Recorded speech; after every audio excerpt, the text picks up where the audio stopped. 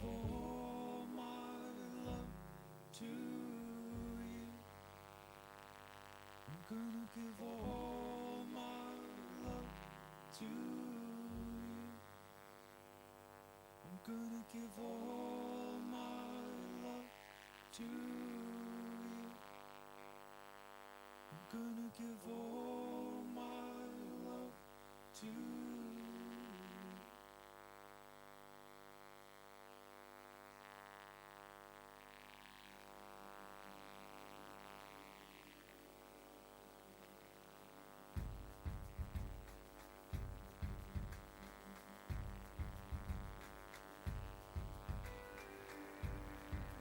You're not drinking as much as you used to. I'm the same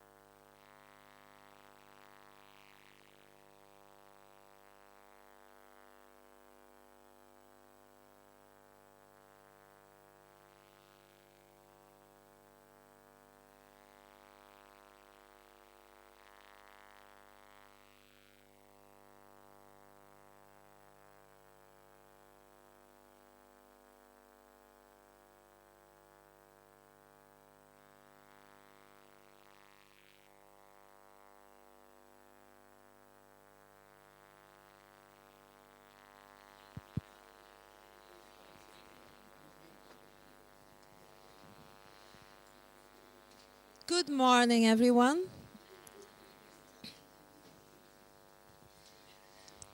Good morning. It's wonderful to be here for the launch of the Inclusivity strategy. We are in the 21st century and all equally unique, all beautiful, contributing to a change of society which will lead to wonderful things in the future. And each step is celebrated in that way. Today, before I start, please be aware that we're live streaming. So if you do not want to be included, you can send your questions later on a piece of paper and let us know, if you don't want to be included in the process. And toilets are beside the lifts. The fire exit is just straight out here, the meeting point in the car park. You're welcome to enjoy this day in the way that we're going to flow into different understandings of what is it that we are here for in this diverse and beautiful form that is multiculturalism. So I'm going to start with introducing our first speaker, which will talk about the equality, diversity, and inclusion, what's at stake for the profession. Richard Pembleton. Thank you. I'm wired up. Thanks very much. It's great to see so many people here. For me, this day has been a long time coming. I've been chair of the clinical division for almost 4 years now, which is kind of longer than anybody else has ever done it. So, and I'm finishing, my term as chair finishes in about 6 or 8 weeks' time. And moving this agenda forward, which I've been committed to from the outset, has been one of the kind of most taxing and difficult areas to progress. And I think I was a bit naive at the beginning. My background is I was clinical director of a learning disability service, and I'm much stronger in the area of disability than I've had an education in relation to kind of race, culture, and ethnicity, really. And also, I suppose that is relevant. I grew up in Oxford in the 50s and 60s, and I tried to remember, I grew up in East Oxford, and I don't remember there being anybody of colour in my primary school or my secondary school, which is, and you go to East Oxford now, and it's an extraordinary, rich and diverse community. And I still have links with what was my grammar school, which is now comprehensive. It looks a much richer and kind of more exciting place to go to school than the white boys' grammar school that I had to endure. It's been partly a difficult journey because I don't want to get into this, but the way the division of the race and culture faculty folded up and the different stories about that have been really problematic. And I've had to apologise for that on behalf of the exec, because that actually, we managed to alienate people that we very much needed to have part of this.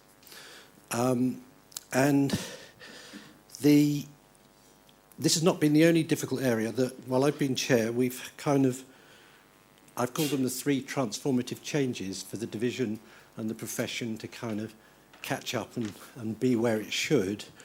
And those are this issue of diversity and inclusion, the whole issue of classification of what we call things and how we describe people's difficulties, and how we get away from kind of very reductionist accounts, which of course particularly relevant in the area of inclusion and disability, because you're much more likely to get a label of personality disorder if you come from an ethnic minority, or you're more likely to stay in an admission unit longer. We've had quite impassioned debates. Another really difficult area to move forward has been the whole area of experts by experience and our relationship with the people who we serve, and moving to a much more co-produced agenda. So those are the 3 so that this work on inclusion and diversity is one of three, I think, interlinked strands. And in fact, I think the new exec's going to kind of link in another strand, which probably should have picked up in the beginning. But interestingly, it's sort of been running most strongly in IAPT, which is the outcome agenda, and what outcomes are we able to demonstrate for psychological interventions and other interventions. And that is, again, particularly relevant to this area, given some of the kind of very poor outcomes for minority groups. So that this is my kind of opening slide. I wanted different images of different groups. So, and again, this is not just about ethnicity and minority groups. When I started training in the profession, there used to be senior members of the profession who were wheelchair bound. I don't know any at the moment. So that the whole issue of where are the disabled members of the profession.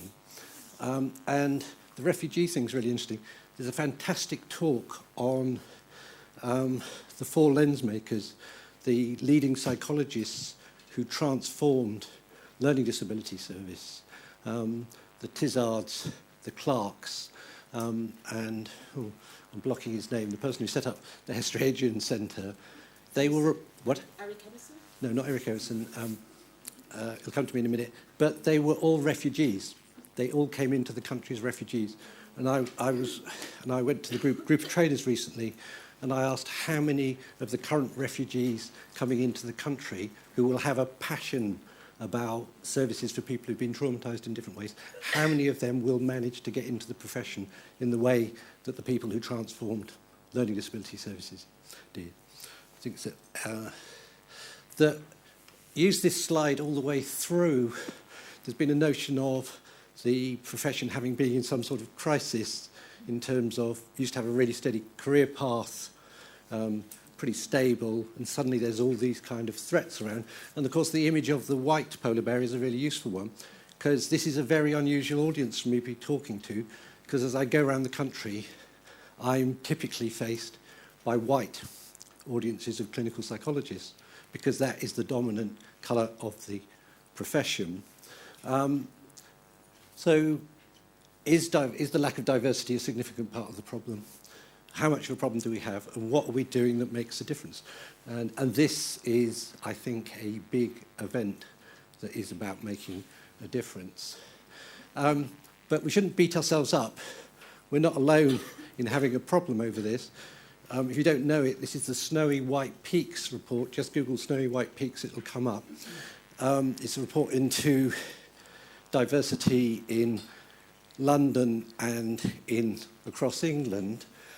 The chairs of the 40 trusts in London, there's one black chair. This may be out of date. This was about 3 years ago. At the time this was done, there were no black chief executives. So the London population, if you think of the population of London and the sort of extraordinary diverse richness of London, it's a completely white senior leadership of the NHS. 17 of the 40, even more extraordinarily, have completely white boards. So that, that will mean no black directors of nursing, directors of finance, medical directors.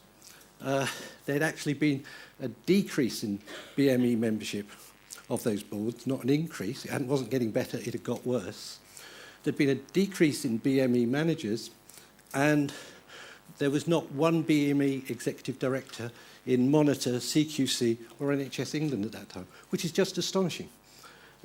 So that in terms of the problems that we've got in our profession, they reflect the problems that we've got in our society in terms of who's getting into leadership positions and how. Now, here's Jamie Hacker-Hughes, because this is, I actually Googled myself, which sounds a bit narcissistic, and this image came up, just a bit slightly, this, I don't know which group this is. This is Paul Sarkoskis, the head of the Bath Clinical Psychology Group. This is the Bath Clinical Psychology third year. This is their third year, yeah. So that, again, that is, I think, fairly typical of what's happening within the profession, although I think this is worse than actually normal, because usually there are, we've got somewhere around 10% of places going to people from black and ethnic minority groups on average.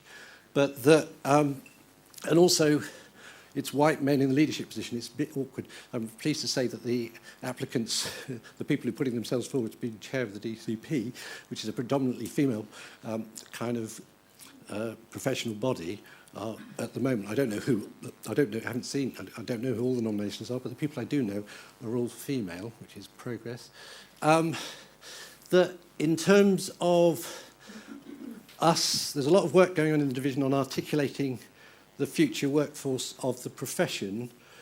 Wouldn't it be nice if clinical psychology cohorts look like, I think this is a medical grouping down here, a mixture of men and women of different ethnic origins. I could explain this. This is one of your speakers later on, but that I don't need to. It's just the richness and diversity of the profession. What are we losing out because we've got this? And of course, these will be extremely able and positive members of the profession. I'm not in any way kind of dissing these people. It's brilliant that we're getting such strong and able, predominantly female applicants in. But the question is, what are we missing because we don't have this? And I think we're missing something incredibly significant in terms of who we're serving. Because it's hardly surprising, people in difficulty, in vulnerable communities, prefer to see people who come from their own community. Not all will, but that's an obvious preference. And we struggle with that. And I think that, and I've always been interested in that in relation to men. Many, there are 2 women a week murdered by their partners. There's a whole cohort of difficult and dangerous men who wouldn't go anywhere near seeing a woman for therapeutic help, even if you can get them to therapeutic help. But we've got a real shortage of men within the profession. This is Celia Smith. She's a graduate who's doing a conversion course into psychology. Steve, in the April Forum. The April Forum for a Minorities in Training conference, I commissioned her to kind of prepare some slides for me. And for this talk, I got her to update the data on the number of people with a disability applying for clinical psychology training, the number of people from who are, the language is quite tricky, they're called non-heterosexual applicants, and the number of people from black and minority ethnic applications. And you'll see in terms of sexuality, the overall, if you did a statistical analysis on that, it kind of looks like the number applying have gone up and the number of getting in is sort of going up. It looks pretty good in terms of a disability, that the number of applications are going up and the number of getting in almost concur. But this is the worrying one, which is, this is from 2000, sorry, it's a poor slide, but it's from 2005 to 2014. The number of people from BME backgrounds applying to into clinical psychology has risen.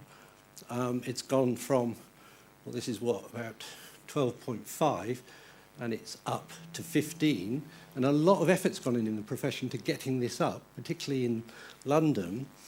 But actually, if you look at this, apart from here in the 2009, the number of people getting in is basically flatlining.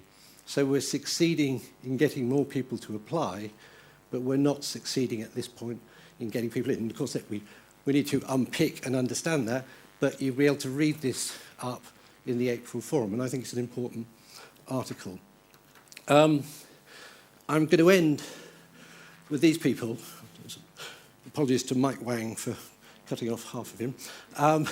These are just 4 examples of senior members of the profession who've put a load of energy into trying to get a more diverse intake of clinical psychologists into the profession. It's Kat Alcock from UCL, they've got a really very active programme in London, and they've got an invitation this week. The courses in London are doing a kind of trying to attract applicants from BME community-specific events. Graham Turpin's done great work on this historically. He was the head of the Sheffield course. Jan Burns from Sullivan's, and Mike Wang and Leicester course is doing great work in this and has been doing for a long time. And there are many others. So that I'm saying we've got a problem. It's a problem that is shared. We're predominantly in the NHS. The NHS has a huge problem around this. That I think this is really, really significant for the profession, because we do, I think, and I guess this will come out in the course of the day, moving from this to this group, it's pity they're right down the bottom there, to that, I think will transform the sorts of psychology we're able to deliver and bring a life and energy to the profession. It's not exactly short of life and energy. As chair of the DCP, you think, oh, well, perhaps it's sometimes too much. But actually, this will be a much richer profession to be part of. Yep.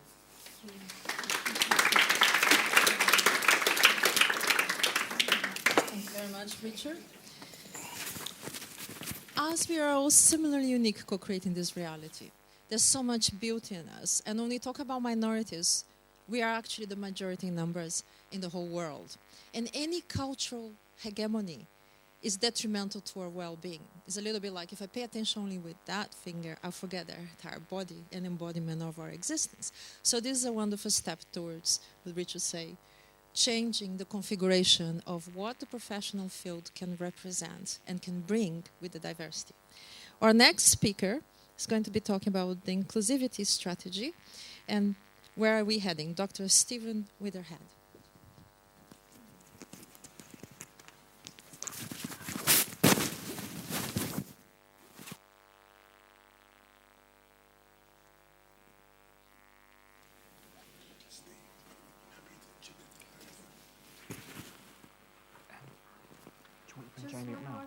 There is a little bit of change that has taken place in our program tonight. We have some spare copies here, and there is one constellation as well, so we're going to extend a little bit more of the time in the morning. So if you just kindly pass around.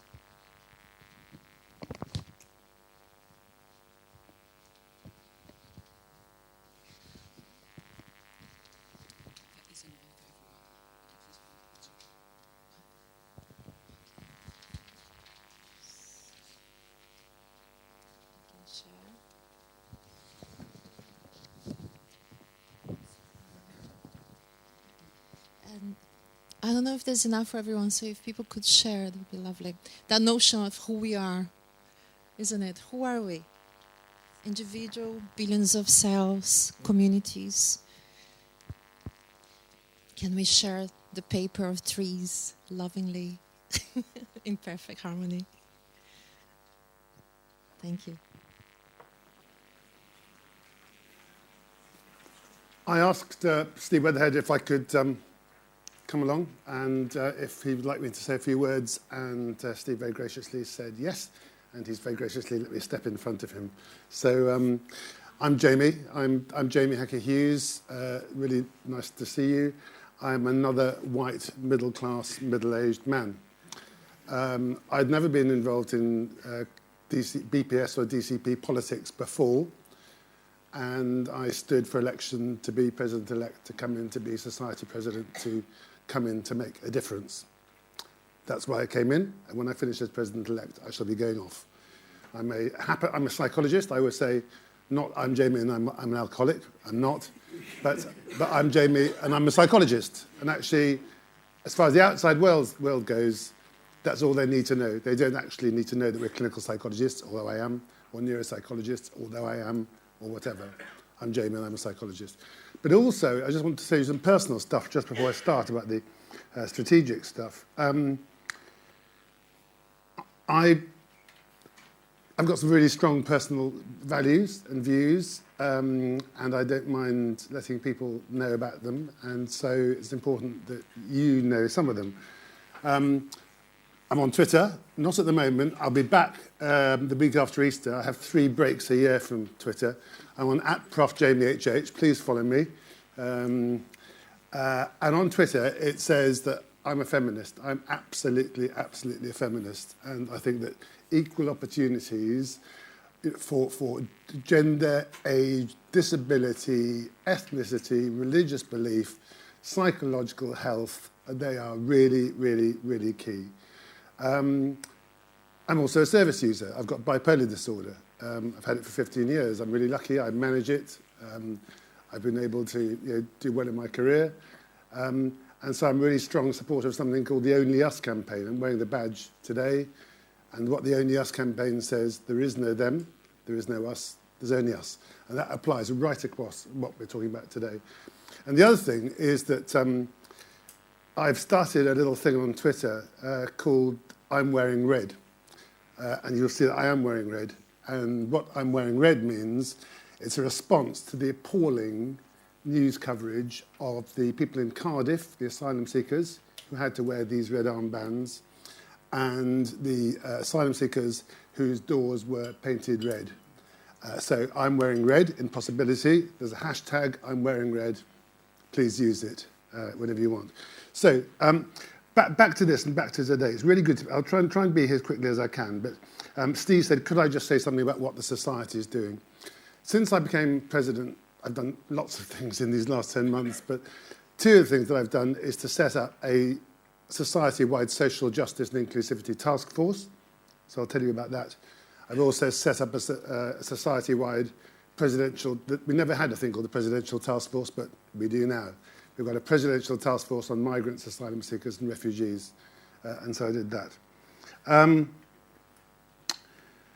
I think we've really got to acknowledge that equality, inclusivity, diversity is a huge issue across the profession. Richard's slide made it clear, the snowy white peaks. And it's a problem across all professions. Psychology is no different. But, we need to understand how better BAME groups, individuals from the outside view us as psychology and psychologists.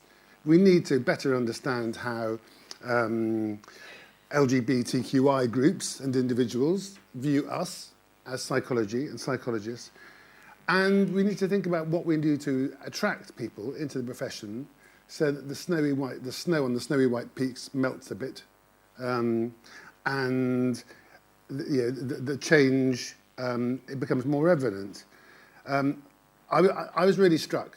Richard and I were at Richard's Division of Clinical Psychology conference in London, and there was a debate about the future of psychology and clinical psychology, and we were all white, and we were all male, and we were all middle-aged. And it was rightly raised by people like Ghislaine, by Gail Coleman, Olabasulu, that actually this is not the way to go. So a number of us are working on a project called The Alternative History of Clinical Psychology, which is going to tell a different story to the official one that came out. But where do we start? Well, actually, this week, as being BPS president, it's great you get to go all over the place. So I was talking to fifth formers on Tuesday. I was talking to undergraduates at Derby who look nothing like the people in that picture, I have to tell you, on Thursday. And how do you actually get people of every dimension into this wonderful profession that we have of psychology? So what are we doing? So there is this thing called a Social Justice and Inclusion Task Force. It's got representation from across all divisions. It's been constituted to look at the current BPS position on social justice and inclusivity activities. It's currently running a scoping exercise which is being run by members of the Division of Occupational Psychology Leadership Development Programme, due in May. Not a really good response. I sent a president's letter out to everybody saying, please respond to it. And it's not very good. So probably later on today, I'm going to be sending out a chaser to say, come on, you need to respond to this. Also, there is a ethics committee equality statement, which I won't read. I'll tell you what the headlines are. It's going to the Board of Trustees on Friday. But it starts off saying, the The Society declares its commitment to promote equality, diversity and inclusion, to challenge prejudice and discrimination. We will actively promote a culture of equality, diversity, inclusion within our discipline and the following ways. And it talks about membership engagement, it talks about accountability and communication, it talks about work programs, it talks about, we're psychologists, aren't we, so evaluation, assessment, etc. So information, structures, best practice. So that's something that's happening now. And as I say, the statement is going to approval to the Board of Trustees, which I chair next Friday. What else is going on? There's a Science Council declaration on equality and diversity. That's just, there's going to be a recommendation going to trustees that we sign up to it.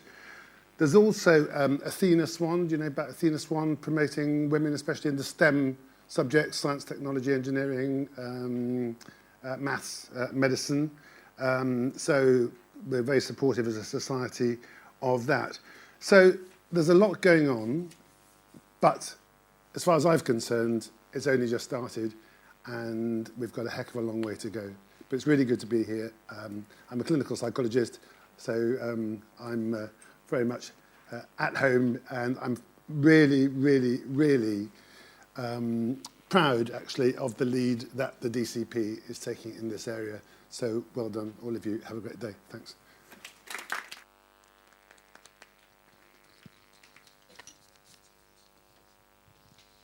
So much is going on. Transformation, we all have this desire that the 21st century brings, finally, peace to us. And as psychologists, your role is so important. As we talk about cultural hegemony or cultural diversity, there's so much to be learned and so many transferable skills from the wonderful diverse cultures that we have. They understand the mind, the body in a holistic way. So many possibilities. So every step is exciting on the way of transformation. Now, we're going to invite Yolanda Mercy. Oh, Stephen is coming now. You don't want me to speak, do you? Sorry. It's all right. Give the space. I'm so sorry. Leaders create space for others. Finally, Stephen is here. He's going to speak now. He's very passionate. He prepared, and he's very excited about this event. So, please, welcome, Stephen. Cheers. Hi, folks. Use the hashtag DCP Inclusivity. Whenever I start a presentation, I always forget to say who I am. So I thought I'd better put a reminder of who I am. So I'm Director of the Professional Standards Unit for the DCP, Editor of Clinical Psychology Forum, and I've been leading this inclusivity strategy now for getting on for 18 months. Whilst I've been doing this, I've met a whole bunch of amazing people, a group of people who I would describe as critical objectors, so people who have just kind of told it how it is to me, really, and given me useful grief along the way to make sure that we keep things focused. An absolutely brave team. Those of you who are DCP members will have seen the letter that I sent out a little while ago saying that whilst I've been leading this, really my job's just been to give it direction and make sure that we keep it linked into everything else that's going on. The people that have really put the heart into this work have been people like Ghislaine Anna Daycheese, who's going to be speaking today, by the way, but she's ill. Not only ill, but she's lost her voice completely, which would make it a bit difficult for her to speak, so she's not going to be able to make it. Zenobia Narishaw, I'm going to forget names, but a whole bunch of wonderful people who have helped to make it possible. And some people who I've met along the way who I'd had some contact with before, but have really, during the course of developing this strategy, become what I'd describe as critical friends. People who, they don't just tell me how it is, but they tell me how it is in a really kind way that makes me feel like they love what we do and they love me, and they're kind in the process of making sure that we do better. And three in particular I'd like to mention are Annie Mitchell, Abdullah Mia and Jack Appleby. As an example, we wouldn't be live streaming this today if it wasn't for Annie Mitchell. It was her suggestion when she said, Steve, the Plymouth trainees really want to get to this, but it's a long way away, so we can't. Can you try and make a way so that they can attend? So we're live streaming, and it's ideas like that that really, as I say, give these kind of strategies their heart. Sometimes you just need a few people to make sure that it happens. So who I am really, I'm a dad. I've got 2 kiddies, Emily and Ewan, husband, brother, son. My parents both are deceased, but still always a son. Tweeter, mainly a tweeter, actually, above all of those things. I often think the way people described in the singular form are really important if you flip those words on the head. So in a negative frame, you could say I'm a really stubborn person, or you could say that I'm quite determined to get things done. You could say I'm resilient because of some of the struggles I've faced in my life, or you could say that I'm privileged because I've faced some struggles and been able to overcome them. And perhaps that word privilege is really important because I'm also white, cisgendered male, heterosexual, a lot of other demographics that place me in, when you're ticking those boxes, in the majority. A reggae lover, absolutely, there'll be more reggae later, by the way, absolutely terrible at DIY, which is why I've put this picture up. I'm rubbish, I can't do anything DIY, but this is my reggae fence that I made in our garden, which we'll have our veggies in soon. That's been my biggest achievement of the last 12 months, by the way. Today, I stand here feeling a bit scared, really. I'm really scared that this has the potential to be another strategy that will disappear without making a positive impact. Lots of people have come to the world of inclusivity, tried to make a difference, and it's just gone. We can't let that happen. Everyone in this room, everybody who's watching the live stream, anybody is part of taking responsibility to make sure we don't let this disappear. I'm scared that it looks like lip service. When Ghislaine and I were talking about the title for this, we wanted to make sure that we said that straight away. We cannot let this be lip service. We can't make it be a nice facade with a rubbish building underneath. We've got to make sure we do something great with it. I'm also scared of being another white guy telling it how it is. I am right now, this second, the 3rd white guy in a row telling it how it is. That's not good. It changes though, doesn't it? It changes, the programme shifts. So I know I've gone from saying I never introduced myself to making it all about me. I'm sorry. So I grew up mainly in Longsight and Gorton in Manchester. This is Longsight Market, where I spent most Saturday afternoons, and I found this picture of it, and it just brought lots of beautiful memories back. So I thought I'd show it to you. They say in football that your first FA Cup that you remember is when you're about 7. And you've picked your team by the time you're 8. This is the FA Cup of when I was 8 years old. That's my team, Man United, winning it. Didn't support football really before then, so Norman Whiteside and Mark Hughes, shaping who I became as a football fan. I wonder if this applies outside of football, though, and whether this applies to our worldview as well. So there was 2 big stories that I think about a lot politically that were on the news around the time when I was 7, 8, and really starting to be aware of the news.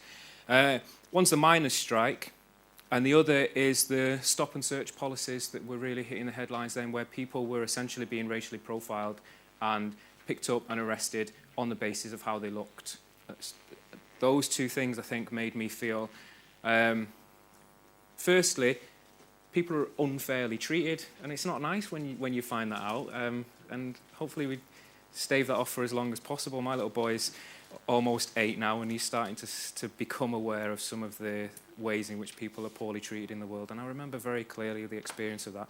And also, it made me feel, because of the strikes, that we can and must do something to change things. So the stop and search policy became in the news at that time because it was starting to be blamed for the race riots and started to be questioned in a way where people were saying, hold on, politically this isn't okay. Now we can look at that in a negative frame and say, well, really, what has changed since then? I feel much more optimistic than that. I feel that what that's done is motivated some people to be able to speak out and challenge the system, challenge the policies, and challenge the way we live our lives. When I went to undergrad level, I started looking at the social construction of mental health, and I had this realisation that maybe schizophrenia was mental health version of the stop and search policy. Maybe that was that was for me the first example where I thought, hold on, people are being oppressed here by our mental health system just because of who they are, the way they look, and the way we think it's okay to treat people. And it's still a problem. it's still a problem. This quote from Mind was released just at the end of last year. BME people with mental health problems are more likely to present in crisis, appearing at A&E, or being referred by police. And the Mental Health Task Force report that was released, I think, last week, said that black people held in mental health secure services are likely to be held 5 times longer than white people on average. That's not okay. I went to visit a mental health service. I'm a clinical tutor at Lancaster University. I went to visit a mental health service a little while ago, and they had a map on the wall, a little bit like this map, and it was all shaded and according to how safe these areas were. And a couple of the red areas were Longsight and Gorton. Oh, God, what's going on here? People say that this service was saying you can't go to these places on your own. You have to go paired up because they're too risky. I'll tell you a little story about what I think about that. This is a bus. And it's an important bus because it's on the bus route where I was about 12 or 13, and I was coming home from seeing some mates. It was about 9 o'clock. It was dark, and I ran across the road to try and get on the bus. The bus pulled away just as I was getting to the bus stop, so I missed it. As it pulled away, I saw 4 or 5 guys stood there. I thought, I've made the wrong move here. Shouldn't have run out and tried to catch that bus. So essentially, I got mugged, but I got mugged in the friendliest of ways. They held me, took my money out of my pockets, and said, "What's the money for?" So I said, "Oh, I'm getting a taxi to go and babysit." You know, just making it up as I went along. They gave me some change back and said, "You're getting the bus now." And I was like, yeah, there are some dodgy bits, but there's also good humour. So when I saw that map, I kind of had a bit of a 10-second emotional journey. First, I thought, oh, what? Surely you can't be talking about these areas, my areas, like this. Oh, come on, you clearly are too distant from things to get this. And then I started to get angry. And I started to think, hold on, maps like that, systems like this, these are structural shields and battens. And if you're going to put up structural shields and battens like that, people are going to throw stones at you. And also, if you're going to work in a community, you need to know your community. You're not going to know your community by staying distant from your community. And then I thought, actually, this isn't anger I'm feeling. This is a rage. The difference between rage and anger, I mentioned Abdullah Mia before. This reference came via him. Rage is not anger, which can be an immediate response to a particular situation. Rage is historical, and it's tied to experiences of domination and subjugation. What I was feeling, that wasn't just anger at the map. That was something more complex that a lot of people who have minority demographics have felt and experienced through generations, oppressions that lead to responses that some people diminish by calling it anger. It's not. It was a reminder to me when I had a little look at this, what do I represent? What are the systems that I benefit from, that I'm being paid by, what have they done to people? Why shouldn't people feel rage when I represent some of that, intentionally or otherwise? What are the histories of domination and subjugation, and how do we make sure that our inclusivity strategy creates space to explore those histories and allow people to tell their stories, not my version of their stories, but allow people to tell those stories themselves? So just going back to the policing and the stop and search strategy. So this is a law that was the Vagrancy Act of 1824, so clearly outdated. So it was updated in 1979-81, so that was the kind of stuff I was talking to you about before. Revised in 2007, and this new law, which was pretty much the same thing, came out and was labelled as the SUS law, so as persons of suspicion. And this was reviewed by the Equality and Human Rights Commission in 2010, so not that long ago. And what it says is, the figures are stark. If you are a black person, you're at least 6 times as likely to be stopped and searched by the police in England and Wales as a white person. If you're Asian, you're around twice as likely to be stopped and searched as a white person. And despite years of debate, several initiatives aimed at tackling the problem, these ratios have stayed stubbornly high. That could just as easily be about our mental health strategies. People are trying hard. This is another attempt at trying hard to make change. But ratios, problems are staying stubbornly similar. we have to take responsibility for making sure that in 10 years' time, people are not saying the same thing. The Equalities Act, released in 2010, has created some good opportunities for change because they give a space through the protected characteristics to challenge some of these things. And it's important to note that it's not just about ethnicity either. So, yes, black and minority ethnic people are shortchanged by mental health services. We have to do something about that. Lots of other groups are as well. A recent survey found that 48% of trans people under 26 said they'd attempted suicide. Our system's causing problems, folks. The benefit sanctions imposed on people with mental health problems has increased by over 600% in the last 4 years. And this report from the Joseph Rowntree Foundation, looking at the impact of having a physical disability and entering the mental health system, a quote from within that great report read that the psychiatric hospital just wasn't geared up for people with physical impairments. These are those structural batons and shields that we have to try and do something about taking down. So the Equalities Act is a great space for challenging problems, and it gives us a point of focus. But these protected characteristics, they don't really tell us the full story about what a person has suffered. If we're psychologists and we're going to not judge people by their labels, we need to also make sure that whatever a person's defining characteristics are, we get into understand them as people as well. They don't legitimise excluding people because they're not what we want them to be or because they don't fit, but they can be used in that way. I mentioned Jack Appleby before. Jack made me aware of this term bi-erasure, which I've not come across before, where the bisexual experience is often marginalised or excluded from LGBT literature, events and work that goes on around that area.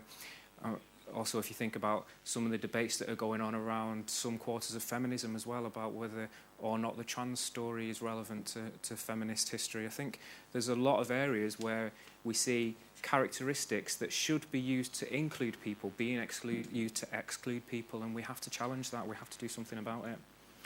Also, they don't pay attention to things as we need to do, like socioeconomic oppression. I think there is socioeconomic oppression on a large scale in UK systems and services and culture. The protected characteristics of the Equalities Act, they don't really get to the nub of that problem. And they don't fully explain the nuance of intersectionality. You can be easily drawn into debates around quantifying some of these experiences when it comes to demographics. There's a great paper by Lisa Bolag, which I'd recommend. This is the title of it, When Black plus Lesbian plus Woman Does Not Equal Black Lesbian Woman. And she's talking about the methodological challenges of conducting research in intersectional arenas. And this is a quote from it, saying that the biggest challenge is staying true to yourself.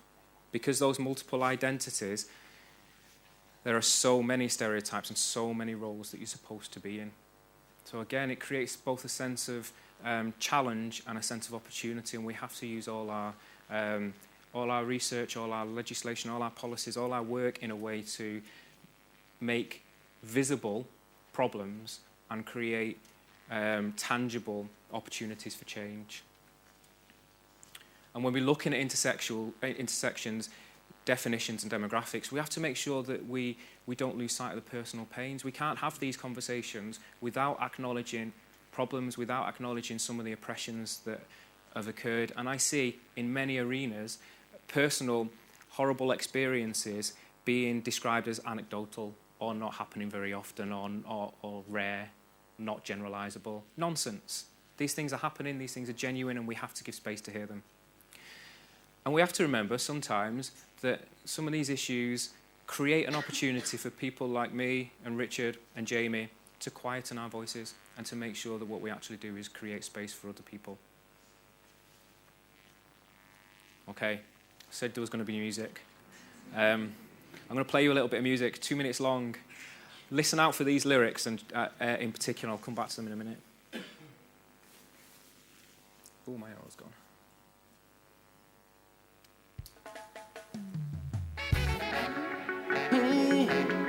Yeah. You understand me? We have to go forward, we don't know what. Well, every time we talk about history, them a tell we say we can't. But how can we move forward if we can't look at the past? This taught me history, cause you know how we be go lost. And that to no go do when no teach it in a class. So we do we own research and then we teach it to the master. You never interview me to find out really who me. Too busy scrutinizing things you don't like about me. And everything you fear, in you put it here. And never think about the things where I stop it. From the bowels of darkness and segregation, I rise up in the nation through meditation. Music is my life, made my journey so strong. Conscious meditation, I a reggae nation. I can feel it in my heart, Rasta vibration. With righteousness, clean up pollution. In the hardest of the trad, higher resolution. Don't give up on your journey, make it strong, strong. Them a panda, oh crime gets so nothing at the land. When a them bring the guns and the ammunition, erecting garrison for them protection. Ignorance is bliss, no information. But who smart up will wake up, and who wake up will rise up. Forever live in fear, they will keep you there. As long as they can keep you there, then they will never care. You think them and they care? You think them really here? You think them care about education, job and healthcare? My people, wise up and hold your heads up. To all the leaders making history, hold your hands up. Let me see you stand up. Okay, well, I said I've had some grief while I've been developing this strategy, and when I'm struggling in life, or when I'm happy in life, or when I'm just... In fact, I just listen to reggae all the time. And there's certain songs that lift me when I'm struggling, and this is one of them that I've found really useful joy in this. Have a listen to the lyrics of it are just fabulous. And the message that I would take from that and share here are that we all own this strategy. So therefore, we all own the responsibility of making it useful. It's time to stand up and rise up and make sure that we are all part of changing things and making things better. We have to make space for other stories. It's not good enough interviewing people and listening to their stories and then me standing up here and publicising other people's stories. We have to truly listen. The best way to truly listen is to give space and hear those stories, not have them interpreted by somebody else. It takes bravery to share a story. We can't criticise people when they're worried about coming forward. It's a hard thing to do, and it takes courage to truly hear that story, especially when you're on the receiving end of some of the challenges that come from it.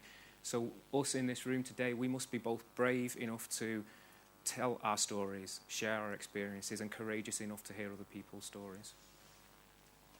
And lastly, remember the end of the lyrics. Wise up, hold your head up. To all the leaders making history, hold your hands up. Guys, we've got to accept responsibility for what we do. We've got to create space to hear, and we've got to make sure that we give space to listen. We've got to take ownership of the things that we do right as well as the things that we do wrong. That's me.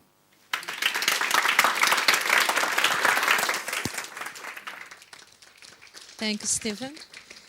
A bit of music was wonderfully refreshing when you talk about storytelling as our shared existence. So, I'm just going to invite you before we move to the next stage to share with us.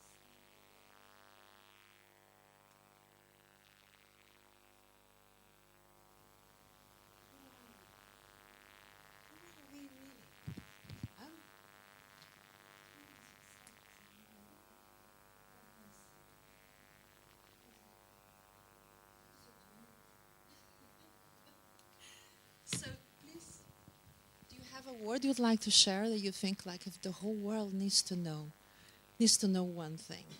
I think that thing for me is love, that goes beyond any boundary or pigmentation or desire or identity. I used to work in the field of mental health, refugee asylum seekers. I know all the ins and outs of torture, genocide, and the bad things we can do to each other, as well as the good things. My name is Marcia Mara. I'm an artist. I forgot to introduce myself. I felt so much at home with wonderful people who are doing the best to change and transform this project of psychology, which is a very recent history. Psychology is not very old. The field of psychology, of us actually looking at our minds in this particular way, is very recent. And then we used to focus on illness and diseases, and now we're trying to keep a balance, an amazing balance, to look at wellness and well-being. Change of consciousness, mindfulness, and other aspects that are coming into it, that comes from our diversity of cultures. So please, anybody would like to offer a word about what really matters, what's really important, and in the diversity we can be us. Can I have a word? Passion, compassion. I'm passionate about compassion. That's wonderful. Compassion, empathy, humanity, beauty. And everyone being similarly unique, we're all so beautiful in the one single form, which will not exist in thousands of years to come. Our ancestors have led to who we are, uniquely beautiful in our own way. Each one of us, with a fingerprint or an existence and experience that no one else in the world will have it the same. And this opportunity to share, to be a testimony to the things that we perhaps have done wrong, our ancestors, forgiving ourselves and changing radically into the state that everyone can manifest themselves in their true beauty and their full capacity, is where we are leading. And the 21st century is just having these new beginnings. And let's hope that these beginnings are really transformative. Thank you very much. We're going to now introduce an act. Is Yolanda Mercy here? Thank you, Yolanda. No, I don't need. Thank you. Yeah. Hi, everyone. My name is Yolanda Mercy, and I am an actor and a playwright. I'm going to do a short section of a show that I've written called On the Edge of Me, which explores graduate unemployment and mental health issues. This piece has been inspired by true stories from people that I have spoken to, experiences from my own life, and I kind of wanted to present this today because I feel like it's just a snapshot of a world that I think we don't explore enough. So hopefully you enjoy it, and hopefully you can hear me at the back because I won't be using a mic for the rest of the performance. So can you hear me now? Perfect.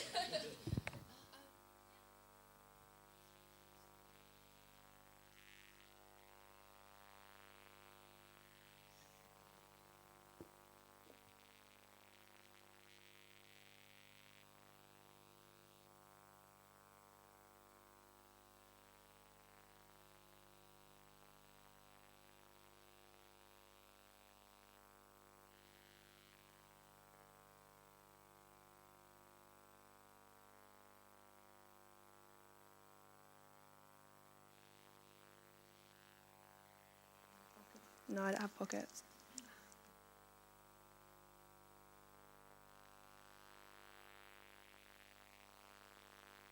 So I should say I'm going to do a short extract of the show, which is about, in total is about 50 minutes or so, but I'm going to do about 20 minutes of it today, and then afterwards we'll have like a quick Q&A or chat or whatever it is that you want to do, or ask me questions. I'm totally down for questions. I'm just going to like push this a little bit. That's all right, it's all right, don't worry. Cool.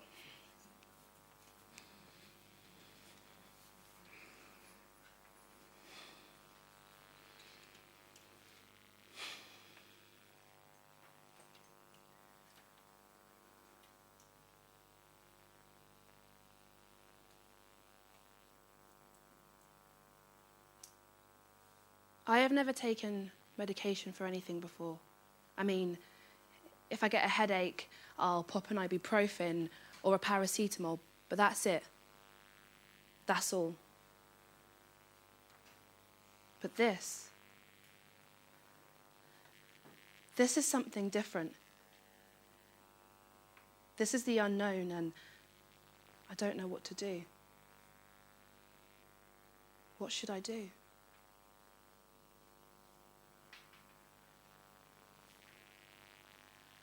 I've got 1 minute and 30 seconds. 1 minute and 30 seconds to make it to my destination, which is 15 minutes away. 15 minutes away if I run. But I'm not running. Best believe I don't run. Google, what's the quickest way to the job centre? It's not worth it. Oh, well, it is worth it, but I know I can't be late. Not this week. Not when I know that Juliet can't wait to be in my face chatting. chatting about how I missed my signing on time, about how I don't respect the rules. Respect? What does she know about respect? She talks to customers in any sort of way, any sort of rhythms. She's lucky that half of them don't speak English. Because if she tried that with me, psh, I'll be needing more than that JSA where they send me. 5, 7. Well, technically, I'm 21 minutes late, which is good, considering I stopped off at MacD's and got myself a sausage and egg McMuffin. As I ease myself into the not quite so comfortable seat, into the seat of fear, hoping that no one has seen my late entrance. I see her, Juliet. Late again, are we? I don't respond. Oh, follow me then. I want to slap, no, I want to drop kick this sarcastic woman talking about, late again, are we? All I got to do is think about the £57 and 38 pence that's waiting its arrival into my Lloyd's TSB. So I smile and I rest my heavy soul into her consultation seat. Okay, so I'm unemployed, I went to university and I want to be a writer. Am I chasing an unattainable dream? So, poet. Okay. Remy, you do understand that this is the job centre and we're trying to find you a viable job, something that will make you lots of money, yeah? So, how do I put this nicely? Being a writer or a poet is more of a hobby, not a profession. What I'm going to do is I'm going to find you a job that will engage you creatively.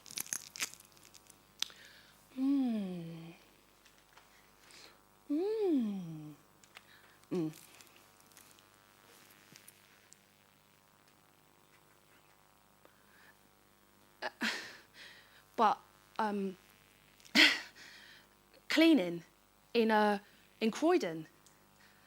Yeah, the only suitable job is in Croydon. And I mean, failing to attend your interview will mean I have to close your claim down. So should I start doing that now? No, it's just, I don't have any money for, can I at least get a bus pass, please? Oh, unfortunately not. I can give you the number for the crisis helpline and they can issue you a crisis loan. It's very low interest and you can start paying it back once you start working. At this point, I am ready to drop kick and uppercut this woman talking about crisis loan. I already owe student finance £30,000. Allow her and anybody else. But I smile, take the papers and say, don't worry, I'll walk. Oh. En route to the exit, I see P. Diddy. Okay, that isn't his real name. I think it's actually Daniel. But the way he saunters up and down the job centre corridor in his fur jacket, sunglasses and Hirachis, he makes me sick. He makes me want to be violently sick in my mouth and all over his face. But I know those feelings aren't mutual. Every time I leave the job centre, he's always making up some dumb conversation about, yo, babes, if I was in charge of the benefit system, I would hook you up. Hook me up? Hook me up with what? A fast track to benefit fraud? Nah, you're all right, mate. But I do know something. Daniel, what do you know about discounted Oyster cards?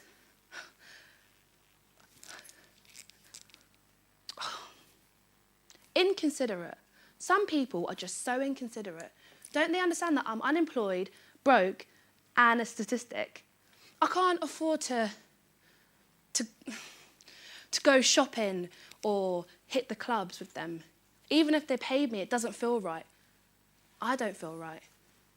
Recently, I don't feel like being around my friends who are doing so well, who made good choices, who had hookups. All I want to do is get a job and spend time with Eli. Eli is the sexiest boy you will ever meet. He's tall and handsome. He's like the Jewish Trey Songz. We met during Freshers Week, and I was sick in front of him, in front of the Christmas tree, and then he asked me to be his girlfriend a week later, in front of the Christmas tree. I know, romantic. He's always there for me, no matter what. And even though his parents didn't accept me at first, it doesn't matter. It's our 3-year anniversary in 4 days, and I don't know what he's getting me. You know what? I wonder if he even remembers. Okay, so I've got 5 minutes. 5 minutes and 30 seconds. 5 minutes and 30 seconds to make it to my destination, which is 30 minutes away. 30 minutes away if I get the bus. But I can't get the bus because I can't be late for Eli. Boris bike. You see, I thought riding a bike would be a better way, a quicker, cheaper way of getting there. Quicker and cheaper, yes, but now I am drenched in sweat. So I run into Boots. I head to the perfume section and I spray myself everywhere, and I do mean everywhere. What? I've got to smell good. I run quickly out of Boots and into Maxwell's.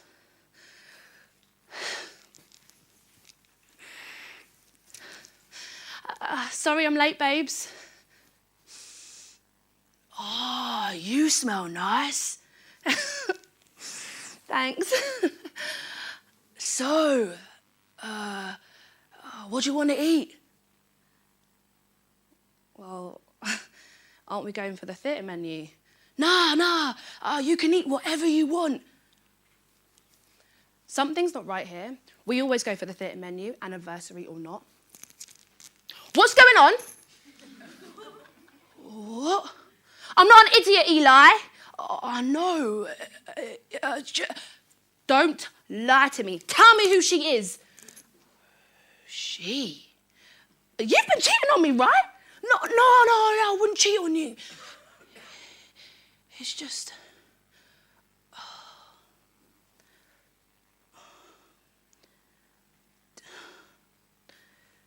This isn't how I planned it. How I rehearsed it in my mind. You know I love you, right? Right? It's just, look, we're both going in different directions. I've got a job. Fuck you! No, I didn't mean it like that.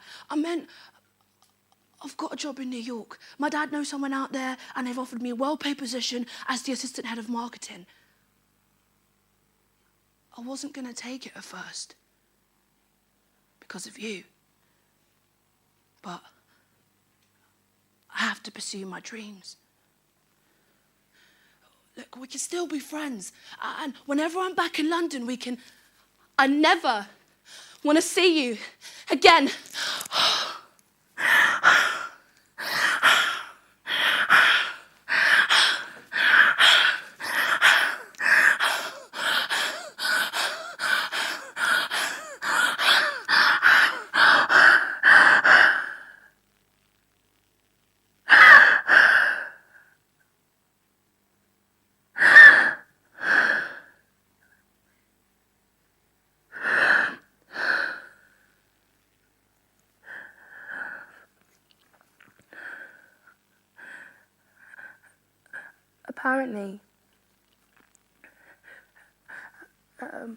Apparently for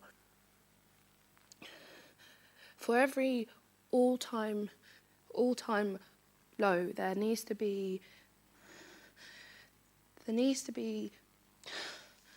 some sort of redemption. And I think getting dumped, signing on, and meeting P. Diddy is an all-time low.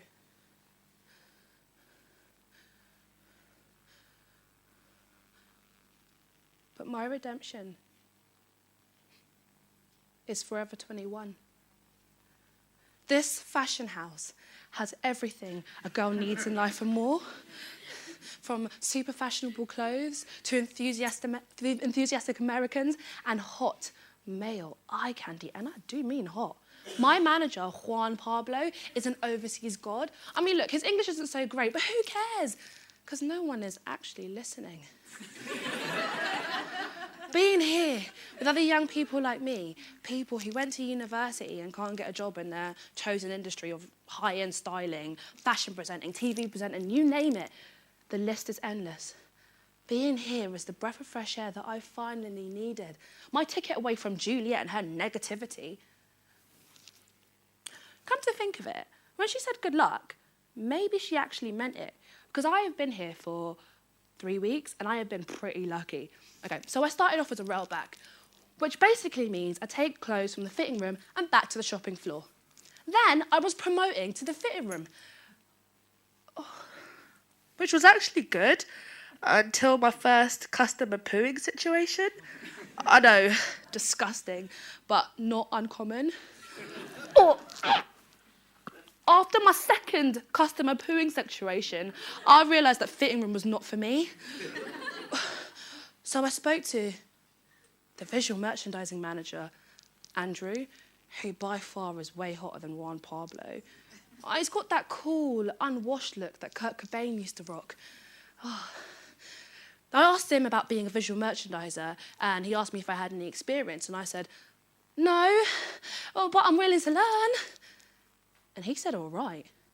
If only being a writer was this easy. So, within 7 weeks, I go from being railback to fitting room to assistant visual merchandiser and now an official visual merchandiser as of 1 minute ago. Life cannot get any more...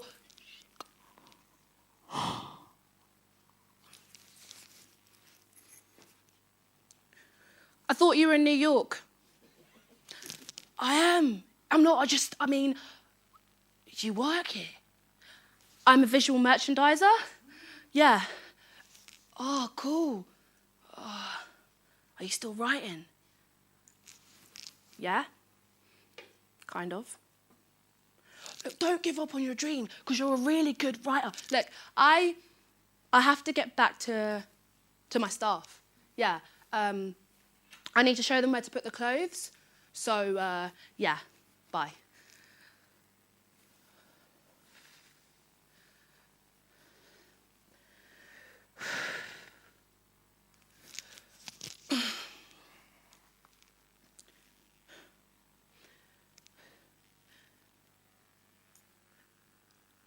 I've been looking forward to this night shift, to be able to put my fashion knowledge into practice, because I'm in charge. I'm the visual merchandiser in charge of 23 sales assistants in charge of the ground floor. I stand in front of my team and I lay out my dress, rings, and boots. No, sorry.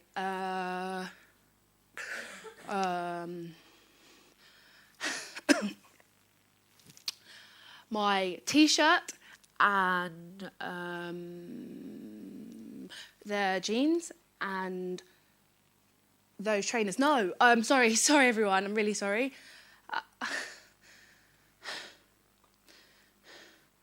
Maybe that jumper and those jeans. What do you all think?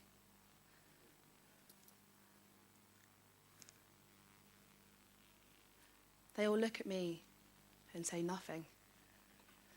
Because I should know what I'm doing. Because I'm in charge. I'm the visual merchandiser in charge of the ground floor, and all I can think is I shouldn't be here. Look, I'm not good enough to be here. I'm a fraud. I'm a failure. I'm a writer who doesn't write and is now a visual merchandiser and a fraud of a visual merchandiser. I shouldn't be here. I actually don't know what I'm doing. I really don't know what I'm doing. But I don't say that. I can't say that. So, everyone, we're going to go with the the t-shirt,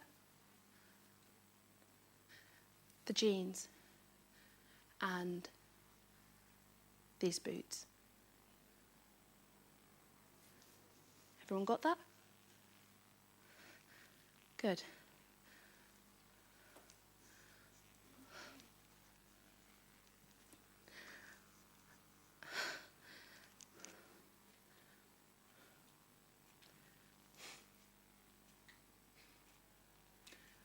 Do you ever get those days when you find it hard to sleep? Yeah. Recently, I haven't been sleeping very well. I tried counting sheep, and that didn't work. So I got on my knees and I prayed to God, but it felt like he was airing my calls. I rang back and it went straight to voicemail. I go through days and weeks thinking like that and feeling like that. I can't stop thinking, what if I'm not good enough? Maybe I'm not good enough. I'm a failure and I'm a writer who doesn't write, and everyone knows it because I'm a fraud, right? So I go into work and I tell myself what to do, and my boss tells me I'm doing well and I smile. The best things about smiles are, if you master the art of a good smile, then no one actually looks in your eyes, which is good, in my case. Because if anyone looked in my eyes and thought that I was a fraud, then I'd get fired. And I'd have to see Juliet and P. Diddy again. And I can't do that. Google, why do I feel like nothing is real? On the first page, I find anxiety, tiredness, and solipsism syndrome. Anxiety and tiredness I've heard of, but solipsism syndrome. I pick up the phone and I call 111. I tell the person on the phone that I have solipsism syndrome, which may mean I might commit suicide at some point. She asked me for my symptoms, and she says, have I taken anything? And I say no. She asked me if I've planned to end my life, and I say no. She asked me if I have self-harmed, and I say no. She asked me when I was diagnosed with solipsism syndrome, and I say, a minute ago. She asked me by who, and I say, I found it on Google. She tells me to hold.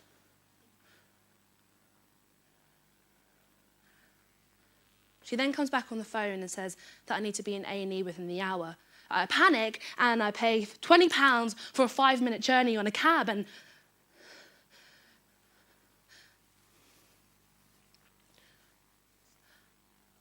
I sit in A&E and all I think is, I'm gonna die.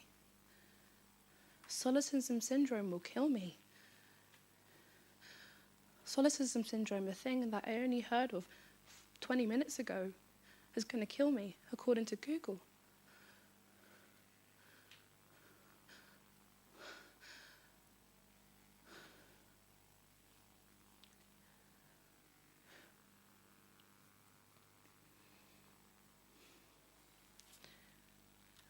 I have never taken medication for anything before.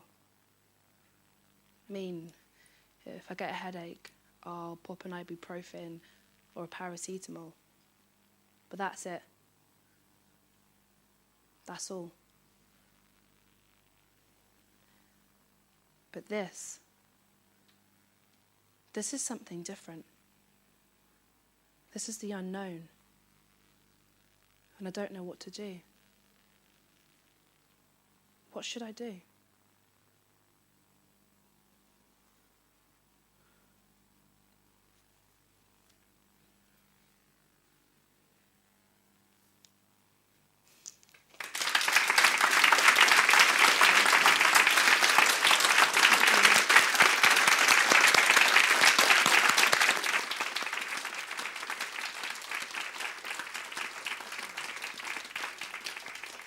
Thank you, Yolanda. Anybody wants to make any comments or ask Yolanda any questions?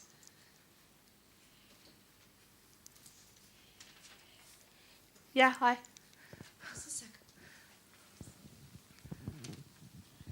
Well, first of all, thank you, but also your story was so compelling. Yeah. I felt really part of it and of storytelling.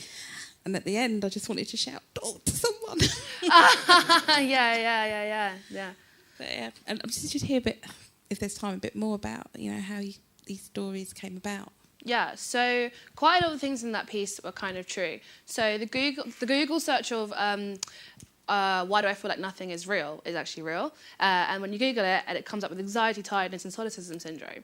And I thought about those moments of when I've been really stressed or really anxious, I Google things. And when I Google things, I've been diagnosed with so many things that aren't real. And when I was younger, I used to be like a major hypochondriac. So I'd go to my doctor and be like, oh, so apparently like I've got this and this and this. And where did you hear it? And I'm like, oh, on Google.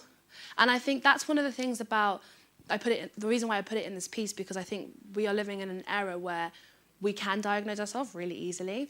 Because information is readily available, which is a good thing, but also really scary, because if you don't know about certain situations or whatever it is, you can misdiagnose yourself.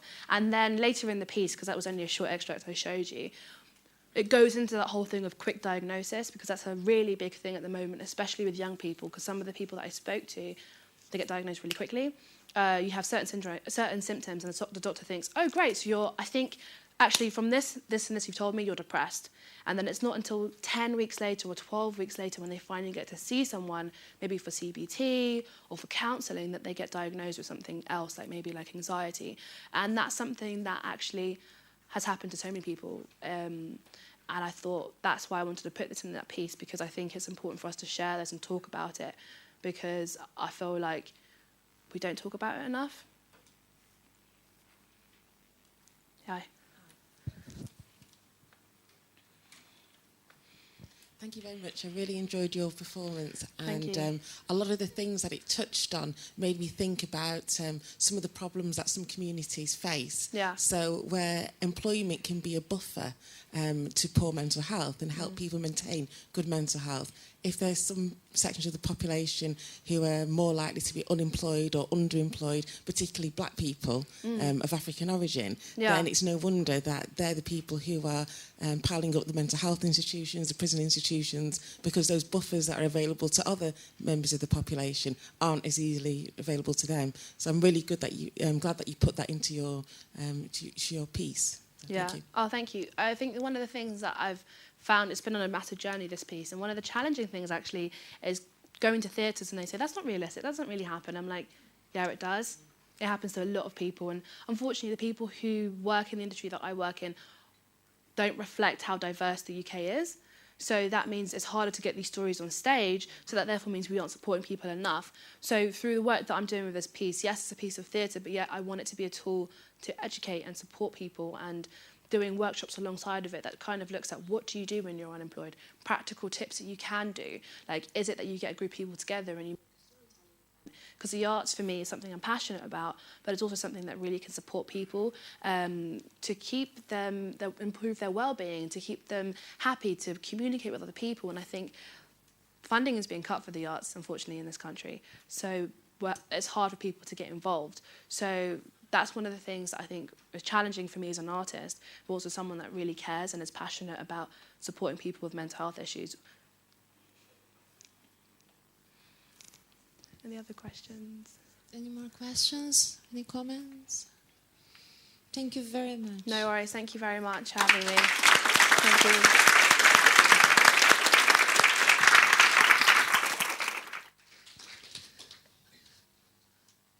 So we're talking about diversity of cultural experiences, individual experiences, and all narratives.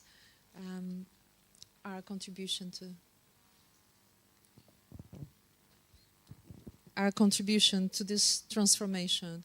For we are the ones that are the storytellers, and the stories that we tell are the ones that we become. There's something very interesting about culture and language. We are aware of the nocebo effect and placebo effect of words. quite a lot in the medical field now. People are aware that you do not use two senses when diagnosing people because you may hypnotize them. You know, you using the visual, where a parent goes to a child and says, "It's getting better," and then phones the hospital. Can I use the visual plus the sound and the tactile to induce hypnosis? We are aware of such things. So language has a very powerful effect. Isn't it wonderful if we could possibly envisage something like in the job center, we'll have a musical, people who really sincerely wish you well, who work and are happy to support, rather than a machinery in which the control or the self-esteem of people who access the system maybe have an effect depending on how people relate to each other. And perhaps employ the people who are so thorough at very good at researching and helping out to perhaps monitor the banks or or do something interesting that addresses the issue of equality. Anyway, we're going to have a coffee break now until 10 past. If that is okay with everyone? 20 past, yeah, 20 past.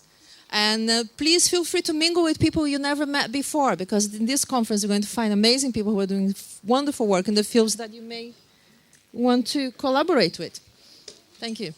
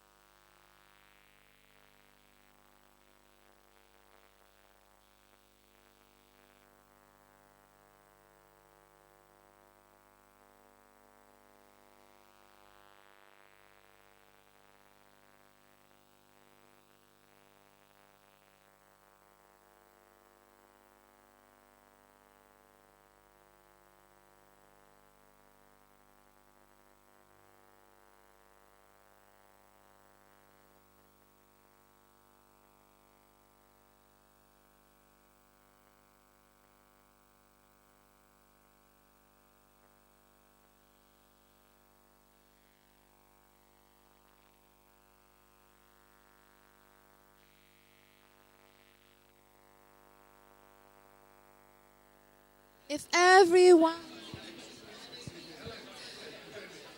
Now everyone feel ready to return. Bring your coffee and sit around for the second round.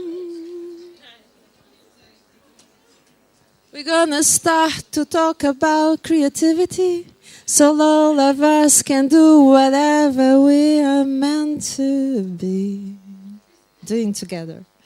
Thank you very much. If everyone finds themselves back into the room, taking a deep breath, relaxing, feeling your toes, relaxing your mind, relaxing. How can we inclusively develop and use mentorship to help develop inclusivity? Dr. Esther Cohen-Tovee will speak with us right now. Thank you. Thank you very much. Can everybody hear me okay? It's great to be here at this really exciting and challenging event. And what I'm going to do is to say a few words about the inclusivity, about the mentorship projects in relation to this inclusivity work. And I'm going to start by introducing myself and just saying a few words about my experiences very briefly. So I'm Esther Cohen-Tovee, and I'm the Clinical Director of Psychological Services in Northumberland Tyne-Wear Foundation Trust, and I'm the Chair of the Division of Clinical Psychology's Leadership and Management Faculty. I'm a consultant clinical psychologist. I've worked all my career in the NHS. And I have come from, I think, a pretty privileged background, but I also have quite an unusual background. I'm the daughter of a Jewish father and a Catholic mother, and that's quite unusual. And that's set a pattern to my life of feeling quite different, because it's such a rare combination, and also led to some quite unusual things in my childhood. So, for example, some members of my father's family were very unhappy about my father's choice to marry my mother and didn't want to have anything to do with him or his family thereafter. Other members of the family came around pretty quickly, I'm glad to say. So I very much feel connected to that side of my family, but I've always been sad that some people didn't want to know us. I've encountered some degree of stigma and prejudice around actually both of sides of myself, my Jewish heritage and being a Catholic. So those are quite interesting things to reflect on, and how those experiences have shaped my experience going through life. But I wasn't prepared really to speak a lot about myself, so I'm just saying those things in the spirit of the conference and giving a little bit of personal narrative to start off with.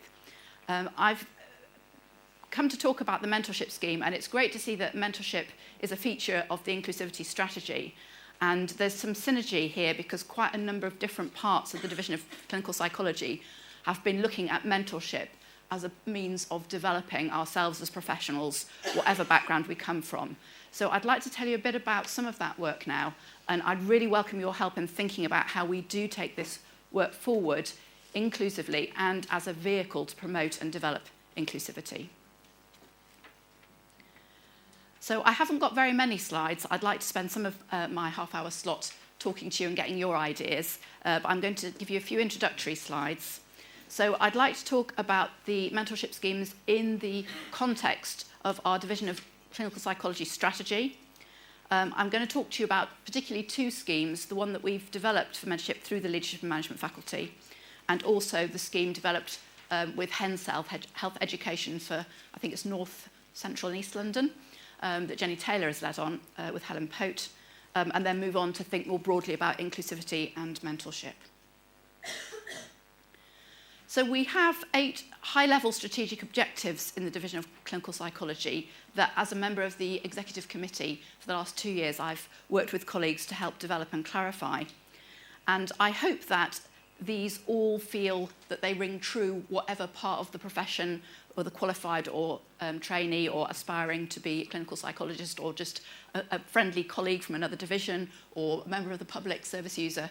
Hopefully all of these objectives will look as if they are the right sort of objectives for an organisation, a professional organisation like the DCP.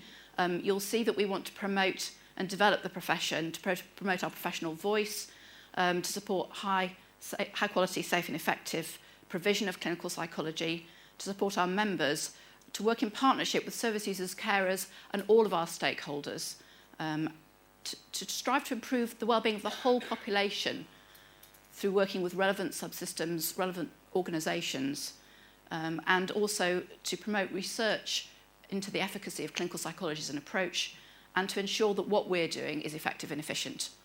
So I hope that those are all okay, but we haven't done an inequality and diversity assessment, impact assessment of these as such, I realised when I put them on a slide to talk to you today. So if there's any feedback anybody would like to give us about how we might need to adjust or rephrase or reframe any of that or add to it on that basis, I'd be really, really grateful to hear from you. This is one of my favourite slides. You saw Richard's favourite slide with the polar bear. I'm not sure that I've ever been to any presentation that Richard has given where we haven't seen the polar bear. So my trademark is this one. I didn't design it, obviously. I don't know, how many people have seen this before? Just a few people. Okay, it's a chap called Gareth Morgan. It comes from originally, but I got this slide when I was learning to be a transformational leader in my trust, and I asked for Christmas one of those lovely little pointers. I've left it behind. But imagine I've got a little pointer. So you can see here are a couple who are on their way to the new future, which is somewhere over the horizon. And over there where the trees are, you can see the way to the wonderful new future. But it's not very easy to see that route. There's quite a lot of things hiding that route. And these two people are quite likely to walk in what looks like the right direction along this path, only to find they've come all the way back round. And I was thinking of that when Steve said earlier, this mustn't be something that's on the shelf, this must be something that really changes everything for us. We need to find our way along that more difficult path, and we need to support each other to do that, otherwise there's a great risk that we go round a loop that we've been in before. And I feel that way about a lot of new endeavours, and it's all about, about 3/4 of efforts to change things for transformational change don't succeed. We need to be in the 25% that do succeed. And I hope that the mentorship schemes will be one of the ways that we do that. I'm going to just run through quickly, again, as part of the strategic context, some themes that came out of some work we've done in the Leadership and Management faculty, very much in a co-produced way with experts by experience. I'm very grateful for Jo Hemmingfield, who I believe is watching this through the streaming of this event, for working very closely with us as a co-opted member of the Leadership and Management faculty in helping us develop this vision of the future workforce, which has also arisen out of some survey work that Alison Longwill has done on commission for the Division of Clinical Psychology. And I can't give you the whole background of that, obviously, in this time slot, but here are some of the themes. And within these themes came out the need for developing our profession. The mentorship scheme is one of the ideas of how we might do this. But I think some of these things are really important. So here, for example, we need to articulate and be proud of what we do, but stay grounded in why we are here, to provide value to service users and wider populations, and avoid any shroud waving or entitlement schemas. I think that's just something to ponder a little bit. And we need to find a balance between talking about the value of what we do and enhancing that, and actually looking at, but what are we here to provide in terms of a whole service or a whole pathway. We want to lead on co-production, we want to focus on hope, we want to be influential. And you'll see that there's a couple of things highlighted here. So we need a more heterogeneous workforce. So this has come back from our own workforce survey, from our work in how do we want and aspire to develop our profession further, and also from the feedback from service users. Again, that's already been alluded to, that service users frequently say they'd like the option of being able to work with clinicians who come from a background more similar to their own. And we need to further develop leadership at every stage if we're going to achieve our ambitions. So I won't go through all of these, but these slides will be available after the event to everybody. And as you'll see, developing leadership through training and mentorship, we've linked up to all of these strategic objectives that the exec has set. These are some of the things that we think we might do in terms of an action plan for developing our profession. And here are some of the existing projects that the Leadership and Management faculty is working on. So we've got a project to try and develop different ways of communicating with the general public, with commissioners, with service users and potential service users about what we offer as clinical psychologists, what we can offer, the different ways we work. and to do that in a way that's web-based, that's easily accessible, that maybe uses infographics, that uses animations. There's different ways of communicating with people to get that greater awareness and understanding of who we are and what we can offer. I won't go through all of these projects, but you'll see that within these projects are these mentorship schemes, which I'm going to talk about today. So that's just a little bit of the context. And a lot of people have been involved in helping us to generate those objectives and to generate this vision of our future workforce in clinical psychology and our strategic plan. So we've had a number of engagement workshops. We've had a workshop in Durham. We had one in Bristol. We've had 2 in London, one at the annual conference of clinical psychology and one with the London branch. So we've had quite a lot of opportunities to engage a lot of people in developing this vision and our action plan. And hopefully we'll be able to publish that later this year, and this mentorship scheme will form a part of it. So I'm just going to tell you a bit about these 2 schemes and then open out for wider discussion. So they're coming from different points, really. The Leadership and Management Pilot Scheme that we've just launched is intended for psychologists at any career stage. It's not targeting a particular career stage, and a lot of the people who've come forward for mentorship are quite already senior in the profession. We made probably a tactical error in setting up this scheme, where we said that we would match up the mentors and the mentees. So we invited people to come forward as either requesting mentorship or to deliver mentorship, and we asked them to provide a bit of information about themselves. In the case of people wanting mentorship, what did they want? And obviously in the case of mentors, a bit about themselves and what they have to offer. And we said that we would try and match that up.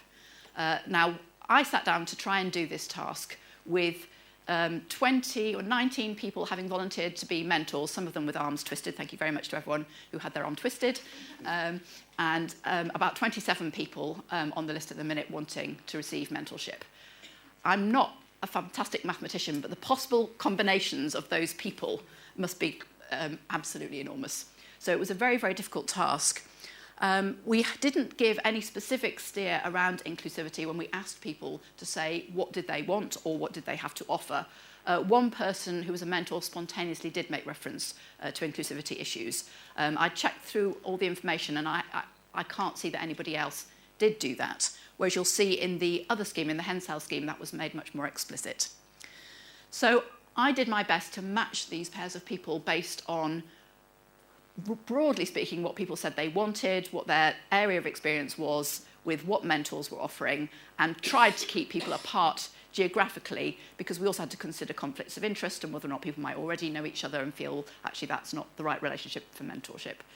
So in the last 3 or 4 weeks, I emailed a lot of people, some of whom I know are in the room, some people I don't know but maybe in the room, to say, ready to go now, please, would you like to start? And if it goes well, that's great. If it doesn't go well, please get back to us and we'll match you again. So in 6 months' time, we will be getting back to those pairs and saying, how did it go? We'll design an evaluation for this mentorship scheme. Right now, it's much too early days to know any of the outputs of that scheme. But I'm really hopeful that it will prove beneficial to all those people who volunteered to be part of it. But the most immediate learning point is never try to match people in a mentorship scheme.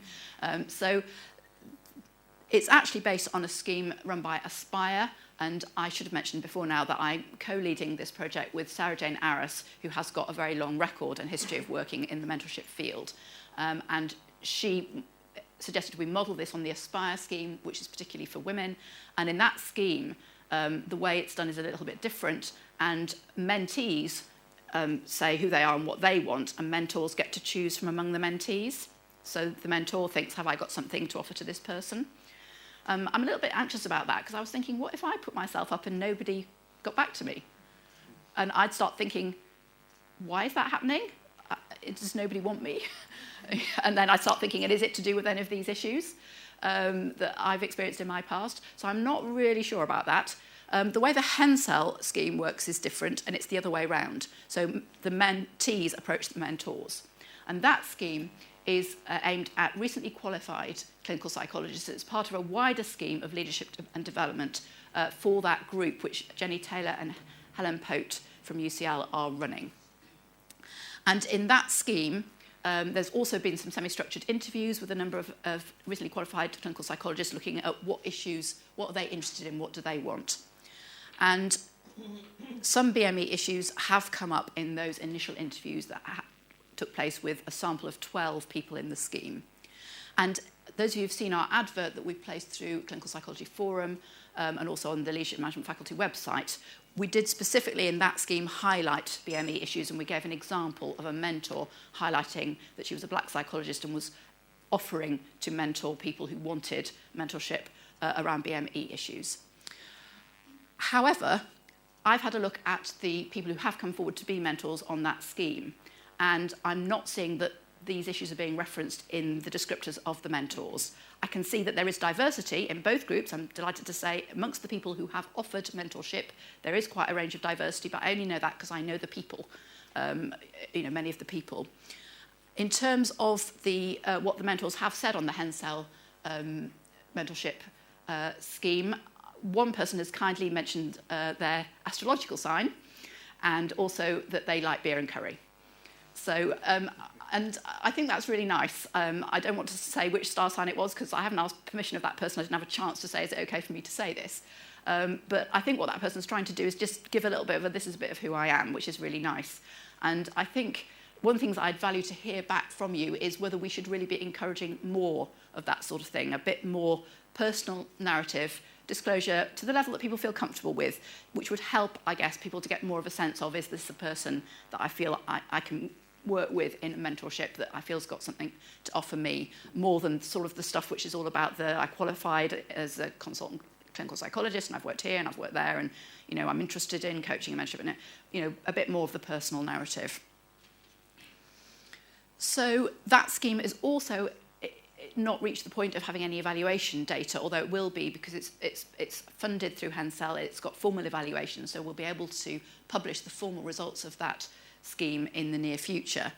But at this point in time, it's still very much ongoing. And because of the way that they have done it, it's the mentors' information I've been able to see, so I haven't been able to look at the information from the people who were seeking mentorship and what kinds of things they asked for. But we know from the semi-structured interviews that quite a lot of people early in their career, in this scheme at any rate, felt quite surprised in a way to be asked about their aspirations for leadership and felt that their current roles didn't leave them any space for personal development, and they were very much focused on delivering a clinical service, and it was quite hard to see career progression and what those developmental steps might be.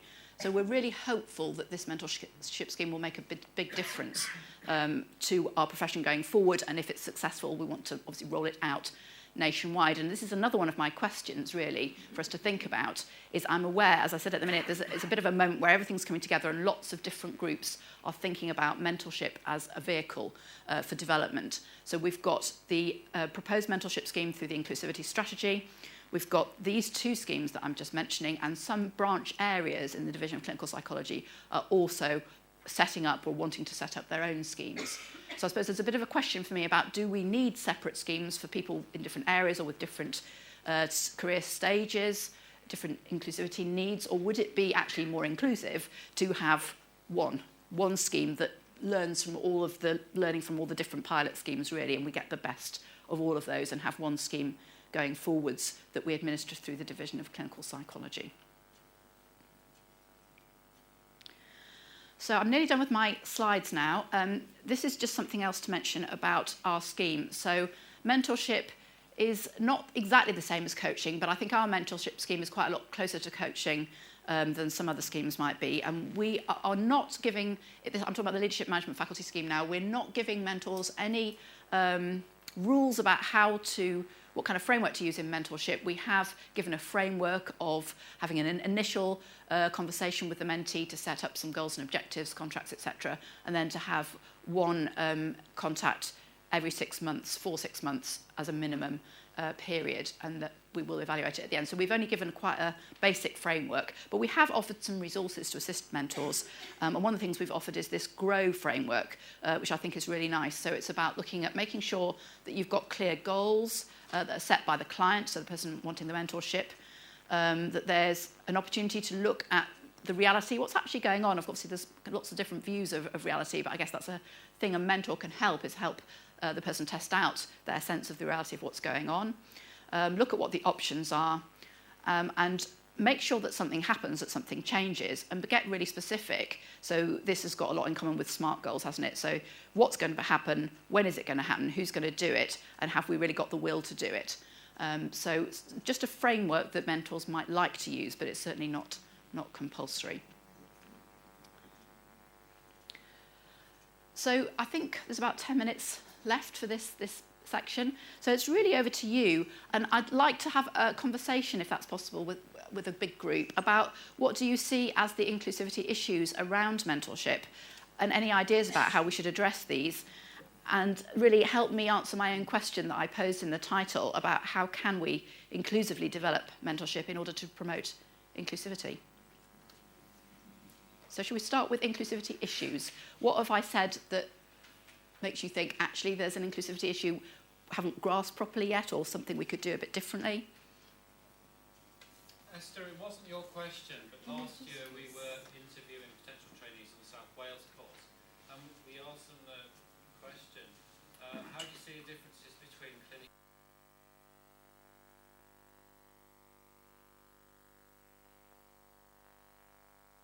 question, what it is you're seeing as mentorship?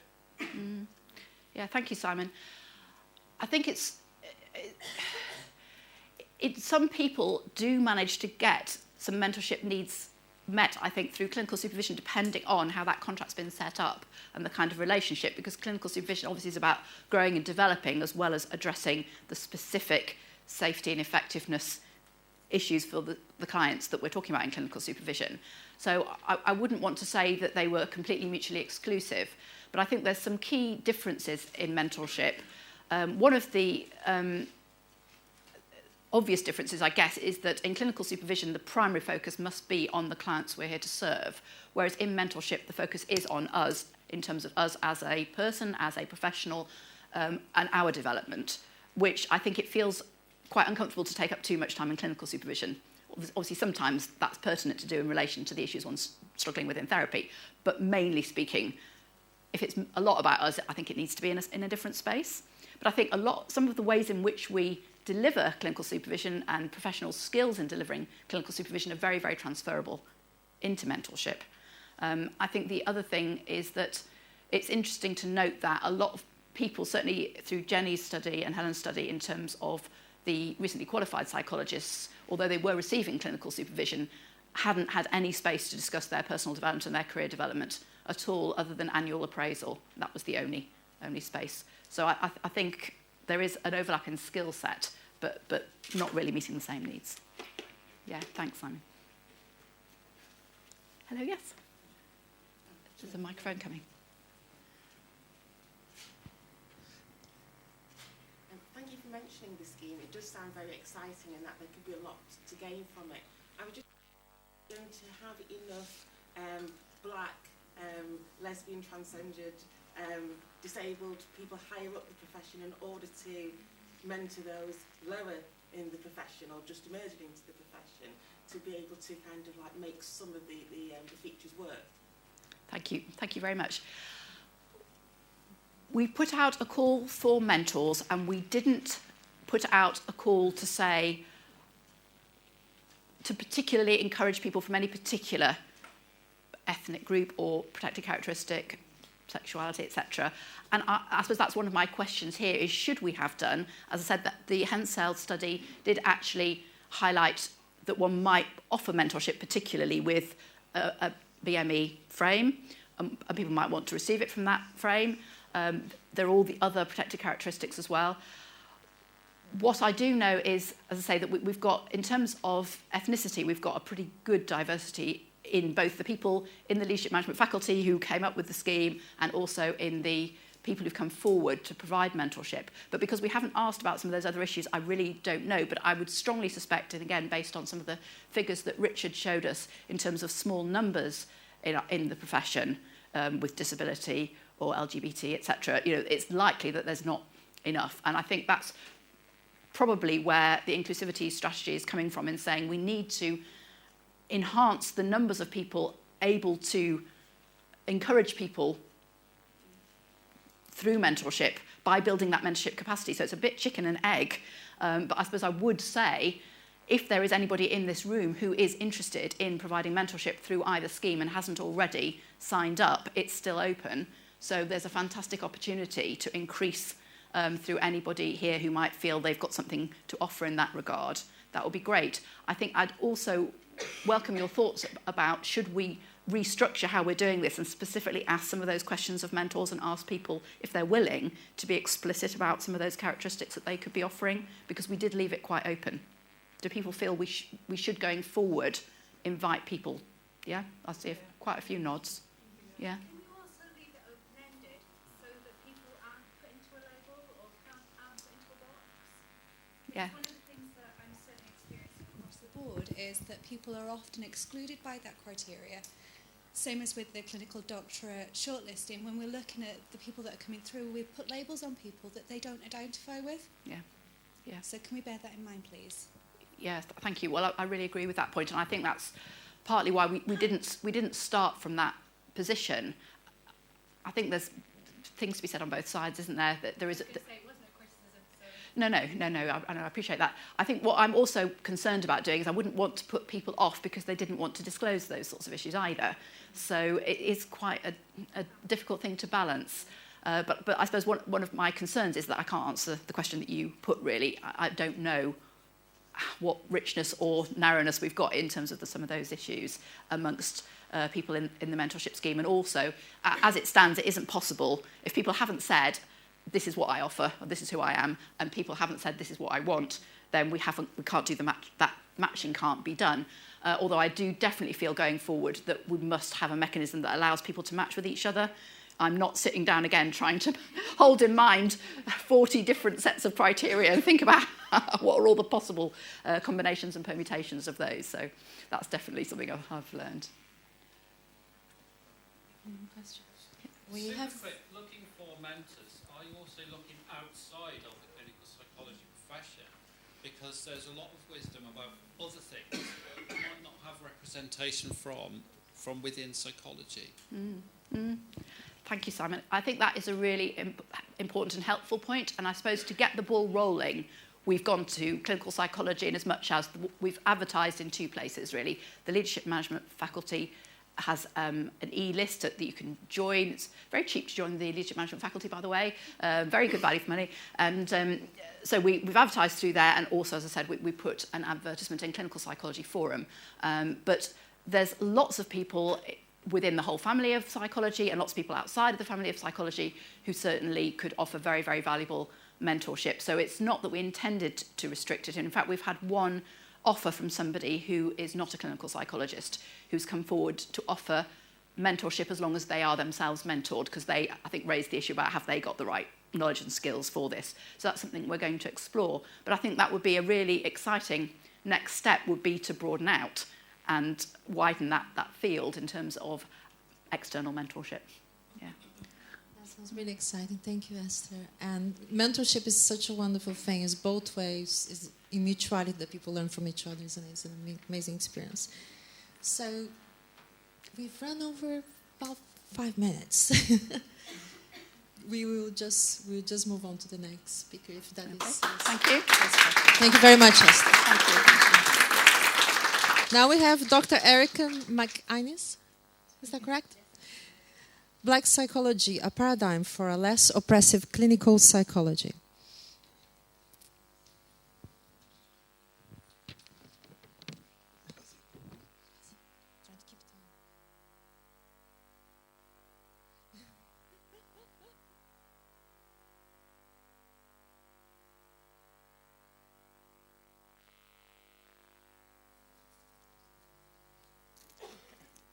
If I stand here, can you all see still?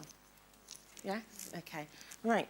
My name's Eric McInnis, and I'm a clinical psychologist from Manchester. And I'm going to be talking about black psychology.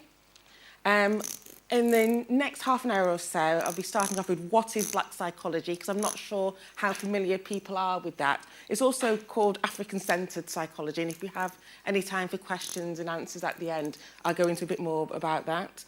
How is it liberation from oppression? What oppression is it related to? How can it be applied to all?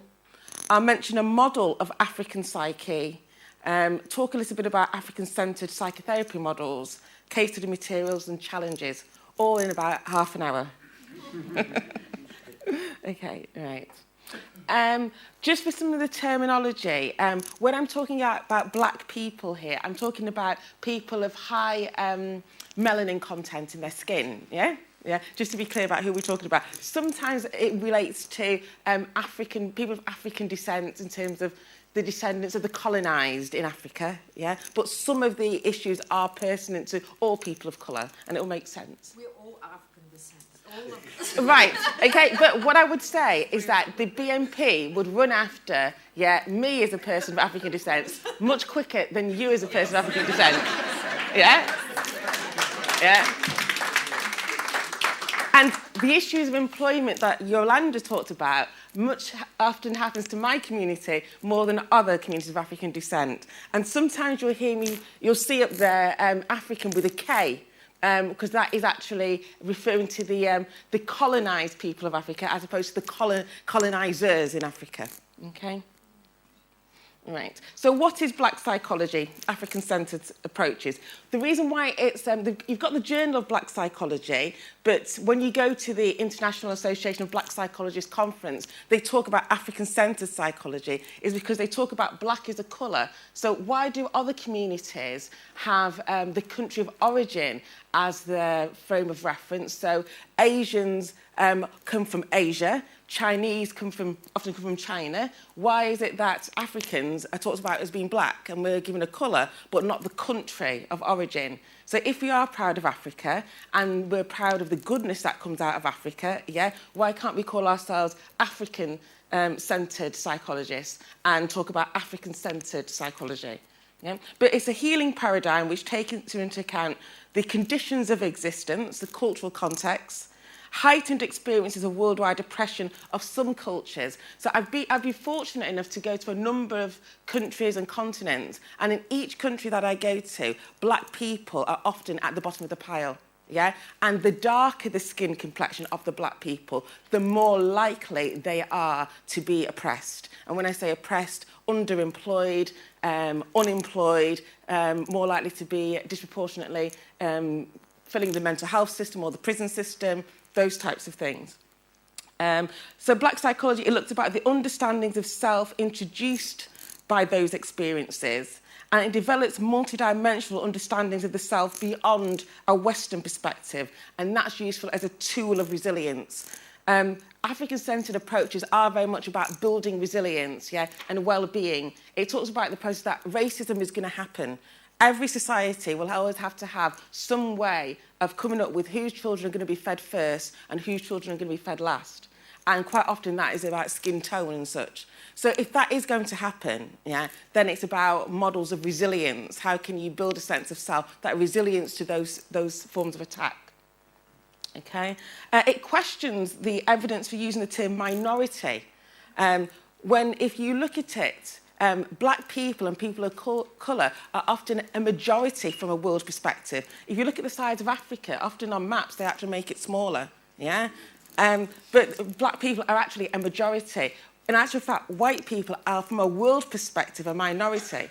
But if you're working from a Eurocentric perspective, you will say that black people are a minority. And you've been even in Africa, you talk about black people as a minority. It makes no sense. Black psychology, African-centred psychology, focused on the spiritual needs, the existence and influences over behaviour.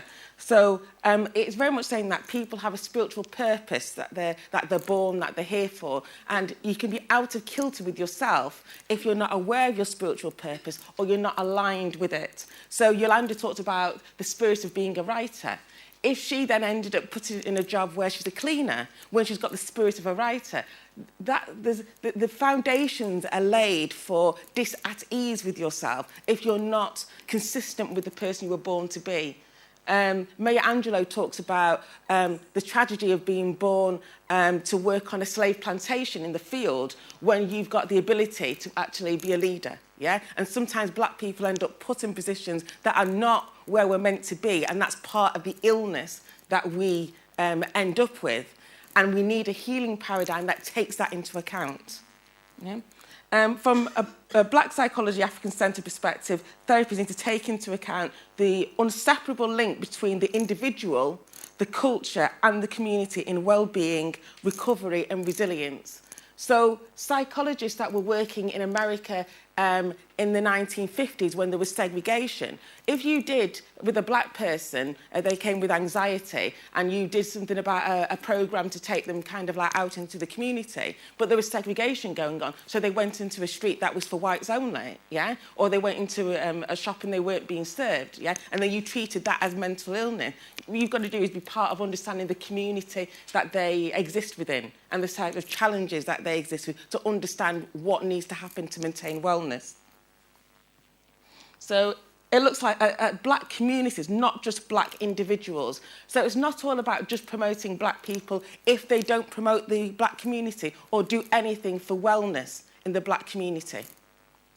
It's pro-black, pro-freedom from oppression. It's not anti-white, yeah?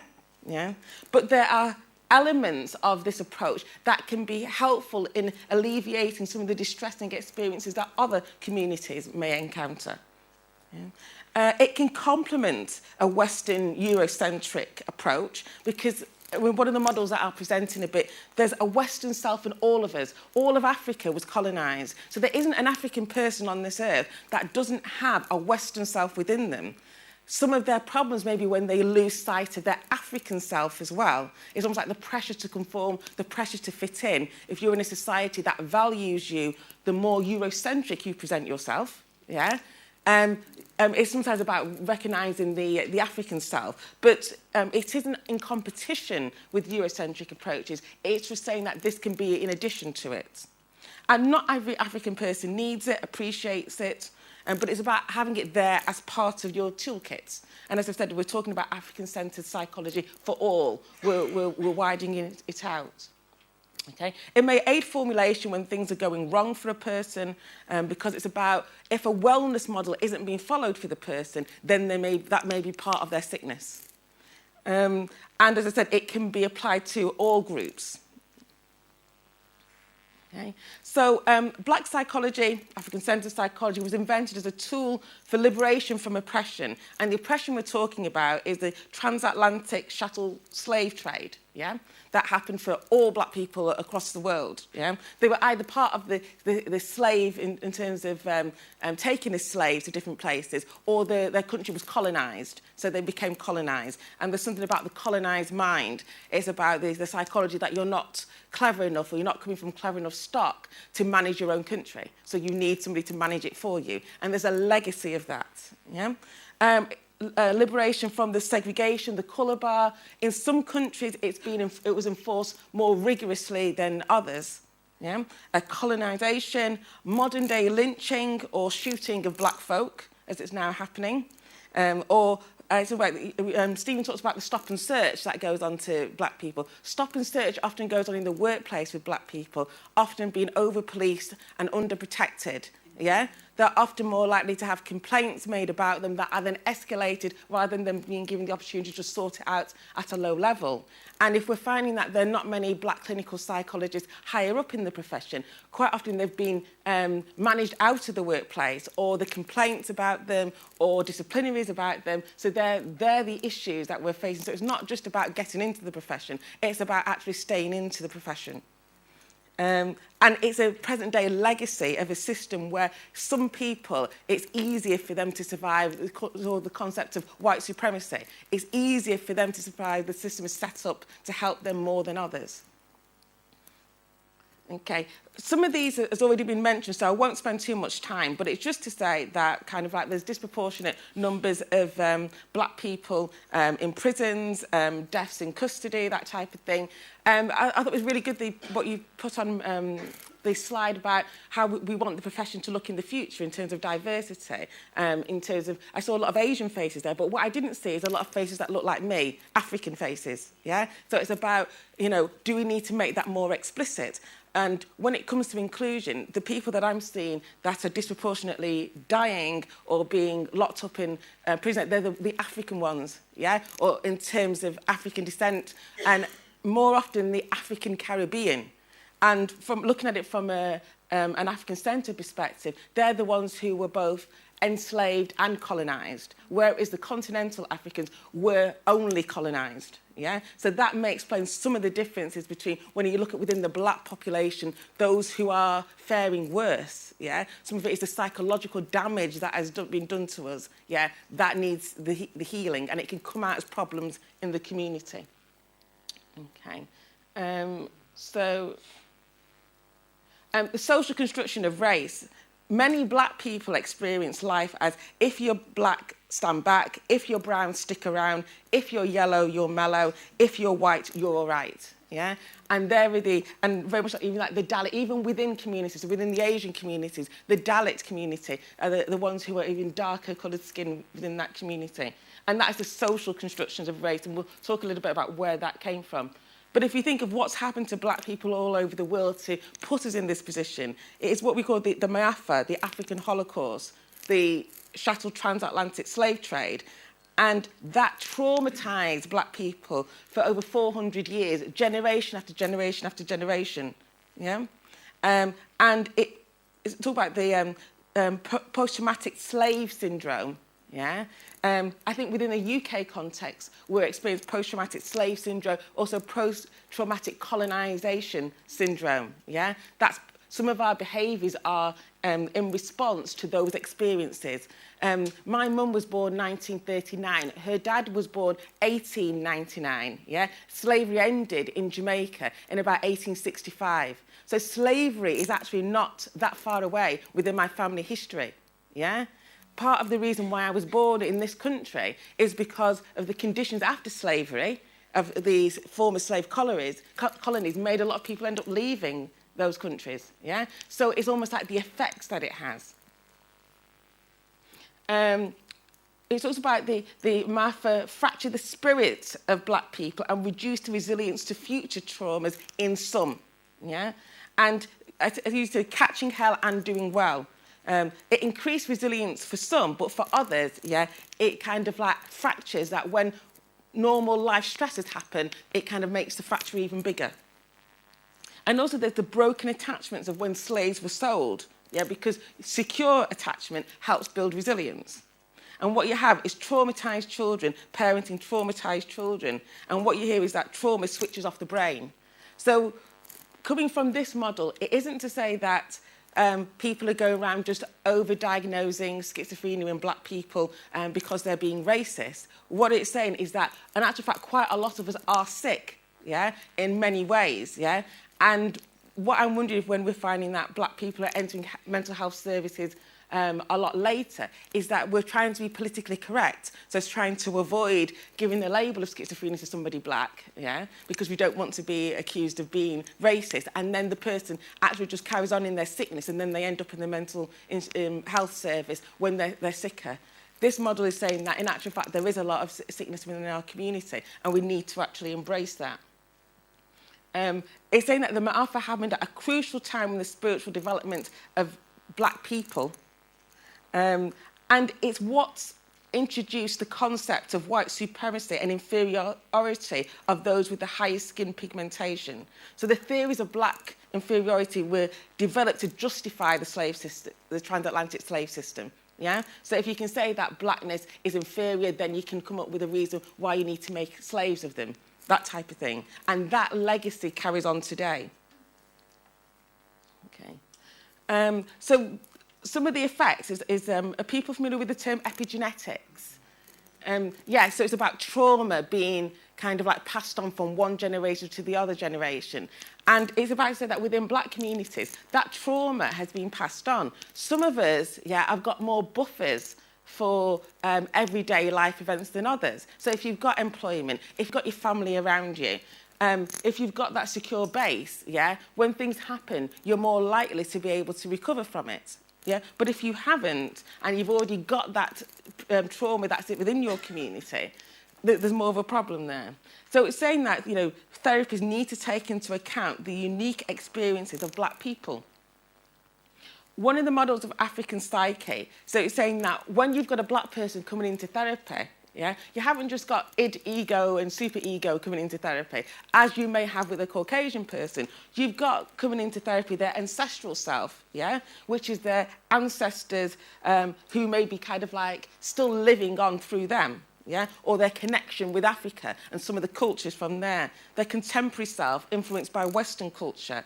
Their landed self, so where they landed prior to getting here. Yeah? So from Africa, my parents landed in Jamaica and then landed here. But I've worked with people who they've come from Somalia, entered Europe through Norway or Italy, and then to England. And they've got some family there and some links there, may speak another language from there, as well as here. So it's about the landed self. The defended self in terms of the problems that they're getting themselves into in different settings. The emerging self that's constantly evolving. So a lot of people who come to this country from other countries don't come here to just sit on benefits, yeah? They come here because their emerging self and their not yet self is quite strong. They're quite ambitious, yeah? But it may be about working in therapy, trying to get these things into balance with each other. Yeah? Because if the emerging self is quite strong, but the foundations within which they're working isn't strong enough yet, then that may be some of where they get themselves into a problem. And the divine self, a spiritual self, having a physical experience. So there are many African-centred psychotherapies.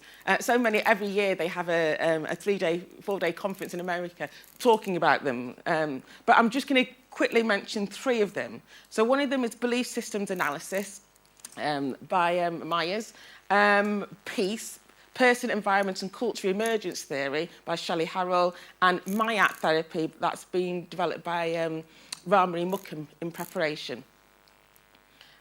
Belief systems analysis, and this is where I think it can apply to many cultures. Yeah, what it talks about is having optimal ways of thinking and suboptimal ways of thinking. So optimal way of thinking may be about, and in therapy you're trying to get people to shift towards an optimal way of thinking rather than suboptimal thinking, if that's what's getting them into problems. So optimal thinking is about a spiritual self. You're having a purpose in life. What are you here to do? Suboptimal thinking is more materialistic. So a suboptimal thinking may be, I'm the greatest person in my community if I have the biggest television. So if I have a 50-foot television in a room which is only 57 feet, yeah, that I'm the greatest. If I have the best trainers, yeah, which are Nike or Adidas, that means I'm the best person in my community. The problem with that thinking is that if your sense of identity and worth is connected to the brand of trainers you wear and you lose your job, so the next time they update the trainers, you can't buy the latest brand of trainers, then people are more likely to maybe steal to get those trainers because their sense of worth is not within themselves as a person, because the transatlantic slavery trade took away a sense of self attached with blackness. Yeah, so your sense of self is to do with your shoes. And if you don't have a big income, but you keep changing your shoes every 3 months because there becomes a new season, yeah, all you're doing is giving away your money and not really having it to circulate in your community. So then you have parents who are working every hour under the sun and not parenting their children, or there to parent their children, because I'm a good parent if my child is turned out in the latest Manchester United strip or in the latest trainers, yeah? So then they're not there actually providing parenting advice to their children.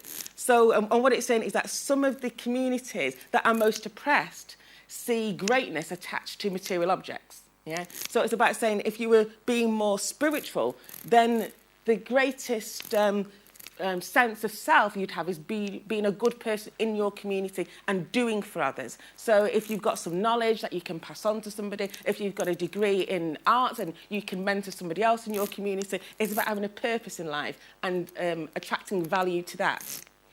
Self-knowledge, yeah, and intuition, as opposed to only know what you're told and what you see. So if most of the books are telling you about Africa post-colonisation or after the slave trade, so all you know is that you were a slave, but what you don't know is about the ancient Egyptian and African civilizations of greatness that were 3,000 years before then you're not going to have a sense of self that's going to be able to withstand the attacks of everyday life that come to you. Valuing relationships over valuing objects, yeah? So valuing objects is about, going back to this thing about the more I acquire, the better a person I am, yeah?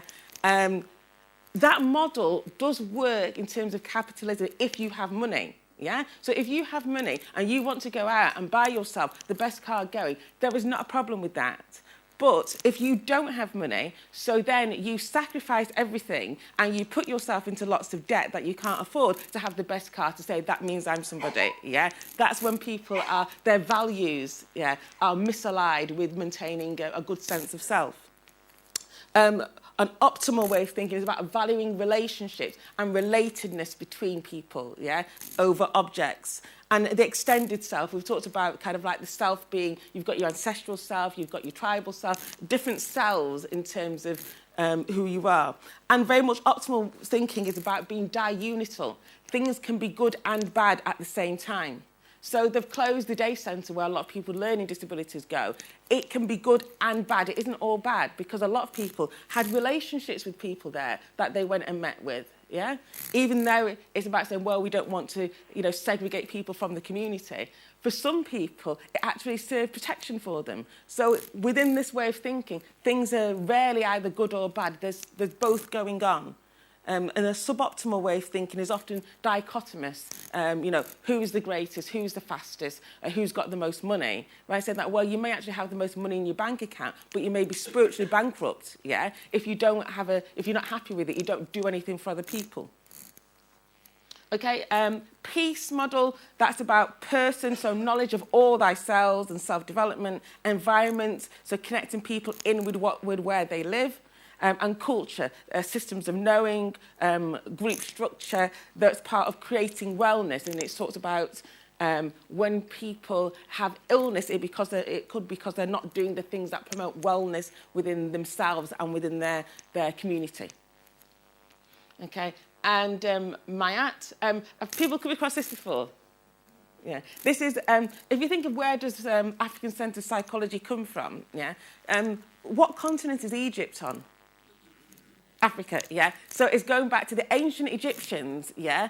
They had the hieroglyphics, yeah, and they mapped out a way of life, yeah, in terms of how they lived. These are people who built pyramids, who they took out, they mummified people, they kind of like took out through the noses, kind of like people's brains and preserved them in kind of They were a very sophisticated civilization. Yeah, they had paper and they kind of like did clothing and such like that. So it's about how did they live? What was the best of their culture? So you got they were the 42 ideals of Mayat.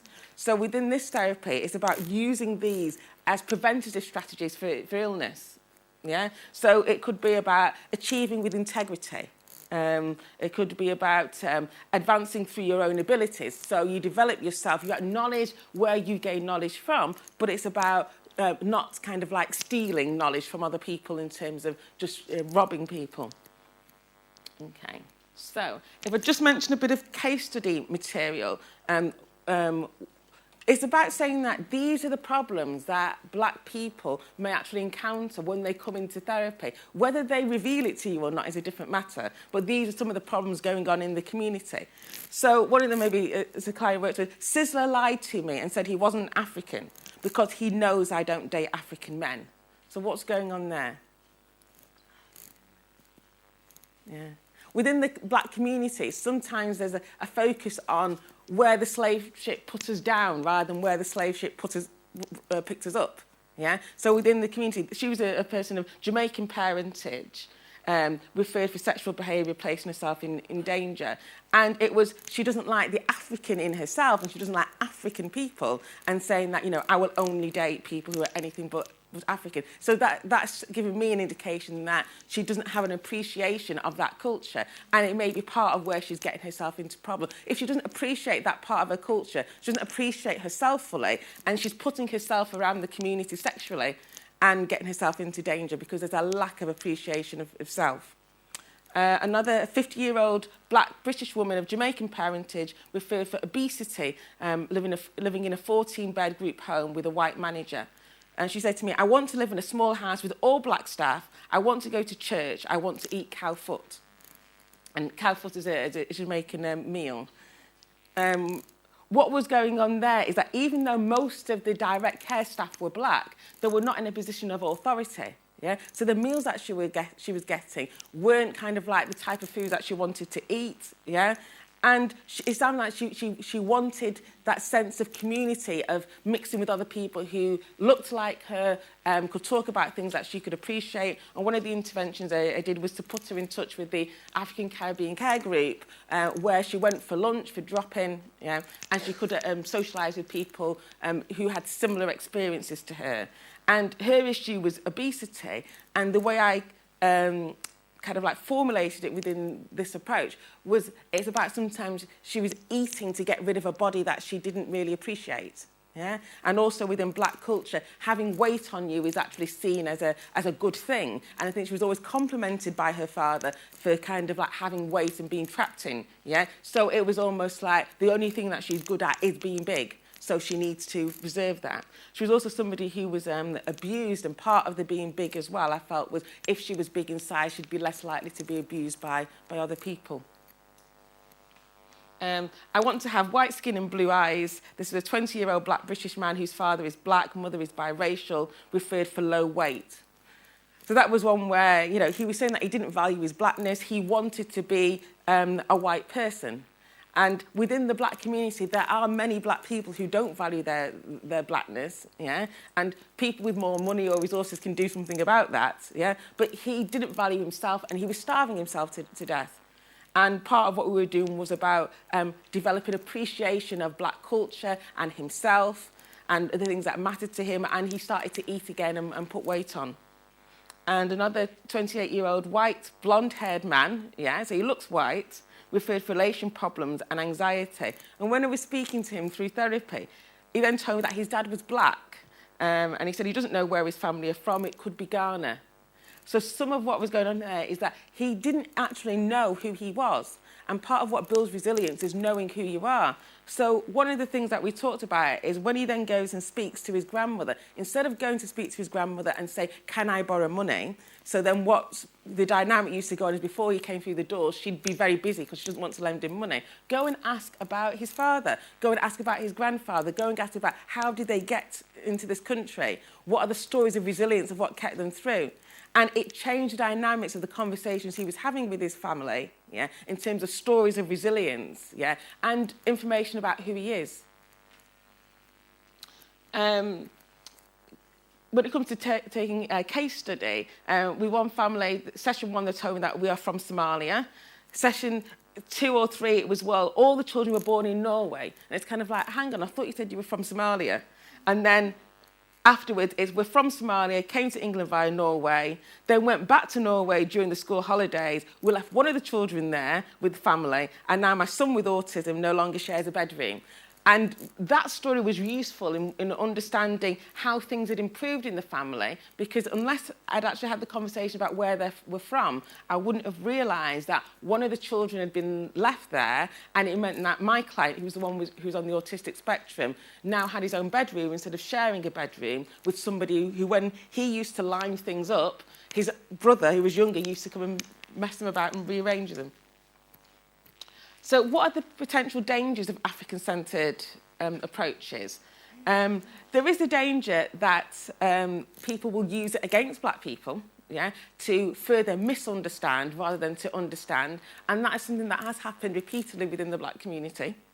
This approach sees people as good, black people as good, but something bad happened to them, happened to them ancestrally that can influence them in the here and now. Yeah? And what it means is that success in a Western world means that you need strategies to circumvent this. So I saw a post on Facebook recently where it had 2 parents sitting their children down to give them a talk of life. The the white parent sat down with the white child talking about kind of like sexual relationships and such like that. The black parent sat down with the black child after saying that, well, you know, the police are going to think that you are a thief before you've done anything. People are going to be prejudiced against you. You've got to be very vigilant of this. So it's about, if you understand what's going on in life, you can develop ways of circumventing it. For some of us, as black people, we don't know that we're sick. We're defended against it. And quite often we're told that we're sick when we're not sick. So that's part of the confusion that's going on, yeah? Because sometimes it's about helping other people solve their problems. They project it into us, yeah? So there was the problem of after the Crusades, England and Europe were very poor. They then went and decided to enslave Africans, and it helped them financially out of their situation. So quite often, we are the people who were welcome after the Second World War to rebuild the country, but then when it's rebuilt, it's kind of like, oh, well, you know, we don't want you anymore. African-centred thing I've talked about is about diunital, and their emotional challenges in terms of fear of being punished for mentioning the R word, the race word, or being punished for mentioning the B word, the black word, yeah? Quite often when white people mention race and culture, they're seen as being kind of like, you know, very diverse and very enlightened. When black people mention these issues, oh, you're just pulling the race card. Yeah? And you've got to be very careful about people using it against you. Yeah? So if we're thinking that, well, why aren't, you know, black people going forward with these issues, it's because there's often a danger attached to it for us. Challenges of learning about African-centred approaches, it's more work. You've got to kind of do all your Eurocentric learning, yeah, as well as then this learning to actually understand some of your clients and understand yourself. It means that black people are often putting in a double shift, and quite often we're doing that anyway. And when it comes to kind of like making things more culturally diverse, you do need the foundations there first, and then it's almost like the icing on the cake, the top bit. Yeah. We all have prejudices. It's all about being aware of them. Yeah. And it's always going to be an issue of getting it least worst wrong, because we're all going to get things wrong no matter what approach we do. Yeah. Okay. And just to kind of like end up, the best way to fight an alien and oppressive culture is to embrace your own. And Arnie talks about culture being your defence system. And this is probably Seal from the Black Panther movement. He was saying that we don't hate anybody over their colour. What we hate is the oppression. Yeah. So, conclusions. To go beyond lip service, for me, is to consider learning from other paradigms, such as an African-centred psychology. You know, I thought it was very good what we said about earlier on about, well, we started off the conference with, you know, 3 white men. But did we have an opportunity, if we realised that, to actually put a black woman further up the programme to do something about it? And is it about not just about recognising that these are things that are happening, but being able to do something about it? If black is often being in modern day chains, a freedom-based therapy liberates us from oppression. And the thing about oppression is, black people, no matter where they are, we're still catching it, yeah? This idea that if you see a black person and they're doing successful, oh, well, you know, they can't experience racism, yeah? We still get it, just in more subtle forms, yeah? And African-centred psychotherapy, it needs adapting for a UK context because most of the literature has been done in a North American context, yeah? And we need more publications in a British context. But it's still relevant because if you think of where did cognitive behavioural therapy came from, it came from Aaron Beck in North America. So, but then people like Paul Salskoskis and other people in this country adapted it in a British context. So there's still room for us to take these theories, but build on them. And the question is, how do we get elements of African-centred psychology into training? Yeah? To me, it needs to be a dual thing. The community needs to know about it and be asking for it. And then we need to be training people and have them with the tools to deliver on it. And that's going to be how we get people not only being able to maintain their mental health when they do get into positions of authority as black people, but also be able to do some good in terms of meeting the needs of what's holding some people back. So acknowledgements very much to the British Psychological Society for inviting me today, and I really do appreciate the work that you're doing in this field, and it is a firm foundation that we can build on. One of the things I've got to say is that to me, having a day on inclusivity, there are so many different aspects. It's a lot to achieve in just one day, and I wonder if that's something that we can reflect upon.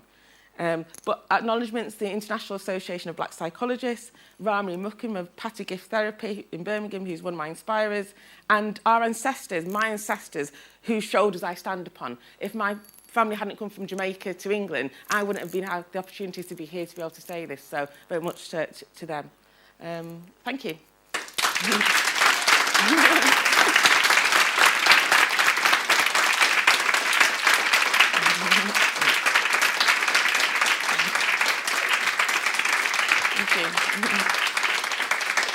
Do you have any time for questions? Thank you, Erica. That was very enlightening. Thank you. And on the point of epigenetic, is Dr. Masuma Rahim here? Not yet? Oh, right, okay. Thank you. If we get ready for the next presentation. I just want to mention, I was very thrilled and still have to digest quite a lot of information you have offered. The African philosophy of Ubuntu, which is a sense of togetherness, which I think is embedded in your work. In any event, you're talking about these alternatives of being, will very much influence epigenetics, because not only the trauma is passed on and affect our proteins, enzymes, and how we switch on and off our genetic code, but also when we manage to heal in one generation, we are able to transform. So this is a very exciting thing about epigenetics, that when we get it right, we will be able to transform. And the next talk is about the next generations in any event. So how much can we change? How far? How urgent? While we're getting ready, Black psychology, a paradigm for a less suppressed, no, that was the previous event by Erica. Social justice and equality, preparing the next generations of psychologists to act. Dr. Masuma Rahim, who's going to be talking about that next. Meanwhile, I just want to show you this. It's a very simple sculpture. This is a broken, squashed, found object. It's a belt, which most of us, as wounded healers or people in the world, have had some fractures, squashes, or hurt. I often think that the zebras are not ready to talk to us because they don't think we're ready to find the mid-path. But soon we'll get there. So, about balance. This is a little belt that can be balanced in this little shell. I will pass around, and then during the lunch break, you can return it to me. You can find balance in this, as we all can find balance in ourselves, and create a new something that was before discarded. Thank you.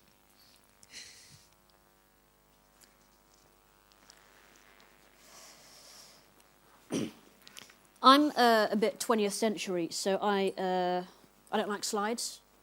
I like to chat and walk around. But I've got really bad memory, so I've got to have some notes, which sort of kills my mojo a little bit. But also had a really late night, so I would normally wing it without any notes, and if I do that, I'm going to crash and burn. But I was asked to speak. Let's get rid of that, shall we? Yeah, let's get rid of that. Let's do that. Oh, shit. Sorry. Revolutionary. Let's get rid of all this.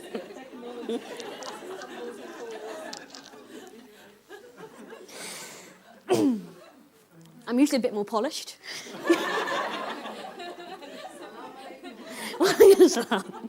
So, I was delighted to be asked to speak here. And I looked at the programme, and I thought, what the hell am I can't possibly live up to these people and these tremendous titles. And then I re-looked at the title I'd been given. I was asked to speak on social justice and equality, preparing the next generations of psychologists to act. And I thought, does that mean you're like about to fall off your perch? Because if I'm preparing the next generation, What does that kind of, am I not long for the psychology world? And I haven't been qualified very long. Actually, I qualified fairly recently. So I'm going to start by saying that a lot of you know a lot more than I do, and you're probably better practitioners than me. And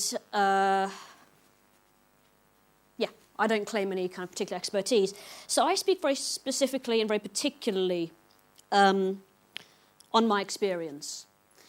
And of course that is coloured by my demographics, some of which are very obvious to you.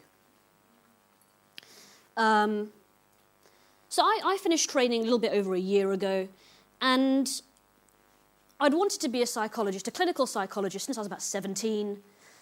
A-level psychology was interesting, and I sort of meandered a bit, but I became a clinical psychologist. And I don't think I'd do anything else, actually. I really like being a psychologist. But clinical training, for me, was frustrating, and it was, if I'm honest, a bit disappointing. And that, I think, is because we want clinical training to be something spectacular. And we all want, I think, so much from it, it can't possibly deliver. No clinical training course can be everything to any one trainee, and it certainly can't be everything to 28 or 30 or however many there are. But it was a real experience for me. And I found that it didn't speak to me in a way I wanted it to. It didn't speak to me with an acknowledgement of my demographics, of my family story. I'm a second-generation immigrant. My parents were refugees. I felt like there was no real acknowledgement of that, of the impact of being a member of multiple minority groups. And that, I think, is a real problem. But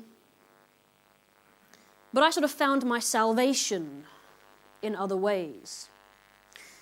And actually one person who's been really integral to that is Stephen Weatherhead. I don't think I've ever said that to him. But I discovered on social media other psychologists who were making noises and who weren't happy and were talking about politics and inequality and the wretched state we find ourselves in. And we have, over the last couple of years, done stuff, I think important, interesting stuff. Some of you will know about Walk the Talk.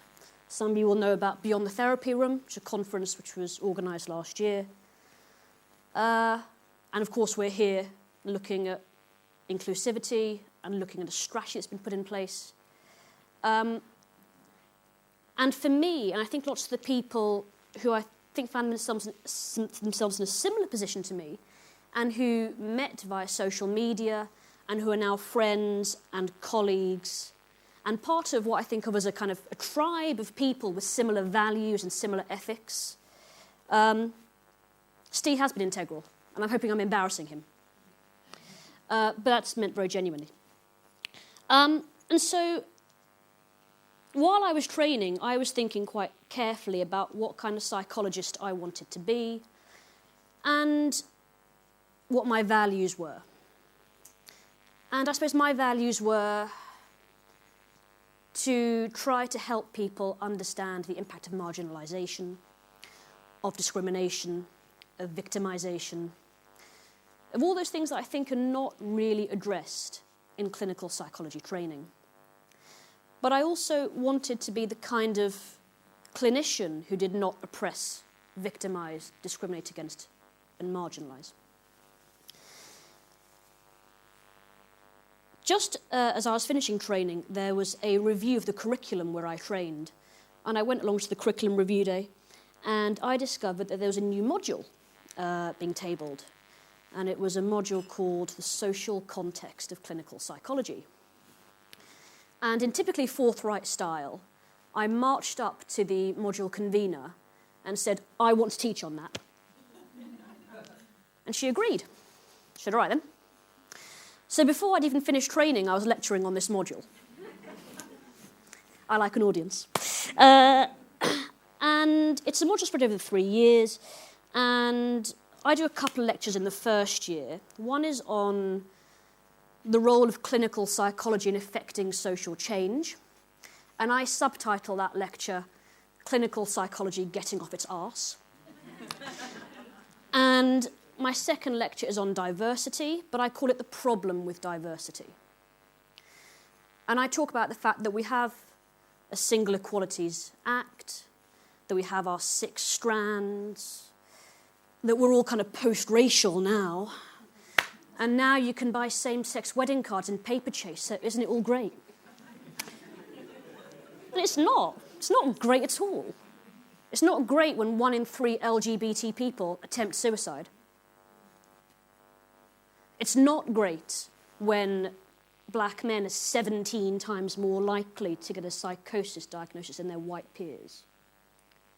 We can say we're not racist because we don't say packy anymore. You show me a Daily Mail front page, I'll show you racism. So that's what I talk about. That's what I talk about in my lectures. And I say very clearly to the clinical trainees, I have no vested interest in you agreeing with a word I say. All I want to do is provoke some thought. Because I believe quite firmly, really, that thinking is the real work. Because without thinking, there's nothing. There's no action. But if you can get the cogs whirring, if you can get the conversations going, you're beginning the process of effecting actual change. And those lectures go down surprisingly well.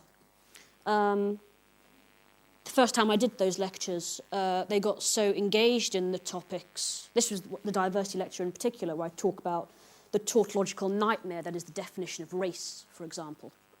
They got so into it, we didn't finish the lecture, which I think is marvellous. They grumbled they wanted to finish the lecture. So the next year I finished the lecture and they grumbled they didn't have time to chat. But it goes down well, and it suggests that actually there's a real hunger for clinical psychologists to think in different ways. Because I don't know, really, if clinical psychologists think socio-politically, historically, and culturally in the way they ought.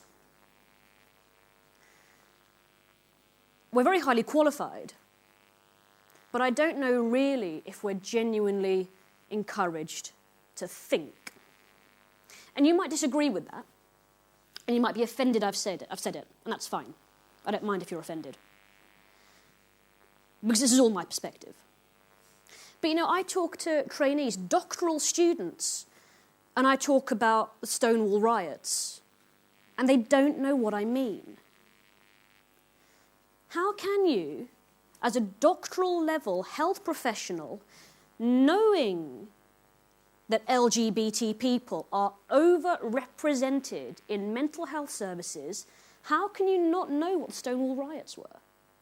How can you not have even a basic understanding of that enormous event in sociocultural history? And of course, we all know our own stories. So ethnic minorities probably know a bit more about ethnic minority stories, and LGBT people know a bit more about the gay rights movement, and all those sorts of things. And of course, no psychologist can know it all. But I really worry, actually, when psychologists don't know about seminal historical events.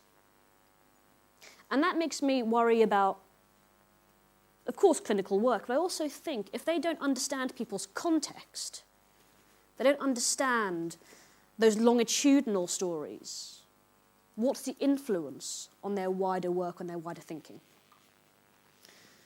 I'm also training in systemic therapy, so that's also where I come from. As a piece of advice, anyone who is currently training in clinical psychology, do not go straight from a master's to a 3-year doctorate to family therapy training, because you will die. Yeah. You could maybe do a bit too much thinking sometimes. So those are some of the things I talk about when I lecture. But I also think a lot about clinical training as a whole kind of process. And I think a lot about the placements we do. And so as far as I know, placements are virtually always NHS.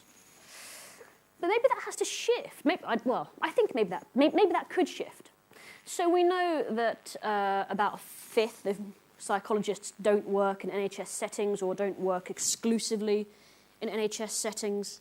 We also know that with the wanton destruction of the National Health Service, other providers are springing up, and it's often the third sector, of course, that fills in the gaps. But I also think that maybe we could use clinical placements to help people hear other stories. So would it be so radical to have clinical trainees working in shelters for people who've had domestic violence against them? Would it be so radical to have clinical psychologists chatting to people in job centres, seeing what their stories are, what their context is? Would it be so bizarre to go off to somewhere like a lesbian gay switchboard and hear the stories of people who have been abandoned by their families, who've been exiled by their communities for being LGBT? Could we not go and talk to people with HIV, not as patients, not as therapists, but as people who have stories and experiences and lives we can all learn from? Because, I certainly don't know the story of every Muslim woman or every East African Asian. I don't pretend to. So we can all learn. But I certainly don't know what it is like to be the child of someone who was involved in the miners' strike in the 80s and whose community was destroyed by Thatcherite policy. And I think that clinical placements as they are good in many ways. But, you can't spend 3 years seeing adults, children, people with a learning disability, older adults, and in, for example, forensic services, and assume you understand the whole gamut of human experience and distress. But I also think there are other kind of issues, really. So that's one way I try to get people thinking, at least. And what I do outside my clinical work is I write a bit. And that kind of began really as just kind of blogging because I like writing and it's kind of quite great for me to kind of clarify my thoughts. And through a slightly bizarre chain of events, that turned into commissions from the press, primarily The Guardian, and that turned into media work with the BBC and others, primarily on mental health. And I was thinking about this as I was preparing for this talk. And when I did my first stint, I have not done that many stints, so don't get me wrong, but I after the Germanwings crash last year, I wrote something for The Guardian, and that night the BBC called me and said, "Will you come on air?" I said, "Yes, OK." I had nothing else to do on a Friday night. So I sat in traffic in Soho for 2 hours. I was actually meant to go on Newsnight and meet Benedict Cumberbatch. Because of the bloody traffic, missed Newsnight, missed Cumberbatch, ended up on News 24 at 1 a.m. It took 4 hours to get there and back. I was on air for 7 minutes. What was I saying? Before that. Blogging, yes, blogging. So I was thinking about that. And actually, when I did my first stint, someone said to me, she said, "That's the first time I've ever seen a Muslim woman on television talking about something other than being a Muslim woman." And I hadn't thought of it like that. And that's kind of marvellous. It's also a bit frightening. And then I began thinking about the psychologists who do media work, because they're out there.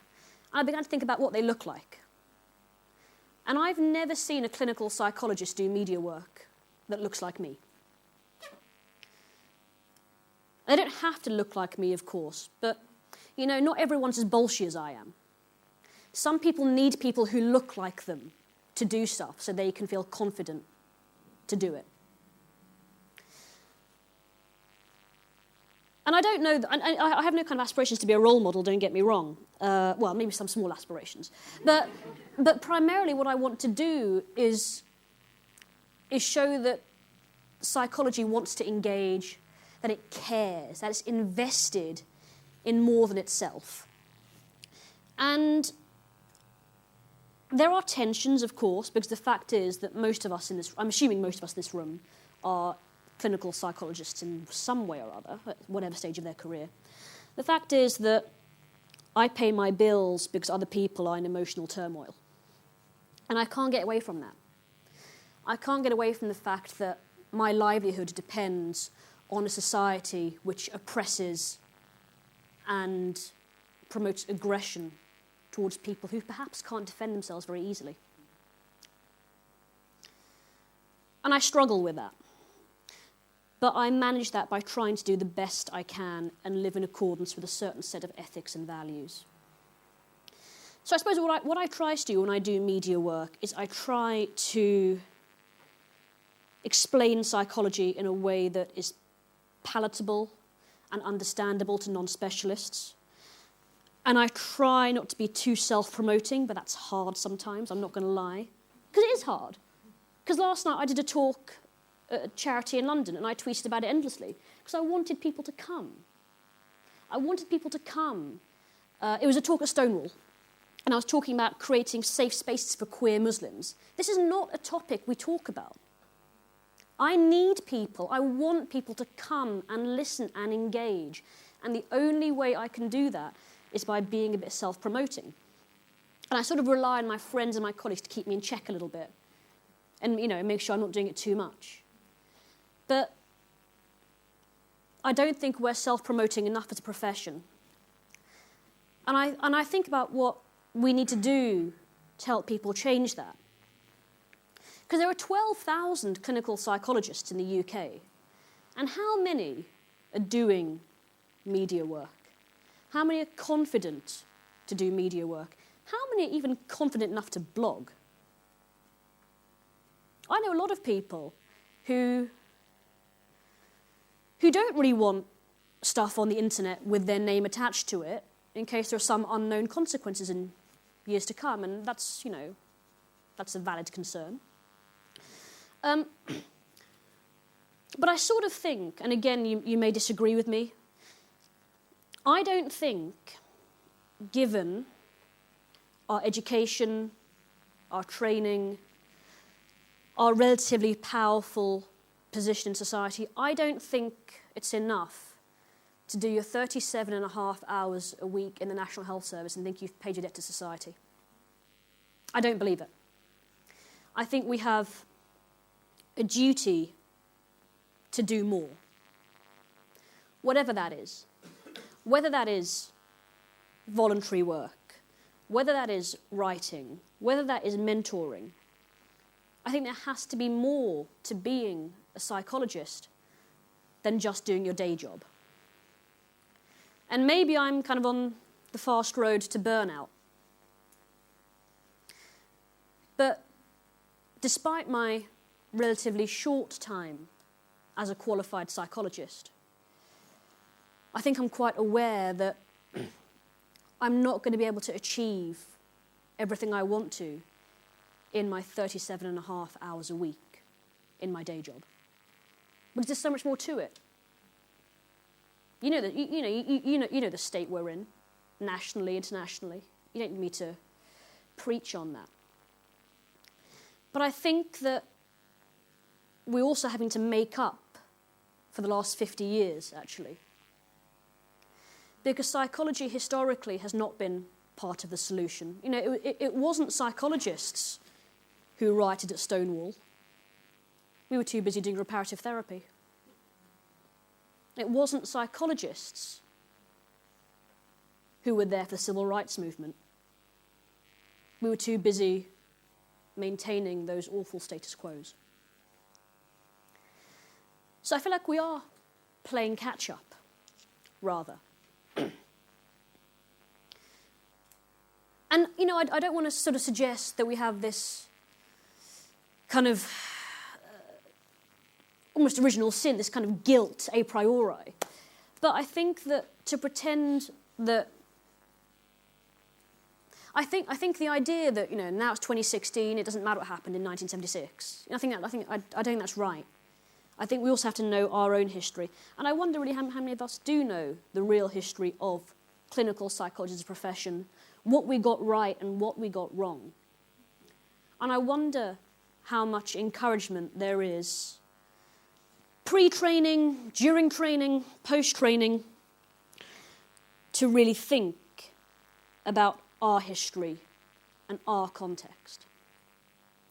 Because if we don't know it, we can't rechange it, can we?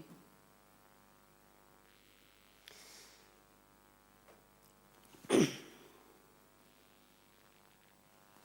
I suppose I also think a bit about the content of training courses. You will have gathered that I have a kind of a strong interest in historical contexts, all those sorts of things. I think the philosophy of mental health is very important. I don't know how many training courses cover it, mine didn't. In my head, I often think, if I were to run my own clinical training course, do offer me a job if you like. If I were to offer a clinical training course, what would it include? And it would, in my ideal world, have a good chunk of philosophy, proper philosophy, not Alain de Botton, proper philosophy. And it would involve proper thinking about the history of mental health, about our profession, thinking about our role, thinking about the society we want to create. Because we have the power to do that if we want it enough, collectively. Because 3 or 4 or 5 psychologists can do very little. Collectively, we can create enormous, wonderful things. But there has to be a will to do it. And that will has to come from somewhere. But I also think that if I were to run my own clinical training course, there'd probably be a bit less of a focus on individual work, actually. Because less and less I do individual work. And even if I do see people individually, I often end up doing systemic work, because you can do systemic work in kind of one-to-one therapy, as it were. And so maybe I'd think a bit less about individual therapy and more about people's systems, their contexts, their worlds. I'm not sure how well received a course like that might be. I'm not sure if it would get credited. But it's kind of my vision for what a clinical psychology course could be. The sort of thing I would like to help create at some point. So I suppose what I'm saying, really, is I think we need to support people to make those changes. Because I may be a little bit unfair in expecting every clinical trainee or assistant psychologist to go off and know these stuff, know all this stuff. So I try when I supervise 2 or 3 assistants, and I try to kind of integrate this into supervision. I try to guide them towards particular reading.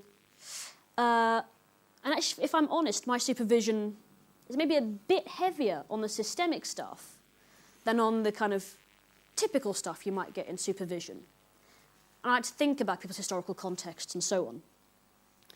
One of my mantras is, if you can get a protocol on it, maybe you don't need me to go through it with you in too much detail, you know. So I don't tend to kind of go through protocols on OCD, especially, because I can give you a paper and you can read that. But we can think together. And it's the thinking I prize the most, you will have gathered. But to be able to support people who are pre-training and in training, we need to have qualified clinicians who are confident. So maybe, actually, it's not just about preparing the next generations, the people who haven't yet qualified. Maybe we need to find ways to increase the confidence and the will of people who have qualified, who've been in the game for a bit longer, but who maybe, for whatever reason, have not been able to fulfill everything they maybe dreamt of when they first wanted to be a psychologist. And the systems can be hard to work in, and people's values can be eroded, unfortunately. So how do we as a profession help to re-energise people at whatever stage of their career?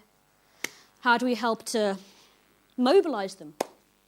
How do we kind of mobilise this kind of fabulous army of psychologists who want to get out there and change the social, political and cultural landscape? I haven't got the answers for these things. I'm not experienced enough, you know. I have no real expertise in many of these areas. But I think that we have to do it. I think we have to do it if we're to have a positive impact, and if we're actually going to be able to give anything of true value back to our profession and the people who use our services and our society more widely. Thank you very much.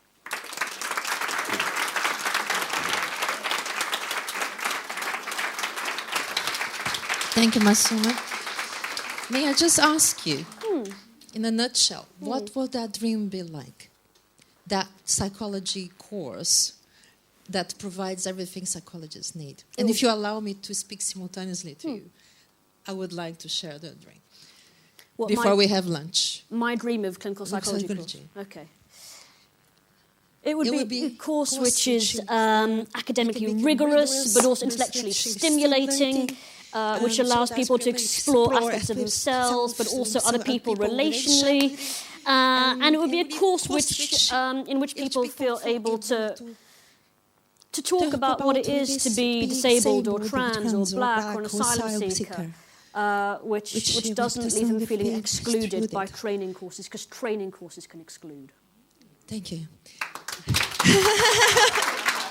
I love to see that we have an empathy, compassion, because now, mirror empathy, we are able to do new things like speak simultaneously, or perhaps even reach other points in which our brains are able to engage in the sense of mutuality and togetherness as in Ubuntu. We're going to have a lunch break now. Thank you so much for enlightening to all.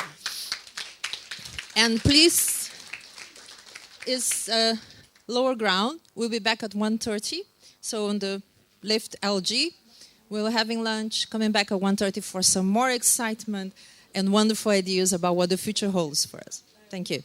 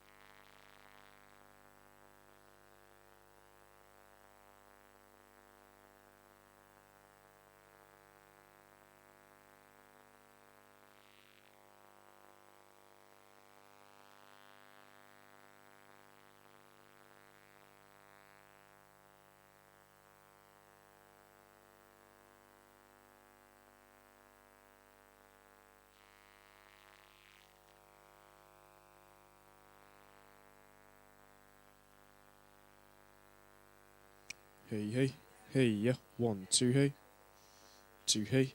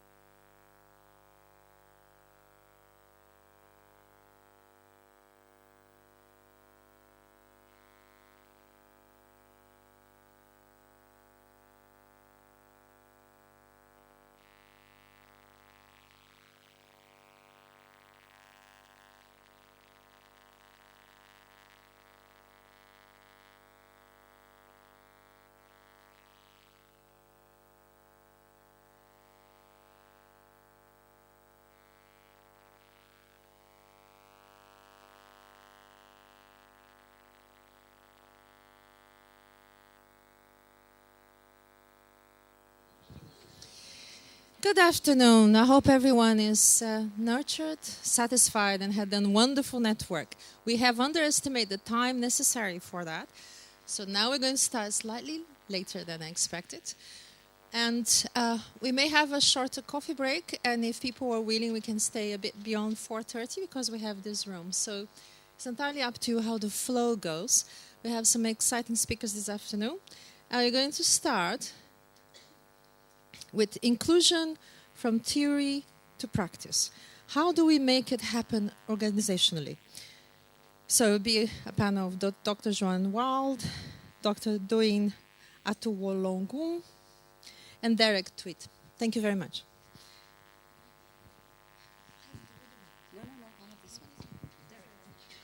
Hi. Hi. Is that working? Yeah, that is working. We're not actually running this as a panel. We're each going to talk in turn. But from my point of view, this is about inclusion. This is a team thing. This isn't a one-person stand-up thing.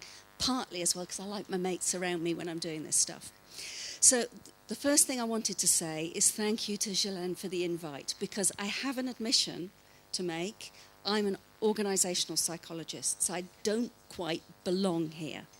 I've spoken at DCP events before. I've sort of snuck in and really welcome the fact that we're invited in again. So thank you. I was asked to talk about inclusion. How do we make it work organisationally? How do we move from theory to practice? Now, I was deeply complimented to be asked this, but I asked my mates to come along because they know more than I do about this. So rather than me speak and describe somebody else's experience, what I chose to do was to invite people into the space that had been offered to me. But I just want to do a bit of a preamble before we go there.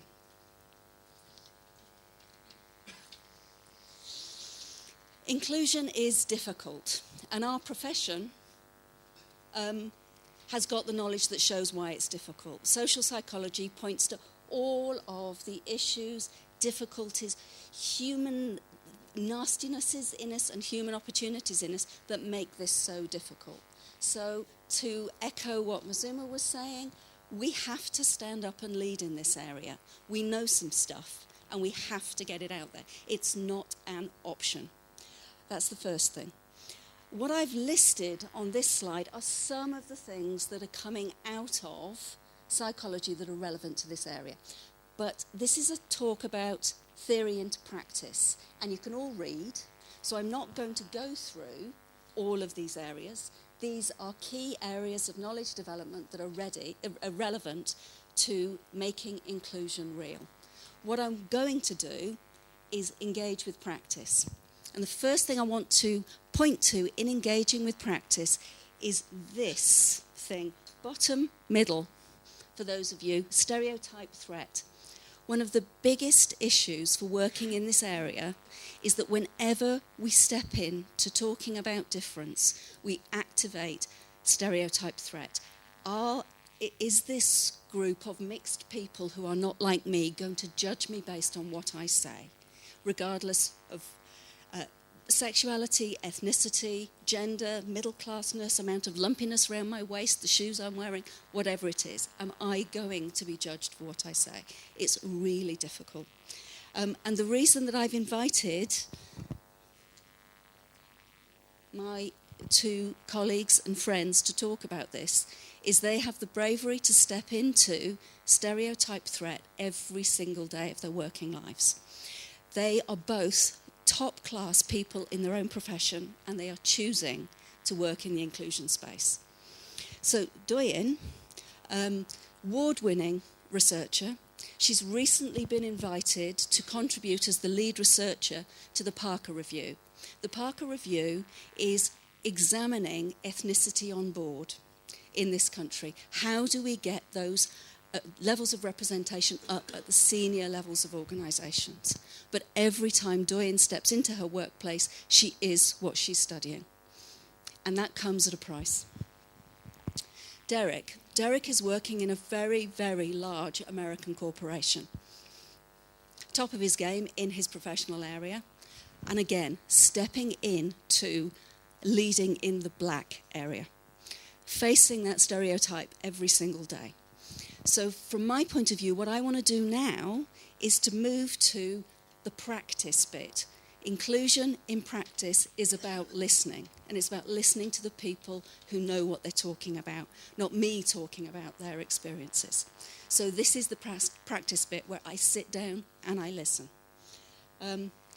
So to build on something that Marcia said earlier, the stories we tell are what creates us. From my point of view, the stories we listen to are what make us able to be what we're fully capable of. So I'm going to sit down now. Thank you, Doyin. Thank you. Thank you. Thank you, Joanna. It's a real pleasure to be here. And like Joanna started off with, I have had moments of feeling I don't belong here because I am an organisational psychologist. I do feel very privileged to have been invited and to share with you some of my thoughts.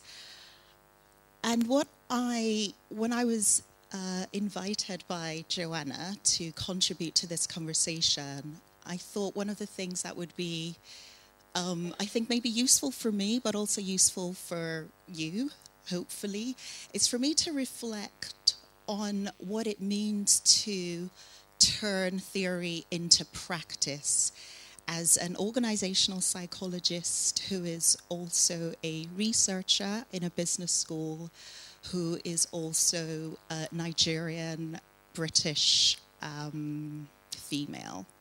So what I'm going to be sharing with you are some of my reflections on kind of working in that space, and we hope we have some time for questions and answers and comments and discussions, a little time afterwards. So to kick off, I'd like to invite you to reflect on a question I will ask. I'm not going to ask you to share those answers with anyone, so I'd encourage you to probe as deeply as you can and to try to get to the essence of it in the limited amount of time I will give you. And the question is, what am I afraid of? What am I afraid of?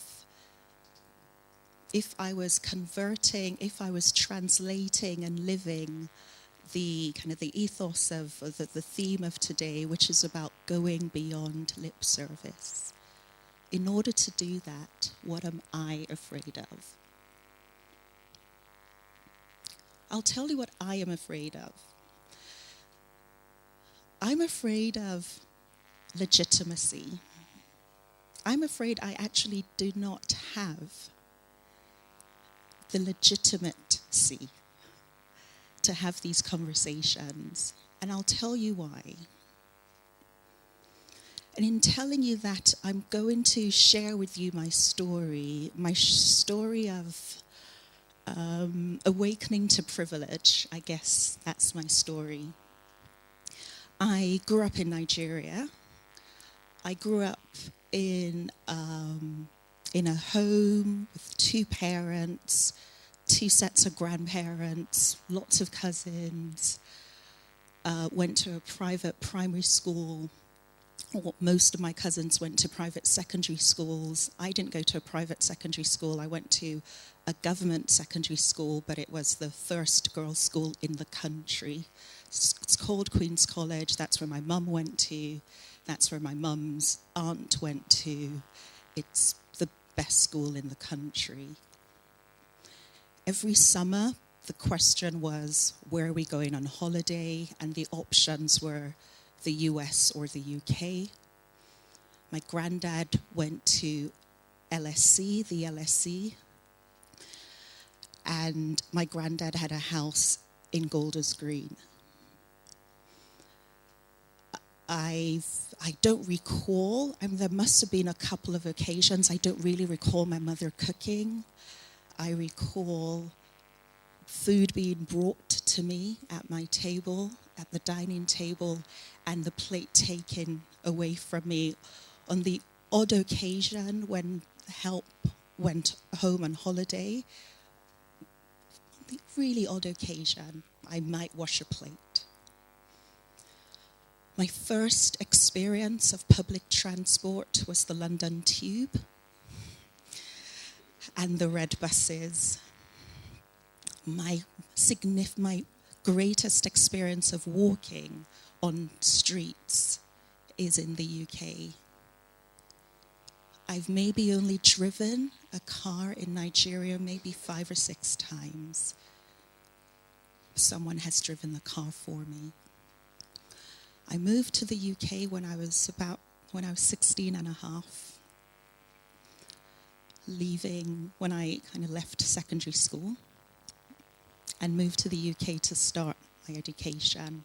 I often tell the story, if some people in this room might have heard me speak, and I often tell the story about how moving to the UK was the first time I realized I was black. I hadn't really considered that before, because who I was had never really been a challenge, a hindrance, a burden for me. That was the beginning of my awakening into privilege, when I lost my socioeconomic privilege, when I lost my social capital, when I lost what I had assumed was implicit in me, my intellectual capital. Like, I knew stuff because I partly went to the right schools and people told me I was smart. But then I got to work and I was getting feedback that I didn't really understand. And I didn't really understand. I mean, I understood the words, but I didn't really fully understand what I needed to do to just kind of make it. And that was very bizarre. It was a really strange experience for me. I will come back to this. But what I want to return to right now is the story of legitimacy. Because I've converted it. I've tried to invert it and make it a story of authenticity.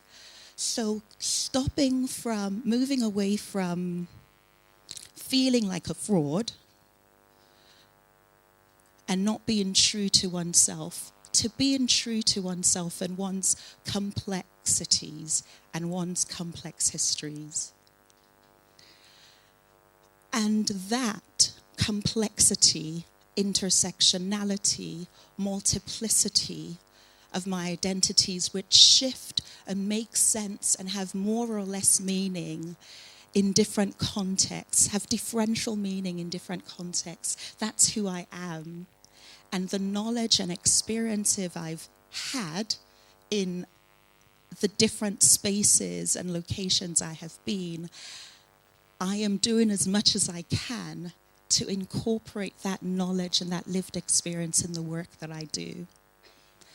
So what I'd like to do is just talk to you very, very briefly about 4 research projects I'm working on and share with you some of the insights and challenges and highs and lows of working in that space, bearing in mind what I've shared with you in terms of my perspective on who I am and what I bring to the conversation.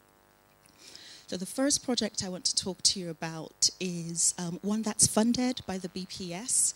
It's on inclusive leadership. It's a systematic review.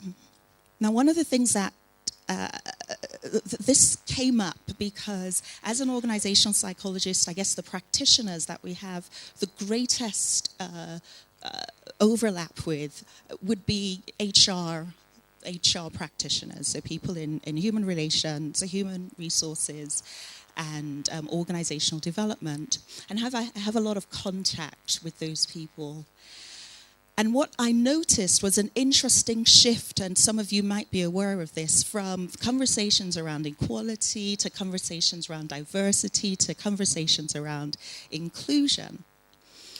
And all of a sudden, all of these massive organizations were talking about developing inclusion and getting leaders on board, and this new construct came up, inclusive leadership, and every different organization, or some of the top ones, knew what inclusive leadership was and were training people and developing competencies around it.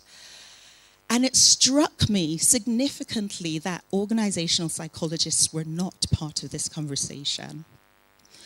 In addition to that, the scholars the management researchers writing, talking, thinking about leadership were also not part of this D&I conversation. And with the support of the BPS and the DOP, we thought, there was a couple of colleagues and I'm deputy chair of the Diversity and Inclusion Working Group within the DOP, thought, let's actually try to work out, let us as psychologists have a space, have a voice, have an opinion about this. And it strikes me on reflection that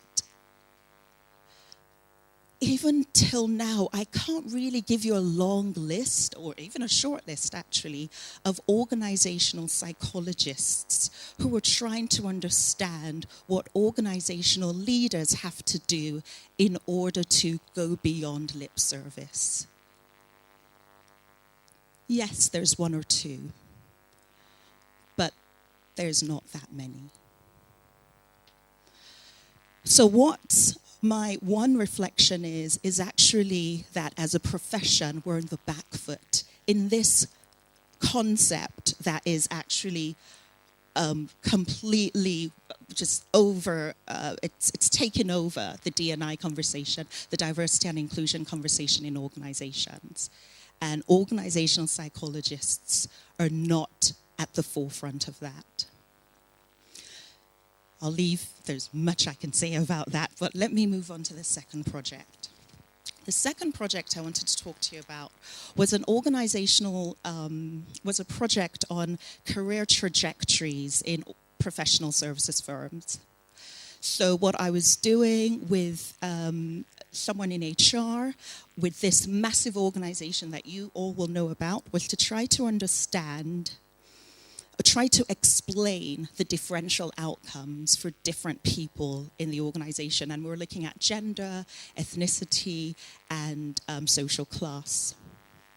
I spent a year and a half with a small project team gathering data from qualitative interviews with 60 people, quantitative data on thousands and thousands, prepared a report with the strong support of this HR, of the lady in HR who identified as an activist.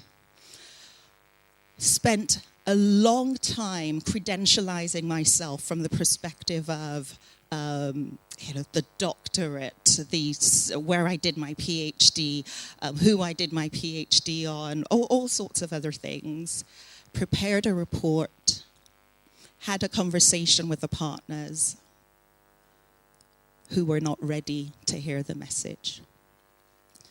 I had invested, myself and the project team had invested a lot of time and energy, but the organization wasn't ready, and the HR, the D&I lady left, actually. Third project I want to talk to you about is a project I'm doing with some colleagues at Goldsmiths on microaggressions and mindfulness. We put in a small bid for a small amount of money from one of the trusts. We didn't get through. A couple of colleagues, many people have said, well, if you do D&I work, you're really not going to get published, or the quality of the publications in which your work will end up in, it's not very high. So there's a conversation around even the funding for this type of work, although I think that is changing. We've had to use, and I feel very grateful for personal networks to get the numbers up for this project, have really struggled in terms of getting people to respond to this. And it reminds me of conversations I've had with, so going back to the organization, the partners I was speaking to in this organization, where one strand of the conversation was, well, we don't have enough people of X category. So really that story you're telling probably, it's not representative. Okay. So there's a numbers conversation that needs to be had. The last project I wanted to really quickly talk to you about is the Parker Review, which Joanna referred to. So there's a group of really senior people, including the chair of Anglo-American and the chair of Sainsbury's. And we're sitting around this table and we're trying to create this, or trying to get an understanding of the state of ethnicity at the most senior levels in organizations. And just one piece of reflection to just share with you is we spent our first 4 months trying to work out what label to use. We have settled with people of color. Right? It's 4 months worth of, this is like people who's, I don't know, £3,000 a day is their day rate. I have no idea. It's spent 4 months. But we got there. We had this conversation. These are really just snippets because I wanted to give you an insight into some of the types of conversations I have, some of the work I do.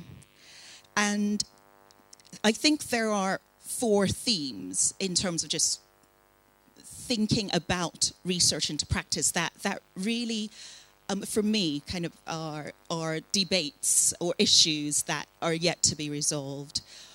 The first one is the practical utility of intersectionality.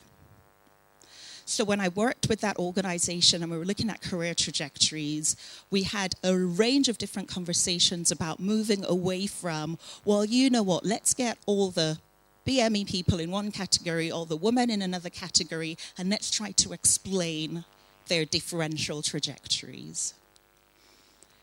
That is a practical challenge, helping organizations think about what the combination of identities might mean and what the implications are. And it would be the same for you with your service users.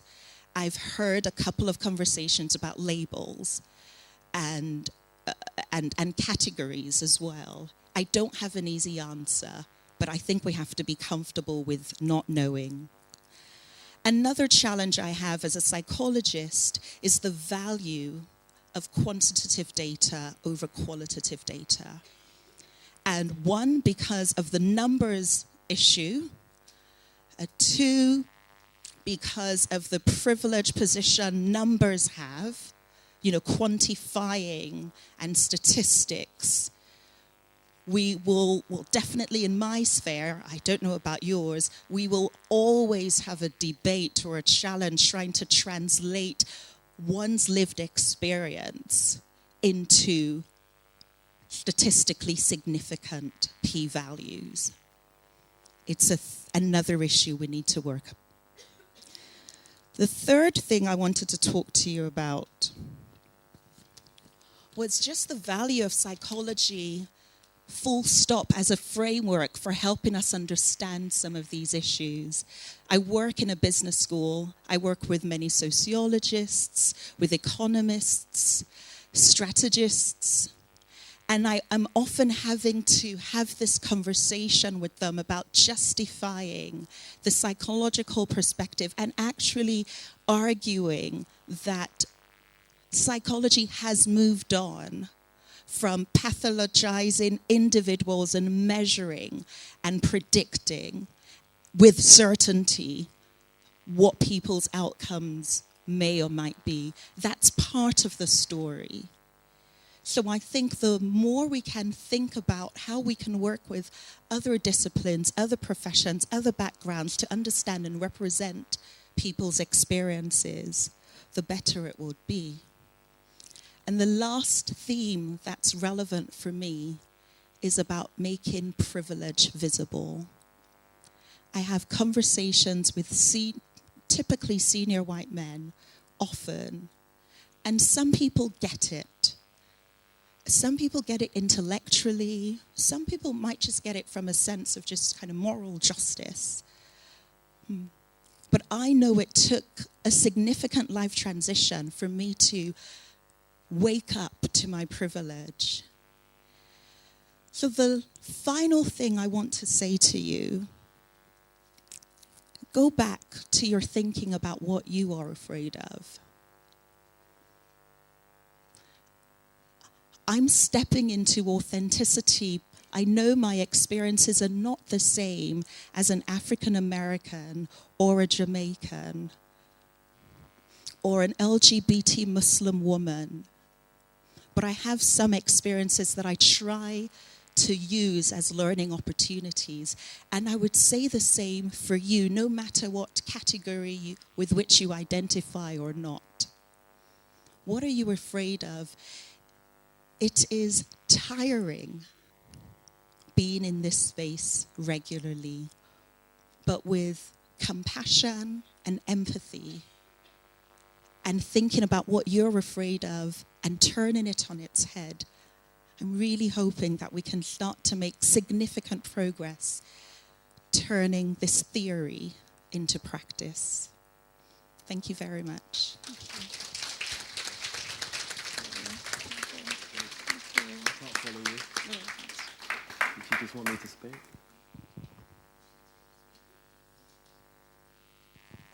Okay. So can you hear me? Yep. Great. Definitely hard to follow. Joanna's really good at putting me on the spot, but I am still nonetheless glad to be here. Having taken a look at the quality or calibre of people you've been listening to so far, a couple of things I'm just going to quickly clarify. So one, I'm not a doctor. However, I have been a patient. And when I say I've been a patient of what society currently has on offer for us. And I'm now speaking from my perspective. So what I was really pleased to hear was that you're looking at inclusivity. So first and foremost, you've ditched diversity, because that's a block. And by coming into inclusivity, it means that, well, by definition, I suppose, everyone's invited to the party, right? Is that my understanding? I've got to qualifying that. Thank you. So in regards to that, what I thought was, so how am I going to say anything here that's going to be non-controversial, politically correct, not compromise my organisation or employer, maintain my integrity, keep my identity, and not be stereotyped? So, so I just kind of figured, you know what, during lunch I just thought, forget it, I'm just going to say what I'm going to say. So I'm being recorded, but, you know, hey. And live stream. Sorry? And live stream. That's fine. Live stream I can handle, that's not a problem. So really, because I'm not wearing a suit, and thank you for not having to make me wear a suit, I always like to be out of a suit when I can be, let's get down to the brass tacks. So, what's the reality? So in a business world or in a business context where I operate in, that's a question that any senior leader should be asking. What is the reality? Whether it's business, whether it's profits, whether it's shareholders, whether it's brand, it's always going to boil down to that. So in this particular niche, we're talking about inclusivity, then are we actually prepared to engage in what is required to get it? I don't think I've heard anybody define or show me what it looks like at the end of the journey. Because sometimes it's easier to reverse engineer, and I'm now showing where my expertise is, and helps to give you some railings to get to where you want to arrive at. Does that make sense, everybody? So what I'm going to do is I'll share my experience with you, and hopefully this might help identify where some of the challenges are, where we can transfer some of the skill and some of the knowledge to leverage it into a position where we can have shared value. Yeah? So the easiest way is I'm using my grandmother theory, and my grandmother is from the Caribbean. Strangely enough, I'm not Jamaican heritage, I'm Trinidadian heritage, so I just want to highlight that. Because there are more islands in the Caribbean than Jamaica. Right? However, it's a light rib. Yeah. So, however, I'm running that test. I'm running the test of would it make sense to my grandmother? Okay. So here's what I'm telling my grandmother is everybody can come to the party, but you can't come on Thursdays, you can't be here on Mondays, and the two of you can't turn up at the same time. Mm-hmm. But other than that, you're welcome to be at the table. Now, while you're at the table, the question that we haven't quite worked out yet is, are you sitting at the table or are you being served at the table? Because if you're sitting at the table, that's fine. Doesn't mean you're going to eat. But if you're being served, then you've got the option to either eat it or refuse it. And what normally tends to happen with that is we say, well, this doesn't look good enough. Or I don't like this. I'd like something different. So now let's go into difference. So where does difference fit into the inclusivity piece? Well, it has to be there. You've got no choice. It's a must. It must be in there if you want to get, well, first and foremost, we've got to define the output. So we'll use a simple equation, and I'm sorry I didn't bring any slides. Let's say that effort plus outcome equals result. So I'll say it again because there's no slide. Effort plus outcome equals result. What's the result you're looking for? Is it for some people to say, well, you know, we've got 2 or 3 women, 2 or 3 LGBT on this panel and we're good? Is that it? Is that what you want? Or have you actually defined it? Have you actually put a definition in, communicated that definition, got people to buy into that definition, made the necessary adjustments in your organizational structure to facilitate that, to therefore generate it, and then communicate it? Or are you just saying it because it's a nice thing to say? Or it ticks the box, because there's corporate social responsibility. Boxes get ticked there quite a lot. So, in regards to what does it mean for me, and what can I share for you, I kind of look at it going back to the grandmother test. So I say to my grandmother, hey, Granny, listen, I want to cross a field. She said, boy, what field do you want to cross? I said, I want to cross that field over there. She said, all right, good. So you're starting from here, and you're going to there. Nice and straightforward. That's at eye level. However, what I might have to be aware of is to cross that field, I have to interrupt, navigate, and safeguard myself against each blade of grass in that field. Now, I don't necessarily know what's in the undergrowth because I'm only looking at this level. I don't know what I'm disturbing. I don't know what will disturb me. I don't even know what will threaten me. But what I do know is that my course of action is going to generate a difference in that world when I get to the other end. Does that make sense? Excellent. So, let's give you some examples.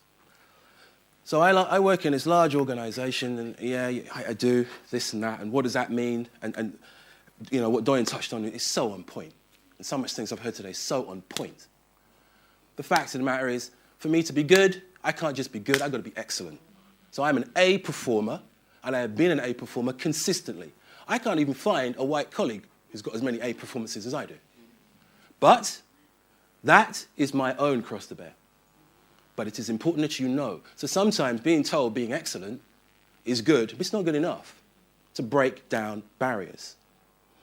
So in terms of what it means for how we change things, in my organization, I had the challenge of, let's deal with the diversity thing, let's really pick it up. The Americans have been trying to make it work. It's not working. Somehow it's not working. When I speak to a BME colleague, they're not buying into it. It's hype. Don't believe it. Okay, so you think, all right, that makes sense. I kind of dig that. Then you start to work out, well, how does all this fit with safety? And who's safe with what? So we asked about what you're afraid of. Here's what some people are afraid of. Definitions. You see, black, you take the negative assignation associated with the word black, you got a real problem. You got people not having genuine conversations. It's lip service. And this thing was, how do you get beyond lip service? You get beyond lip service by embracing the reality of the situation you're dealing with. The reality is you're dealing with people who are who they are 24 hours a day, every day of the year, without exception. Some may have the opportunity to flow in and out of different circles, but not all of them can. And it's not always visible. We don't know. So, for instance, what you won't necessarily know is me standing up here. Yes, okay, I'm a dark Afro-Caribbean person, male origin. You won't necessarily know if I have a disability, would you? You wouldn't know. But what I will share with you is that I do have a disability. I found out that I'm diabetic, and I found it out just before Christmas. Now, why do I share that with you? What would you see when you assess me in terms of accepting me? Do you see my color? Do you see my gender? Or do you understand my disability? Which is it? How does it work when I interact in the environment? when I'm dealing with unmanaged diabetes. I'm a black man who's supposed to be big, strong, and fit. I am now reliant. I've got to manage this. I've got to interact. How am I being perceived? Do I feel included in the system? Do I feel as though I've got the support? Maybe not. So, the negative assignation in dealing with this and accepting this means that we've got to be prepared to do something differently. To do something differently is what I like, is where I start to play. Disruptive thinking. I love processes and methodologies like everybody else, but they don't always work, and some of them are actually out of date. So when you try to apply various things from a methodology, it's really straightforward. It's really simple. Go get yourself an executive sponsor. Okay, where are you going to get them from? Then you want the executive sponsor to do something. And then you have to generate some kind of a result. And how many stakeholders are you managing in that time? You've got your own community, you've got the parallel communities, you've got the leadership, you've got the business, you've got the police force, and there is always a policing force in there, because these are negative and positive stakeholders that you are constantly balancing. To bring the inclusivity into it, you've got to find a way that while you are changing or pushing for change, that you are facilitating inclusion. So, I took something like negative word, negative assignation, black. I thought, how can I make this, how can I change the association people have of this? So first of all, I've got to win the people in my own space, because it's a case of, Dereck, that's just not a safe move. I mean, I know what they're saying, but you really don't want to do that. Big problems. But you go ahead and you do it, because you're committed to it. But while you do that, what you're doing is you're qualifying along the way. So the key thing really was to generate something where everybody had value, and to change the connection of the word black, challenge that definition. So when we identified that a particular exercise was going on across the company globally, there was something that was going on, and when I did the planning, I thought, hey, you know what I'm going to do? I'm going to take this need that everybody has, man, woman, I can't say child because we don't employ children, but needless to say, I'm going to address those needs. I'm going to package it, I'm going to present it to them, and I'm going to place it in Black History Month, the UK Black History Month. Just for those who may or may not remember, that's in October of each year here in the UK. However, now that I've done that and I've provided something that they need for everybody, that everybody benefits from, and it's free, I will now tell them that this is brought to you courtesy the Black Employee Network. Less threatening, softer tone. Because the key thing here is about what do we need to do to soften these hard boundaries. And if you can get that into your strategy, if you can make that a part of your ethos, you're going to get benefits from that. That's a guarantee. So that association was good. That was the mental association, but that wasn't enough. So what I had to do was take something else, because being innovative always helps. You take an image of a ballerina. So everybody, this is your field, so you guys must know this stuff, right? Picture a ballerina, if you may. Has anybody here not been to the ballet? Wow. Okay, now you're getting honest. That's good. All right, cool. So okay, some of you haven't been, right? But still, just picture a ballerina, right? Got it? So you're holding that picture in your mind, holding that picture in your mind, holding that picture in your mind. That ballerina is black. She's black.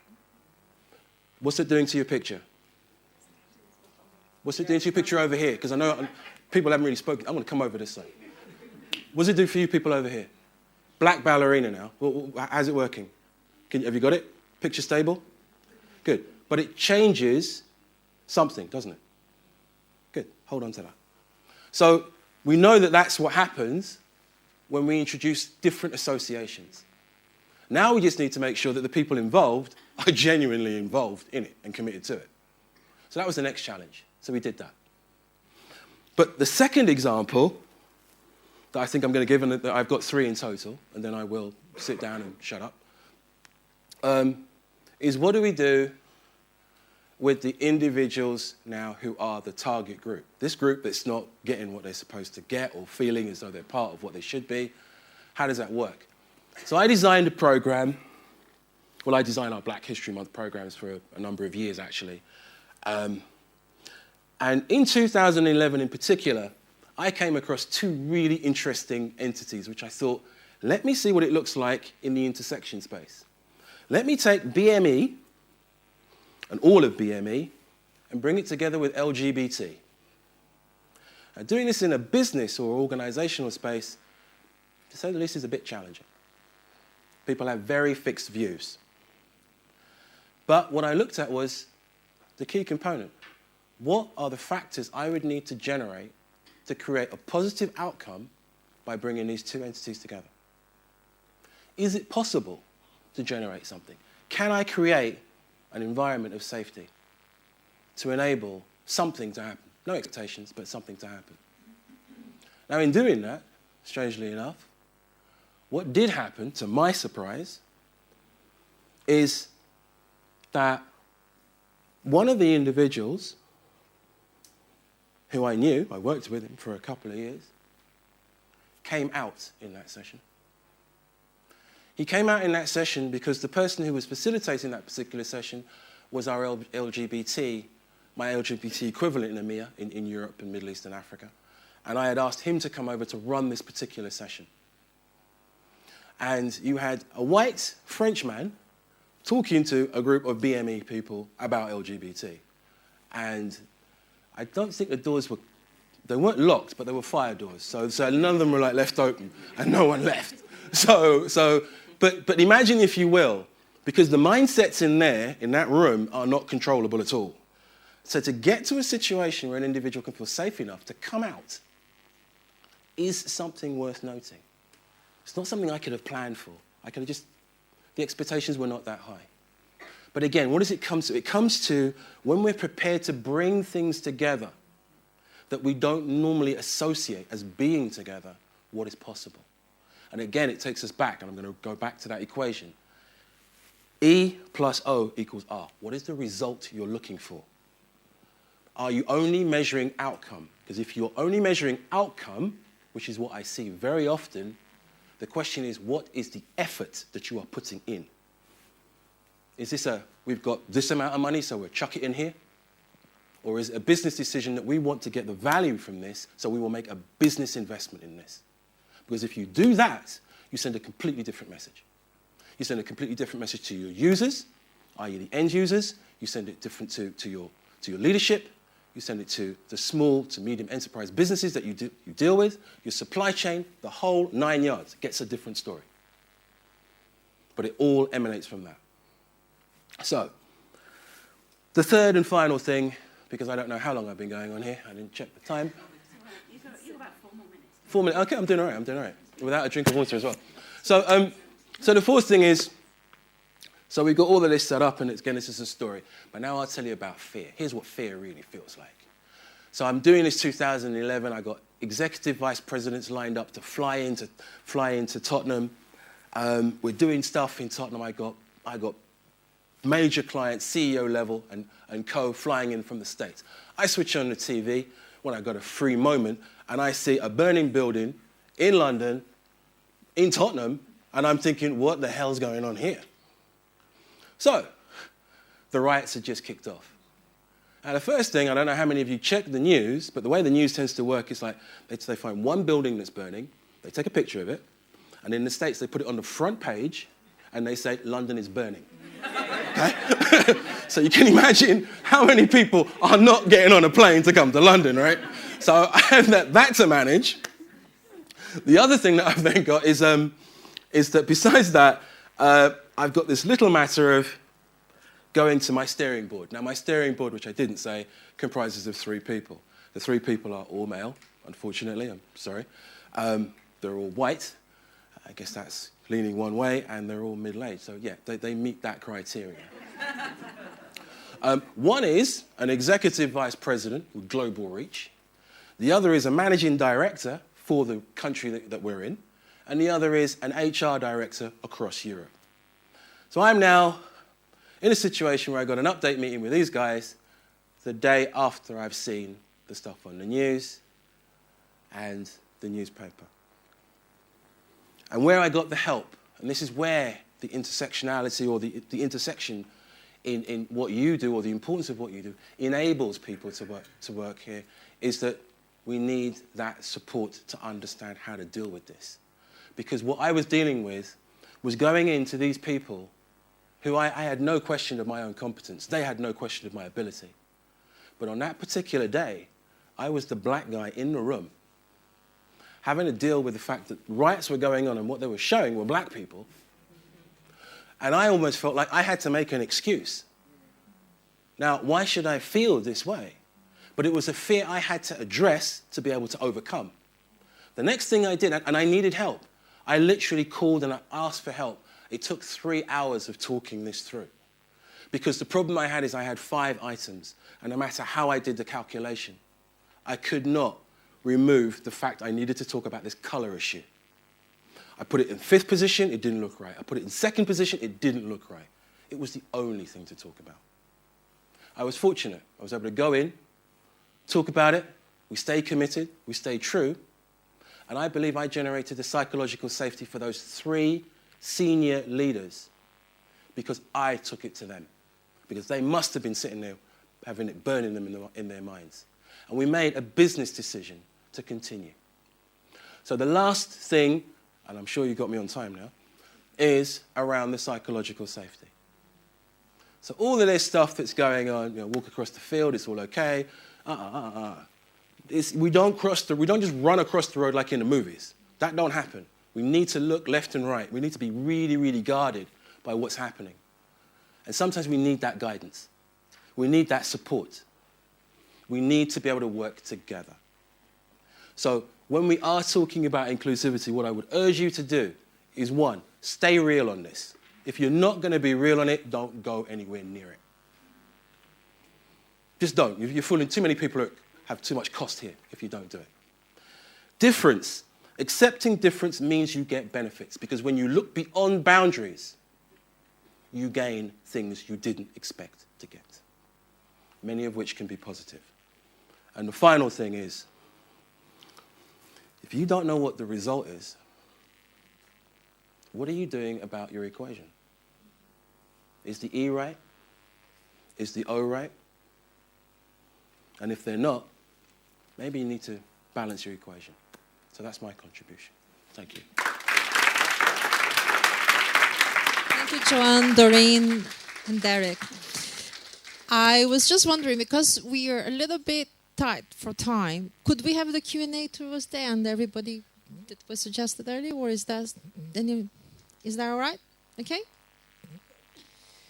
Anybody have any burning question, or you can leave for the questions towards the end, or everyone comfortable with that? Well, talking about inclusiveness and crossing the boundaries, can you please share the sweets? Pass around. No, take into consideration diabetes and anything else that people may have to go through. So, is that okay? We leave it for the, okay. Okay, so now, Genevieve Wallace and Runa Dawood will be talking to disclose or not to disclose invisible, stigmatized identities and implications for clinical psychology. Thank you.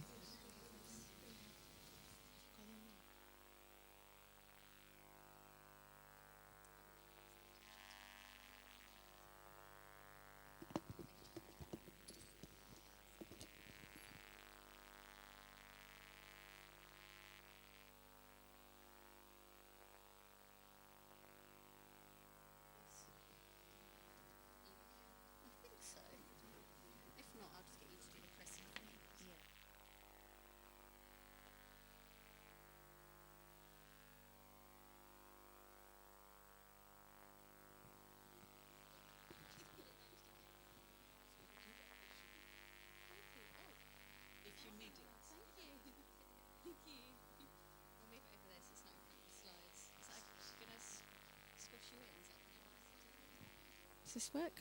Oh.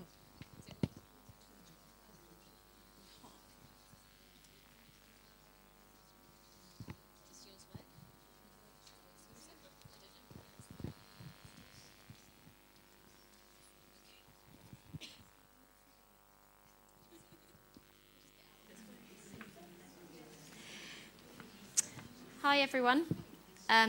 So my name's Genevieve Wallace. And I'm Runa Dawood. And we are both representatives from the Minorities in Clinical Psychology pre-qualification group.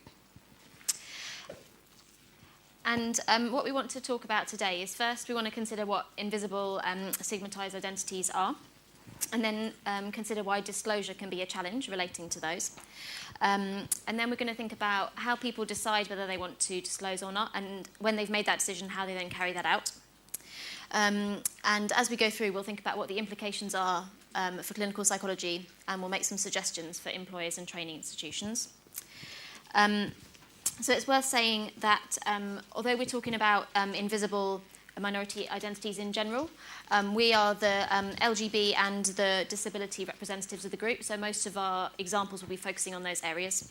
And also because we're part of the pre-qualification group, we'll be mostly focusing again on the pre-qualification area of clinical psychology.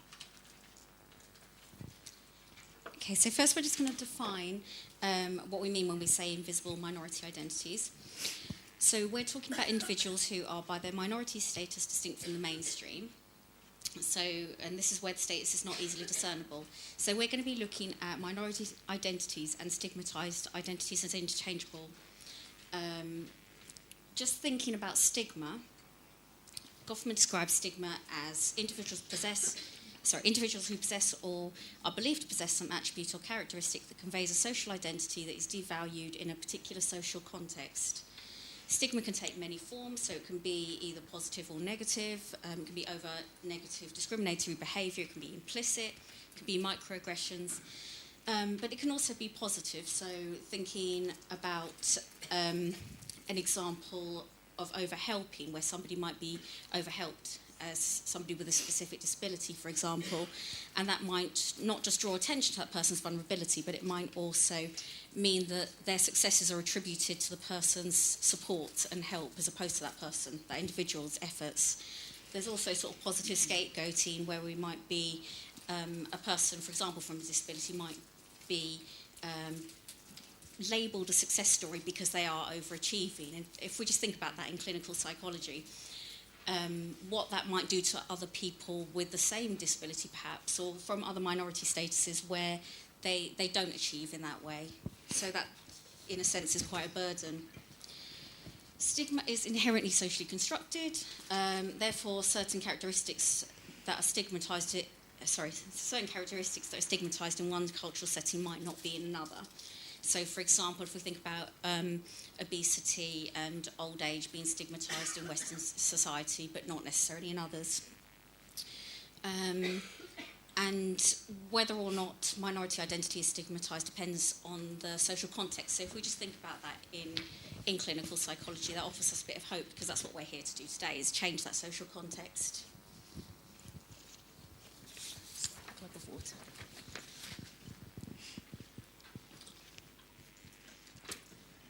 So, to tackle these issues around disclosure for invisible minorities, it's important to consider multiple perspectives. So what we're thinking here is some of the stuff that's been spoken about today. So the different ways that we can perceive minority statuses. So if I just extend that idea of sort of invisible disability, we live in a culture that's strongly influenced by the language of welfare. So this can be problematic because where we have individuals who identify as disabled, for example, that term disability becomes intertwined with the terms around impairment.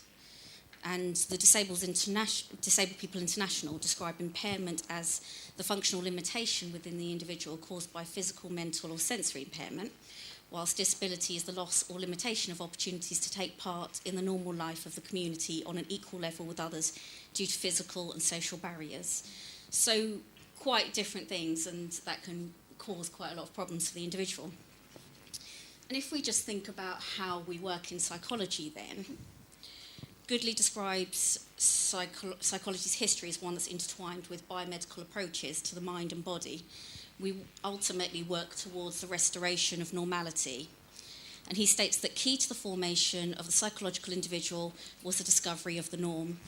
So we have to think about how, in clinical psychology, we're constantly working with individuals to help them reduce their distress in response to the world around them.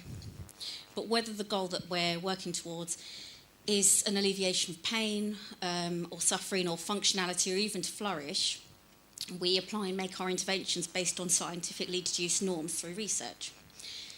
So if we just take into consideration a social model of minority status, that means that perceiving individuals from these groups in terms of their differences from the norm, we would explore how socially constructed barriers, be it physical, social, psychological, work to impair and debilitate individuals with perceived differences. So thinking about intersectionality, this is what we would call a disabling society, and this applies to people from all different minorities. And just another point on that is that it's important to think about this from multiple perspectives. So when we're thinking about how this changes the way that we work, it doesn't necessarily mean that taking a social perspective is the definitive way to work. We might be working with people and trying to understand the context that they're living in, but then also understanding their relationship with that context. I'll just go on to the next slide. So why should we concern ourselves with invisible minority identities, and what is the problem here?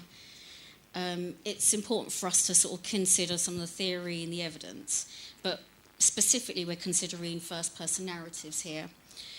And the reason for that is, as has been discussed today, the evidence doesn't it underrepresents those minority voices. So, and why is this important to clinical psychology? There's things that we know about the representative workforce, so we need to be able to represent those minority voices.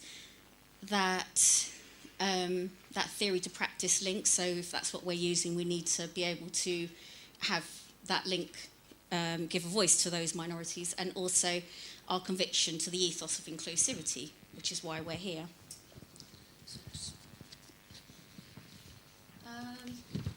And just some of the evidence that we've looked at is that disclosure of disabilities in the workplace likely has implications for the individual worker's health, social relationships, work performance, as well as for the employer's organisation outcomes.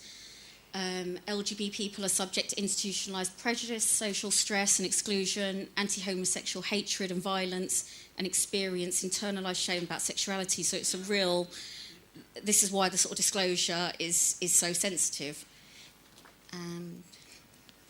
Non-disclosure of sexual orientation is related to poorer psychological well-being.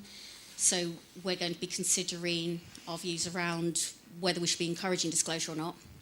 And disclosure was perceived as having the potential to exclude participants from their chosen profession. And that's quite relevant to clinical psychology being one of the most competitive professions out there now. And some of the main themes that arise in terms of why people don't disclose is I wouldn't be hired if I disclosed, is some of the main thoughts for various reasons. Another study that we thought was really interesting was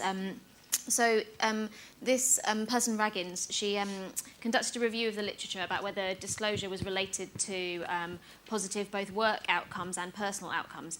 And so her sort of literature review was that there was mixed evidence out there. So then they did this study of 594 LGB employees in America. So they asked for various bits of information from them in order to see if there was any correlations. And this information included the degree of disclosure, various sort of job-related outcomes and psychological health-related outcomes. And they found that whilst degree of disclosure was not related to any of these outcomes, fear of disclosure was. So fear of disclosure was associated with lots of negative outcomes, including increased psychological strain, including work-related depression and stress. There was less job satisfaction, less workplace participation, less organisational commitment, and greater intention to leave the job. So obviously, although this study has its limitations, it's only considering LGB employees in America, and it's cross-sectional. it's sort of suggesting that whilst there may be many reasons that people might take into account, some of which we'll consider later, when they make a decision about whether or not to disclose, if that person's reason for not disclosing is motivated by the fact that they feel there's an unsafe environment in which to disclose, that's going to have negative repercussions for their own health and their productivity in the job. And just linking that back to some of the stuff about social models. So if we just think about in psychology, how we can actually create work environments that are conducive to enabling disclosure where it might benefit people. So how can we make a less fearful context? And also if we're thinking about the work that we do with clients, how can we be working with context as opposed to always looking at the sort of individual processes? So if somebody's experienced fear, can we take a shift away from looking at that person's relationship with the fear and reducing the fear and instead think about how can we change the culture? So we're going to consider now some first-person narratives, and the first one is from Amy, who identifies as a lesbian who's used mental health services, including psychology services, for 20 years. And she says, "The fear of an expectation of prejudice, disapproval and rejection, however minor or unintentional, always underlies any interaction I have with a psychologist or psychotherapist. Disclosing so much about yourself, whilst the psychologist discloses very little or nothing, automatically puts you in a vulnerable position. When you are LGBT, another layer of vulnerability is added to that.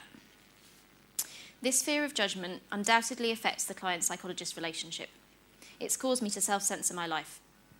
Not being able to be open about your LGBT status also means that you can't discuss the effects of LGBT stigma, social exclusion, shame, and discrimination, all of which could be causing or exacerbating poor mental health. I once had an assessment with a psychologist who, knowing my sexual orientation, assumed that I don't have children. Another psychologist assumed I was heterosexual and used the male pronoun when asking about my partner. This heterosexism made me feel very uncomfortable, anxious, and consequently led to me disclosing very little about myself, full stop. Sometimes it can be difficult working with even the most well-meaning psychologists who are LGBT-friendly but have little understanding of what it's like for an LGBT person to live in a straight world. With one such psychologist, I had to spend a significant amount of time explaining myself and educating her on the experience and effects of homophobia." And this is a narrative from Donna, who's an assistant psychologist who's been given a diagnosis of borderline personality disorder. "The setting I work in has many clients with the same diagnosis as me. It is very difficult because I frequently hear my colleagues talking about people with personality disorder in stigmatising ways. It drives a huge wedge between me and those individuals, or even between me and the whole team, if those comments go unchallenged. It elicits such a strong emotional response in me, I feel unable to challenge it at the time, for fear of not being able to challenge it constructively. It does impact negatively on my well-being at work, and I'm constantly reminded of the negative attitudes I faced when using services." Now we're hearing from Mary, who's a PWP with an invisible physical disability. And she says, "I choose to partly disclose my disability at work in that I explain to others that I have a physical disability, but I do not tell them the diagnosis. A quick Google search would give away the fact that my disability is quite serious and could potentially mean needing time off work. This leaves me feeling a bit like a fraud. At interviews, I often feel the need to explain why I have ticked the box so that people won't think I'm making it up. And yet I can't give away anything about the reality of my condition in case they will not hire me based on an assumption that I'm not fit to practice, even though occupational health tell me I am. I will be applying for clinical training, but in the process of doing so, I'm constantly caught between trying to prove that I have capacity to do the role and also my own beliefs about equality, knowing that I have the right to ask for help and also the right to not disclose. When asked about what support I will need, I do not know what the correct interview answer is, but I do feel like giving any hint of needing time off or time in hospital will work strongly against my favour in an NHS that cannot afford trainees to prolong their training courses due to disability. Being a 2 ticks candidate fills me with confusion. I feel I should tick the box, but also feel minimised by ticking a single box to symbolise all the varieties of impairments that people might struggle with. I spent hours trying to figure out the best way to represent my disability in a hope to communicate my resiliency in the face of adversity, and yet to console the employer that I'm not that impaired and I will be able to do the job.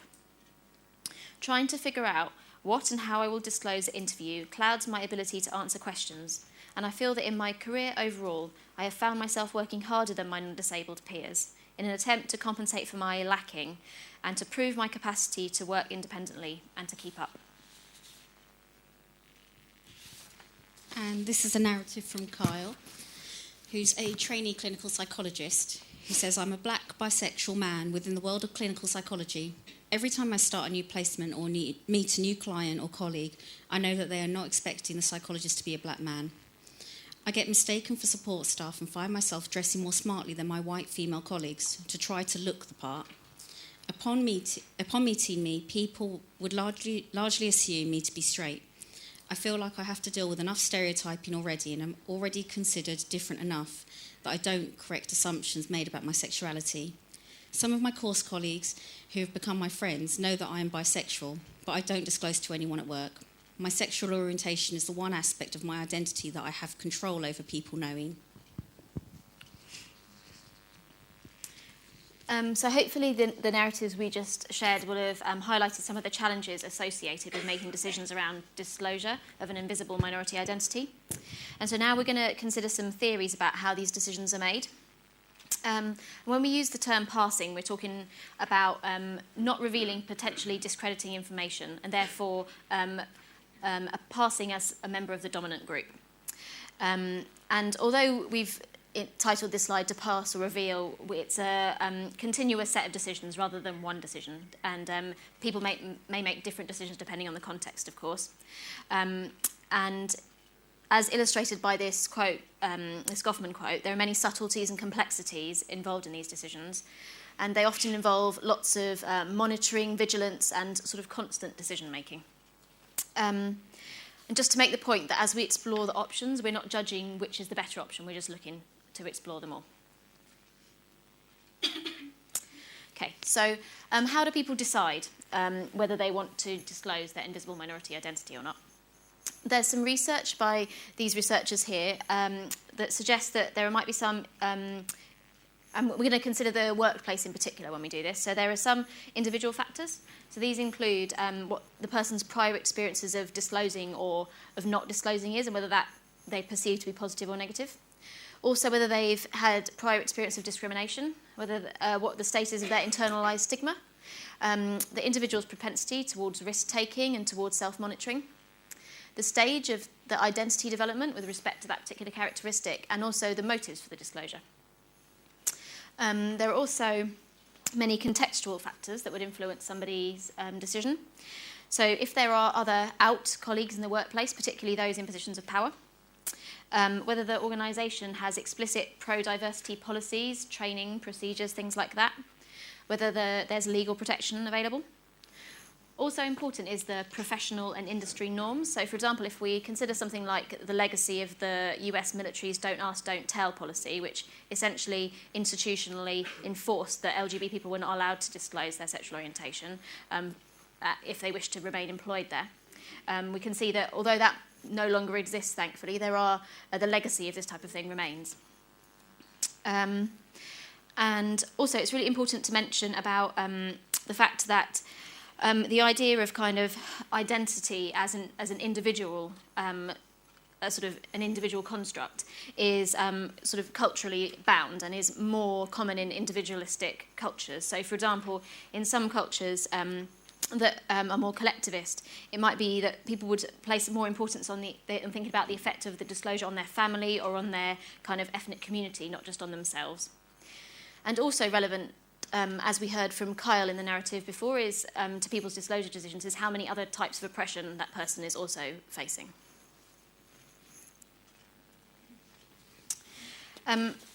So once people have considered the various factors we just mentioned there in order to make a decision about whether they want to pass or reveal, we're just going to, this paper by Claire talks about the different strategies that people use to affect either the passing or the revealing. And I find this really interesting because I can notice lots of these that I use myself, and I hope that maybe other people in the room will notice that too. So first of all, passing, it can be unintentional, so someone may make an assumption about you and you may not correct them. But often it can be intentional, And this can involve fabrication. So if we use the example of sexuality, it might be talking about a partner of the opposite gender who doesn't exist. We might use concealment. So this is to ensure potentially stigmatising information is not revealed. So, for example, just not talking about having a partner. Or we might use discretion. So this would be avoiding all contexts in which personal disclosures might occur at all. So this might be kind of not spending any time with your colleagues, just keeping your work and personal life completely separate. And if people decide they want to reveal, what strategies are used then? So one of them is signalling. So this is, for example, hinting, using kind of insider languages, sort of words that only people who are part of that group will know. It might be using ambiguous language, and this can sometimes be an interim step in order to kind of test the water, see whether it's safe to disclose more. So, for example, maybe using the word partner instead of boyfriend or girlfriend. Then we have normalising.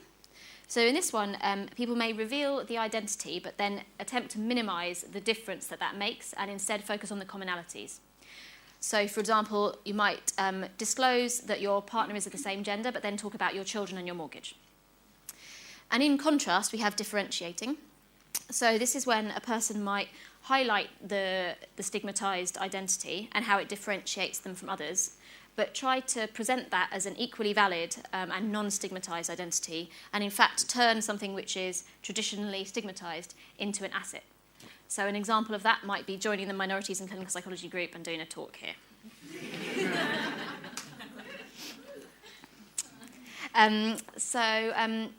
So we've talked about how people make these decisions and how they carry them out. And in terms of the consequences of these decisions, if people choose to pass, it's often in order to try to avoid negative experiences of discrimination and things like that. So that may be one consequence, but there may also be more sort of negative unintended ones, which may include lack of self-verification, which is interacting with people who affirm your own views of yourself, isolation, alienation, leading to disengagement from social context, and in the workplace, particularly decreased communication and collaboration with your colleagues. Also, preoccupation with always having to manage your identity, to have to kind of regulate and things like that can deplete your cognitive resources. It can be quite exhausting, really. And then that may mean you have less sort of resources available to kind of do your job and do other things. And people may also experience cognitive dissonance.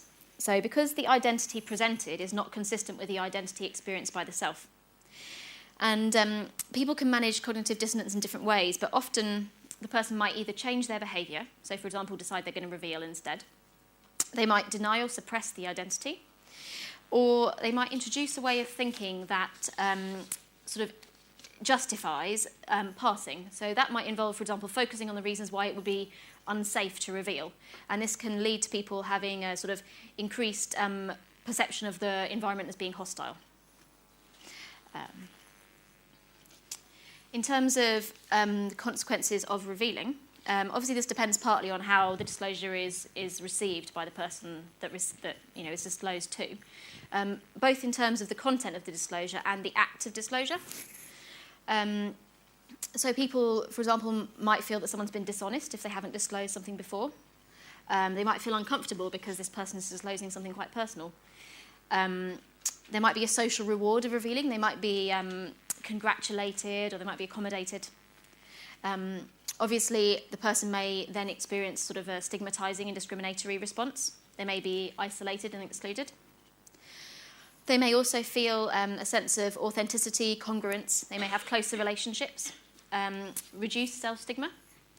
They may also, revealing may facilitate them finding other people who share that identity or people who are allies. In addition, being relieved of the strain of the secrecy, the regulation, can have positive benefits for both your psychological health and your work performance. And finally, revealing can be used as an agent for social change. Whether this is subtly, something like claiming, which is if you kind of just drop into conversation very casually a fact that reveals something about you as if it's so commonplace in a way to stigmatise. So just to destigmatise, just to kind of drop into conversation the name of your partner, which reveals that it's of the same gender as you. or you might take a more kind of explicit approach to trying to use disclosure to affect social change, which might be using it to try and educate people or to advocate for change that you think needs to happen.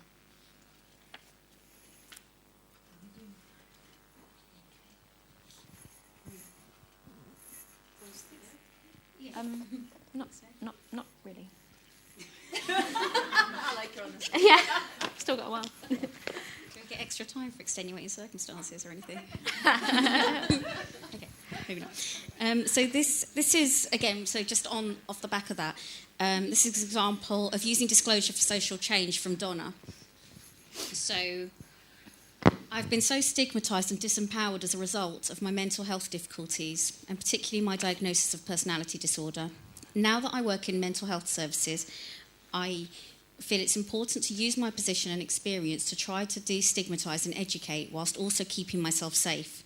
So I disclose selectively with these aims in mind. Disclosing makes me feel vulnerable and exposed, so I worry that there is increased scrutiny on how I'm coping and my interpersonal interactions. When I have disclosed, I've had some difficult reactions. One person wrote to my manager expressing their concern about my fitness to be working with vulnerable people. Sometimes people have misunderstood my disclosures as attempts to seek support from them. I've also had several people say to me, "Wow, I never would have known, you seem so normal. And you aren't difficult to get along with." This has given me the opportunity to gently challenge their assumptions about people who have been given this diagnosis. Most heartening for me, some people have allowed their perceptions of this diagnosis and the people who receive it to shift.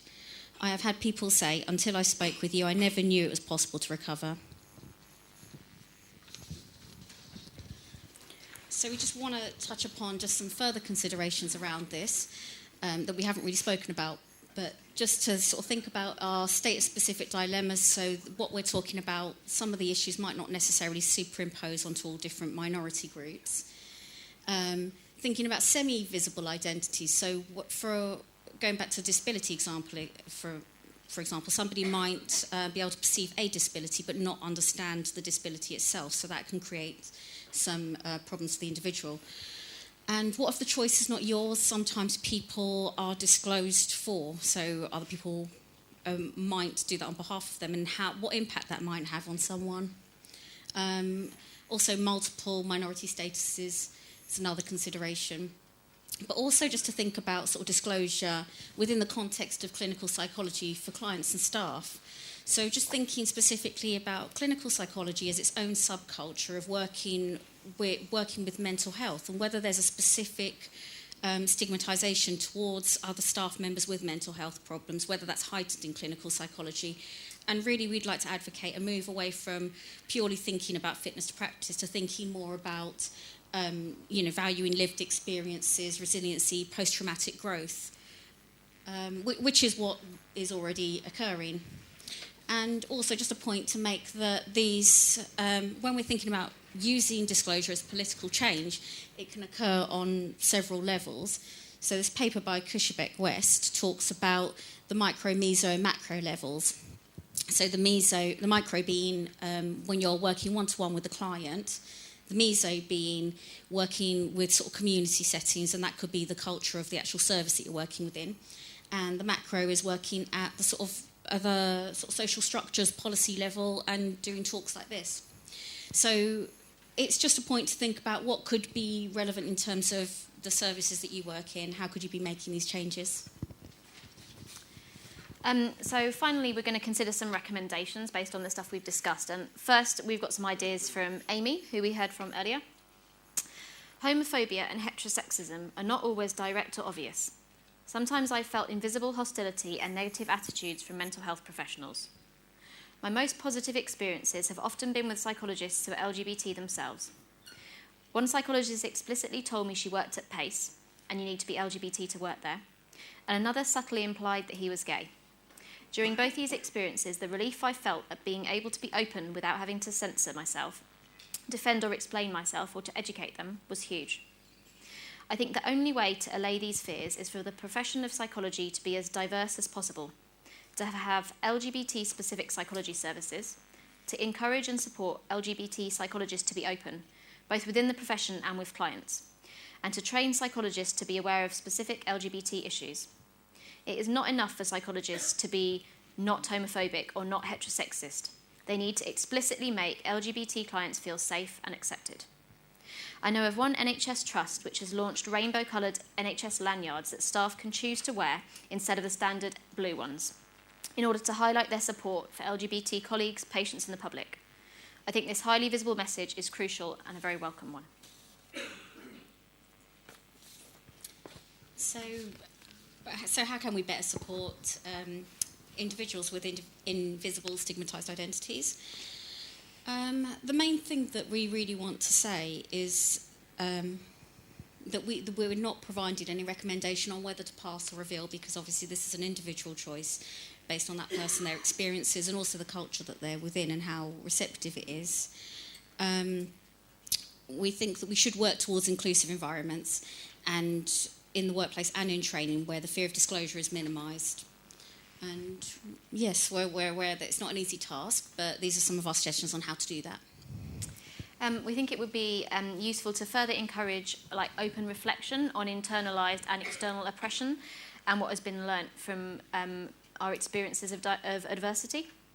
To encourage ways that people can learn about others who share their invisible minority identity. So that might be through things like staff networks and mentoring schemes. To include people with lived experience of a variety of discrimination and oppression in training on clinical psychology training courses and also in service provision. We think it would be useful to consider ways that clinical psychology training could be more flexible and inclusive. So, for example, part-time options. And we also think that that clinical psychologists in training, there should be an aspect of the training that's about learning how to be an advocate for social justice, as well as the scientist-practitioner model. And from the narratives that we provided today, it's been shown that it's not enough for an environment to be absent of discrimination. That won't be sufficient to reduce the fear of stigma. Instead, environments need to be actively and visibly acknowledging and challenging stigma and discrimination. And just some thinking points to take away, really. Just leave it there. Any questions? That was very insightful. Can we have a very short break so you can have your philosophical thoughts and then a visit to the coffee tables and come back in 3-4 minutes? Would that be all right? We try to compensate for the long lunch break we had. Thank you.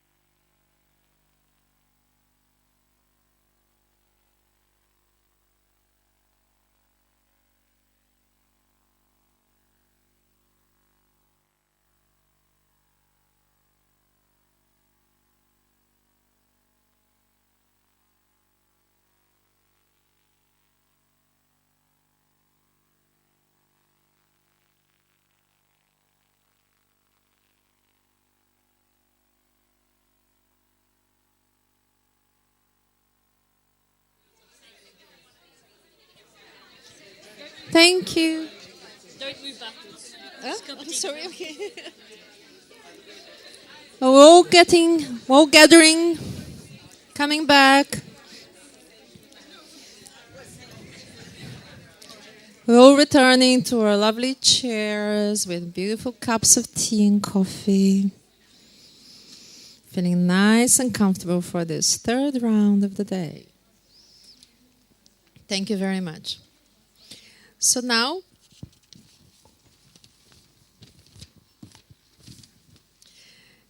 Ghislaine Kinowani, that you know. You don't even know my name. Kinowani. Ghislaine Kinowani. I wanted to get it right. We've known each other for 10 years. We know each other for 10 years. Ghislaine Kinowani. And I just thought, I'm going to get that name so beautifully out that it comes to the point, and this is what I do. It's historical.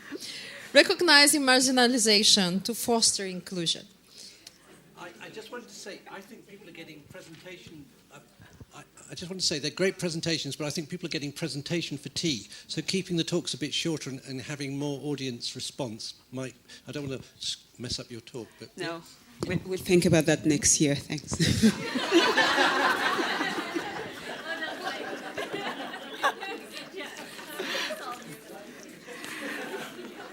Right. Yes. Okay, yeah, it's on. Okay, I usually don't need a mic, so I don't know if I'm going to sound too loud. I'm aware that some of you are going to be quite tired, and that I have to speed through. I have no idea what time it is. Okay, I'll try my best to be done by 10 to. That is really pushing it, but I'll do my best. We'll have to start the panel later than planned because we've run late. If you need to go by 4:30, thank you for coming. Hopefully you'll be able to stay until the panel, and we're hoping that we will finish the panel by about 10 to 5 or so, quarter to 5. And I'll just get on with my presentation. Thank you very much. Okay, so I'm going to talk a little bit about marginalization, which seems to me to be the opposite of inclusion. So I thought it would be interesting. My name is Ghislaine Kinowani, for those who don't know me, which is Kinowani. That's kind of the British who Kinowani. Kinowani in French, but never. It's another story. Okay, so I'd like to open up the discussion. Actually, it's not really a discussion, this is a presentation with this slide. And I'll be silent to honor what the quote is about.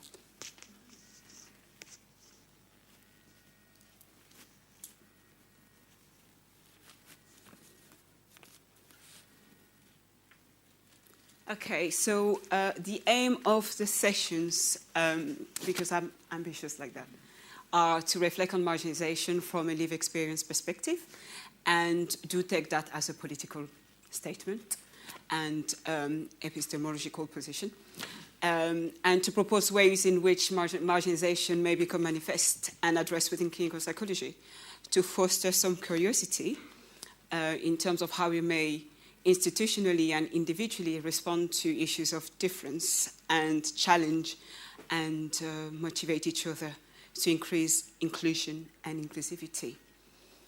Now, I told you I was ambitious. A little bit about me, so who I am. I always feel a bit odd saying I'm a black woman, because I think people think, well, you kind of disclosed at birth, really. Really, no shit. Yeah, I am. I am a black woman. But it's so important in my experience of the world that I feel so compelled to actually say that I'm a black woman in terms of making sense of the world. I am a mother. I am French. I am the child of immigrants. I'm the child of African immigrants. I'm the child of Congolese immigrant. I tend not to say Congolese very often because there's two Congo. And then when I say Congolese, I get people come to me and they tell me about how, the rape of women and all this story. And then I tell them, actually, that's not really my Congo. And then they're like, okay, I didn't know there were two. Never mind. I'm an inner city child, so I am from the banlieue of Paris. And obviously, based on the above, I have multiple oppressed and subjugated identity. And I have lived experience of marginalization. I also have some privileged identity domains, and I am an intersectional feminist. So this frame of analysis allows me to make sense of the world. Is there any question around intersectional feminism or intersectionality generally? Great, we're out of time. Okay, so I know all of us kind of go to sleep with those code of conducts. And this is the core of our reading, and that we know them by heart. But I thought it might be quite helpful to think about some professional requirements around inclusivity.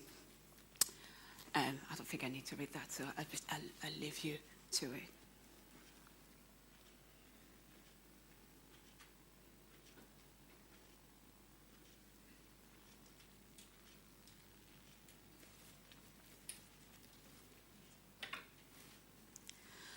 Okay, so I don't know whether actually, let's go back to that slide if I can.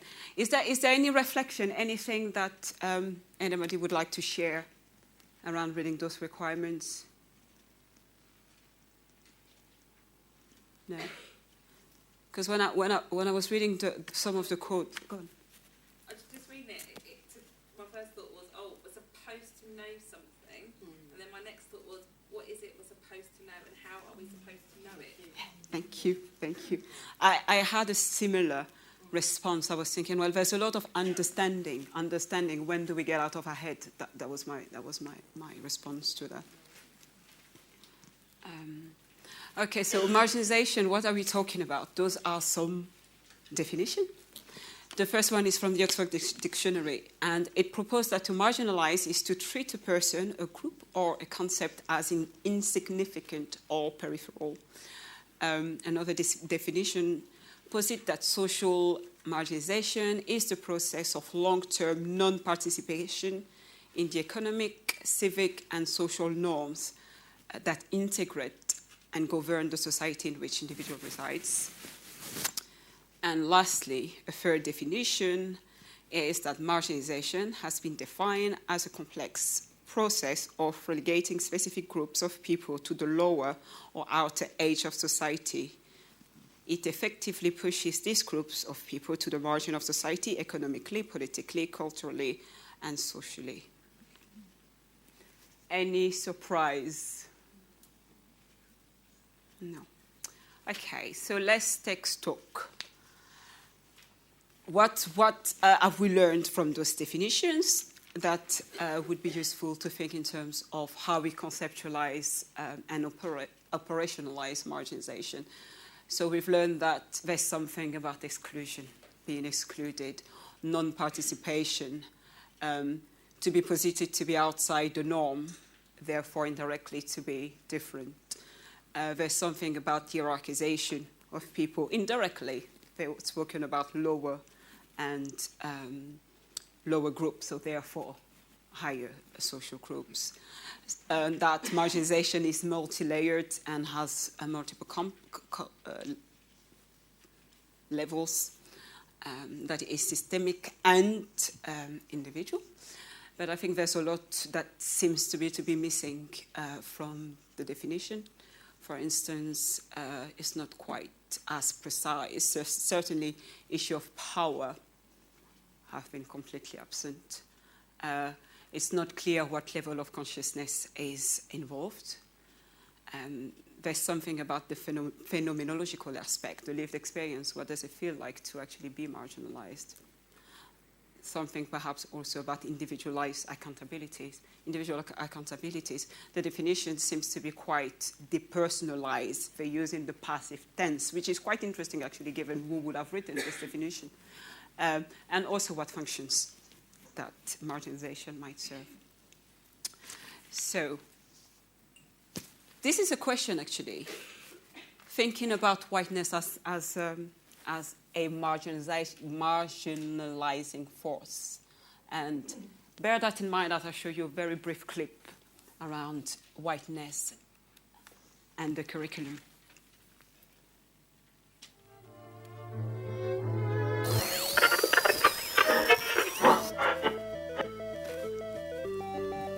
Whiteness is a very Eurocentric concept which can be linked historically to colonialism and imperialism. I think that the white curriculum is a system of knowledge that's been largely shaped by colonialism or colonial endeavour. The word whiteness draws attention to something which for a lot of people is invisible, that they don't think about, a sort of blindness to other perspectives. Only having white authors and white ideas being celebrated. When I say white, I don't mean just by white people, I mean those that perpetuate negative ideas and stereotypes about brown and black people. A student who was studying linguistics asked me, "Why is your English so good?" And I didn't hit him, which was sad. But there's been English medium education in India since 1835, since Macaulay's education reforms, because of empire. And people should really know that, because they study empire from this perspective that it was like this benevolent Elizabethan NGO that went everywhere to save the world. They gave you the railway. We got railroads and we got post and you know, machines. Yay! Well, in many ways, the curriculum reproduces it because it's not aware of it. I don't think that there is an awareness that the curriculum is white. I think that whiteness and monoculturalism is normalised in the curriculum in that people don't even notice it. And it's only when you go on a journey of your own self-discovery do you realise that there are women, there are black academics, there are disabled academics who have all contributed, but they're not in the general discourse, because the majority of academia, with a few exceptions, is based on status and how often somebody is referenced. So, of course, historically, institutions, even as forward-thinking as UCL, perpetuate the ideas of certain people that have been there for the longest must have the strongest right to claim academic privilege. I think the problem with whiteness as kind of this ubiquitous force is that we don't have the language and the tools necessary to dismantle it, or we don't have the power. So I began to challenge it when my peers began to refer to Brazilian natives as savages, because that had never been addressed in class. And we weren't taught about any of the colonial history necessarily, we were just taught about how this savage image inspired this white author and how that was a great thing. It's mainly through the ethnocentric curriculum. White, black people and ethnic minorities in general, they are excluded from the curriculum. And when they are included, it's usually focused on the negative aspects, such as slavery and colonialism. What it does, it reinforces a superiority complex, while at the same time building on the legacy of what has been going on for the last 500 years. Last year I was learning about the history of medicine, and in the introductory lecture the ancient medicine was taken to start from what we would know now as the Greek world, and immediately medicine from Africa, from Egypt and from the Middle East was completely dismissed, and the reason for this was because there was not enough evidence to say that there was rationale behind their medical interventions, and so it didn't count.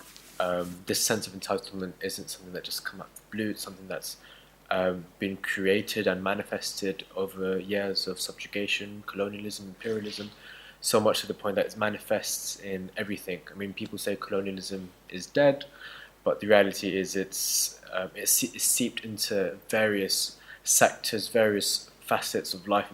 The will to know, which in many ways defined this expansion, was not benevolent, it wasn't kind. Okay. I'm going to stop it there, but I'll invite you to continue to view the video. Is fascinating. So going back to our question, is clinical psychology white? Anybody would argue that isn't white? Brilliant white. Okay. Fair enough. So some leave the... Oh. And she wanted to comment? No, sorry. I'm just saying personal white, not brilliant. Okay. Some of experience of marginalization. I'm going to speak a little bit about me and then share the experience of others.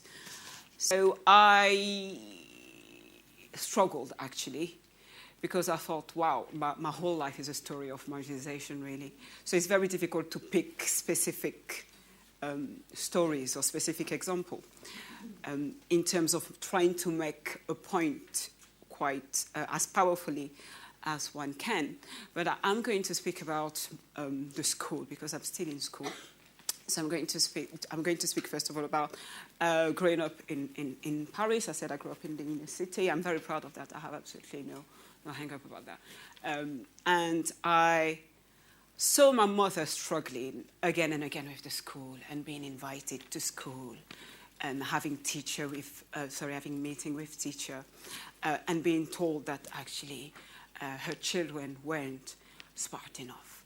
Not in those terms, of course, but attempt to orient us away from going to university or pursuing certain subjects, power-related subject, i.e. scientific subject, generally.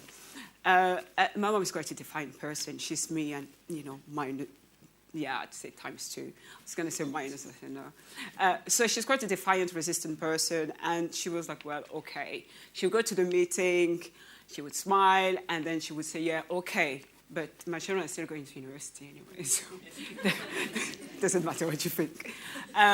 So we have this conversation over and over. And I come from a large family, so when you think about that, I have 7 sisters. We're all girls, because my mom kept trying for a boy. She didn't know it was not going to happen, so she tried, and she gave up at the end. At number 8, she gave up. So I have 7 sisters. And I'd say at least 6, if not 7 out of 8 were predicted to do very poorly academically. Now, all of us went to university, interestingly. I have a sister that is a physicist. Most of our sisters are, very brainy, financial analyst, accountant, dietitian. So it's quite interesting that we don't think science is for you, to having a physicist in the family, who was, incidentally, the only woman when she studied, when she did her postgraduate studies. How that continues in terms of my experience as a trainee clinical psychologist is the expectation, the covert expectation that actually you don't belong. There's a sense that your face doesn't quite fit. And I've been told on a few occasions, actually, you don't fit the mold. Now, nobody has told me what the mold is, but a lot of people told me that I don't fit the mold one way or the other. So how that manifests itself, for instance, I've been in meetings throughout when I say pre-training, some of those experiences have not necessarily been in training. Some have been in training, some have been on my journey towards training, but I've been in multidisciplinary meeting where there's announcing psychology, and then I co-walk in, and then I sit down, and people go, okay, where is psychology? So things like that. Or being on wards, and people asking me with much interest, when are you finishing your nursing degree? Nothing wrong with being a nurse. My mom was a nurse. Nothing wrong with being a nurse at all, but why makes you think that I might be a nurse? So that's interesting. I think the most powerful one, and that happened in trainings, and it was around don't take this issue of race and racism, because what you're doing is committing career suicide. It is so dangerous for you to be even coming close to those issues that you might actually kill your career that hasn't even started, by the way. So I've had that told in many different ways. It has, I'm my mom. So I was like, yeah, okay, but I'm still going to talk about racism. So this is a quote taken from Dr. Shah. You might have seen a research project, and it was about the experience of being a trained clinical psychologist from a Black and minority ethnic background. And this quote is taken from one of the participants that she has interviewed. So she said, I felt quite a strong sense of pressure to conform and to adapt and adopt a particular identity that perhaps wasn't one that I would consider to be my own. Something about fitting into the group. So fitting into the cohort, fitting into the image of the course. I think there were times where perhaps I felt like I was in a little bit of a crisis, where I felt like I had to sacrifice and throw away everything of my identity, everything of my blackness. Another quote from the same research project. Being sort of the only Chinese-looking person on the course, you sometimes feel that you're kind of a bit, isolated. I don't have a lot of shared cultural experiences or experiences that they must probably have, as most of them were being brought up here. So in that sense, I do have to sort of go the extra mile to try to learn and to try and be more interesting in some other way to compensate for that as well.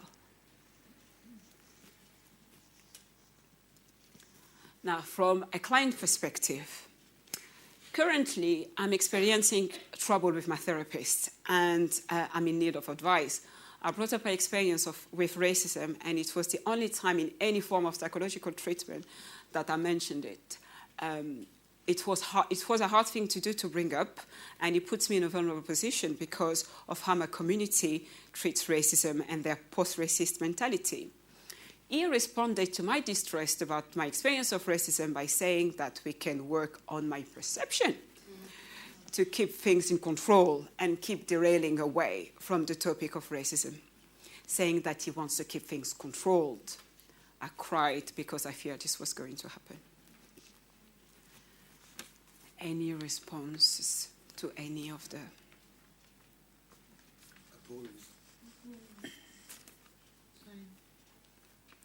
Mind elaborating a little bit? You want me to cry? No other comment? Anybody is shocked by that? Can I say something? Marginalisation seems to be talked about here as something which is particularly ethnic. I'm a service user in Mental Health Trust who has tried to have input into the service. And that's marginalisation. So it's not just, we seem to be concentrating on one sort of marginalisation here today. And, I'm very, but, it's no different. That could be me, and it could be you, Kate, and it could be lots of us who have tried to work within a system to make it better, an appalling system that is so abusive. And not only the sort of marginalisation we get is, it's fine tokenistically for us to be there when we're towing the line. But if we challenge anything, we are then asked, are you all right? Are you mentally unwell? That's marginalisation. So I think that we've had an unequal balance of one sort of marginalisation here today. And it's funny, when I came, I thought, inclusiveness, that must be talking about me as well as a service user. But it hasn't been really referred to today at all. Okay. We have a panel to follow. Well, yeah, at the end, but most people have gone home. Okay. Thank you for your feedback. Sorry, it's not. I totally appreciate what you're saying. No. But I think that there's something that's lost here today. Okay, thank you. I think it's always ambitious to try and address a subject like inclusivity or marginalization and pay tribute to each and every single way that people can be marginalized. That's one issue. I was quite transparent and forthright in terms of coming with where I was speaking from. Saying quite firstly, I'm a black woman. No, I understand. I just listened to so much all day, and I thought, well, where am I? Okay. I'm sorry that you don't see yourself in what we're speaking about. But it's not referred to as Okay. What I would say is that each and every year there is about only 2 to 3% of black applicants that make it into clinical psychology. That has been consistent over I'd say 10 to 15 years, that we've all agreed that the curriculum is white. And that perhaps if we have a day in a year where 50% of what we talk about is about race and ethnicity, I think that on balance, it would be... We work with the DCLIN program in Liverpool. I know that. It's just that there's something that's very missing. Okay. Maybe we can pursue this conversation. All the service user, the object of all this. Thank you. I think being black is not necessarily... There's a lot of assumptions that are being made, but being black and a woman is not incompatible with being a service user, for instance. Yeah, just what you're saying about, about the issue we mentioned about race and white supremacy in terms of thinking of things from a Eurocentric perspective and that being seen as the norm. If black people experience racism and then they go to, for example, a therapist who sees it just as their perception, well, not sees it as their lived reality. That's so right. This is something that happens every day. Maybe not all day. I'm sorry you feel like that. Sorry, I just wanted a little word.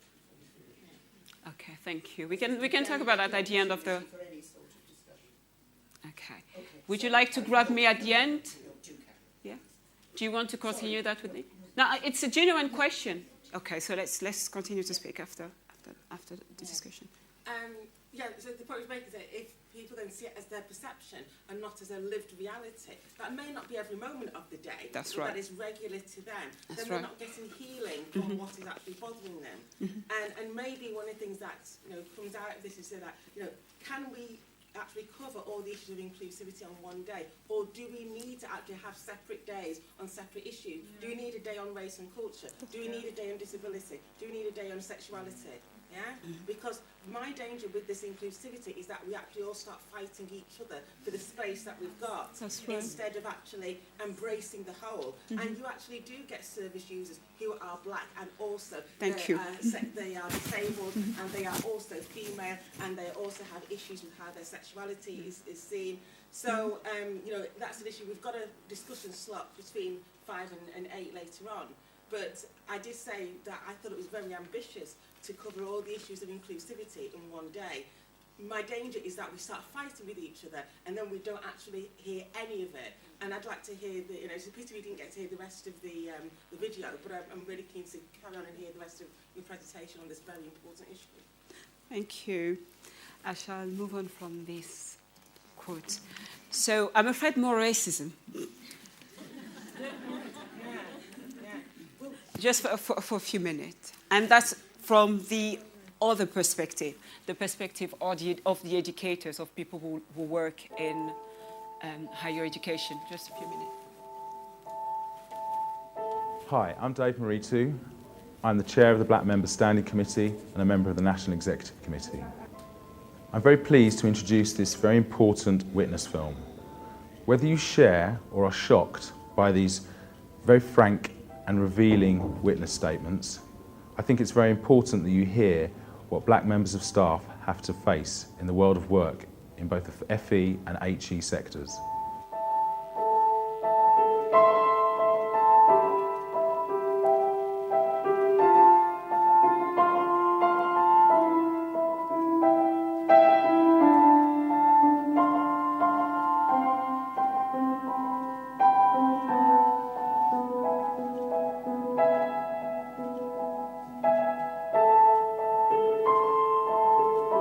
For me, the covert is this hidden, insidious sort of racism, and the overt racism is when somebody's actually calling you those names or the actual acts of violence. But for me, it's the covert racism that we now have to deal with, and I would suggest that it's intelligent racists. I mean, I think that's really interesting what you're saying. We face a lot of racism in our workplaces, which is framed and spoken in ways that makes it very difficult for black staff to get redress? I want to work. I want my job. I don't want to feel that, every day I go to this place that makes me feel trapped and abused and discriminated against, and that every time I look around I'm wondering what other negative effect I'm going to have to deal with. We need to rethink trade union responses to racism, and partly it is about evidencing and seeking remedy. But I also feel that we have a real job to try and prevent everyone having to seek remedy, because if really every one of our black members went to remedy, it's again kind of so widespread and individualised. And there's something about us re-educating the sector to understand, well, this is racism, this is the consequence there of it. isn't anything that you can do to stop what's happening, and you're still having to endure it. And each day you're wondering what sort of look, what's going to happen, what sort of impact is this racism going to have on today? What am I going to have to tolerate? What am I going to have to put up with? And what am I going to have to face knowing that it's unfair?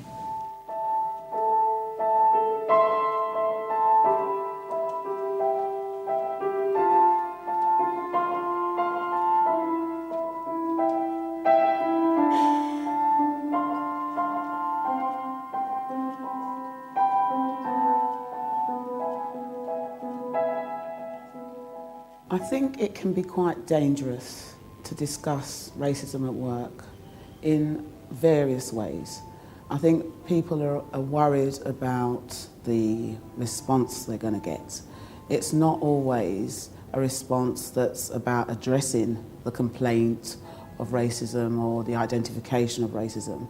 It's often a response of more racism, of victimisation, of being told you have got a chip on your shoulder, of being often disregarded, of being ignored. I think a lot of the time there is a feeling that what's the point? I'm not going to be heard.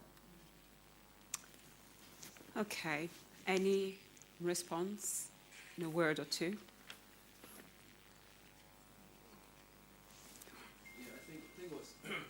I think what's really interesting there is the fact that there seems to be no genuine point of engagement.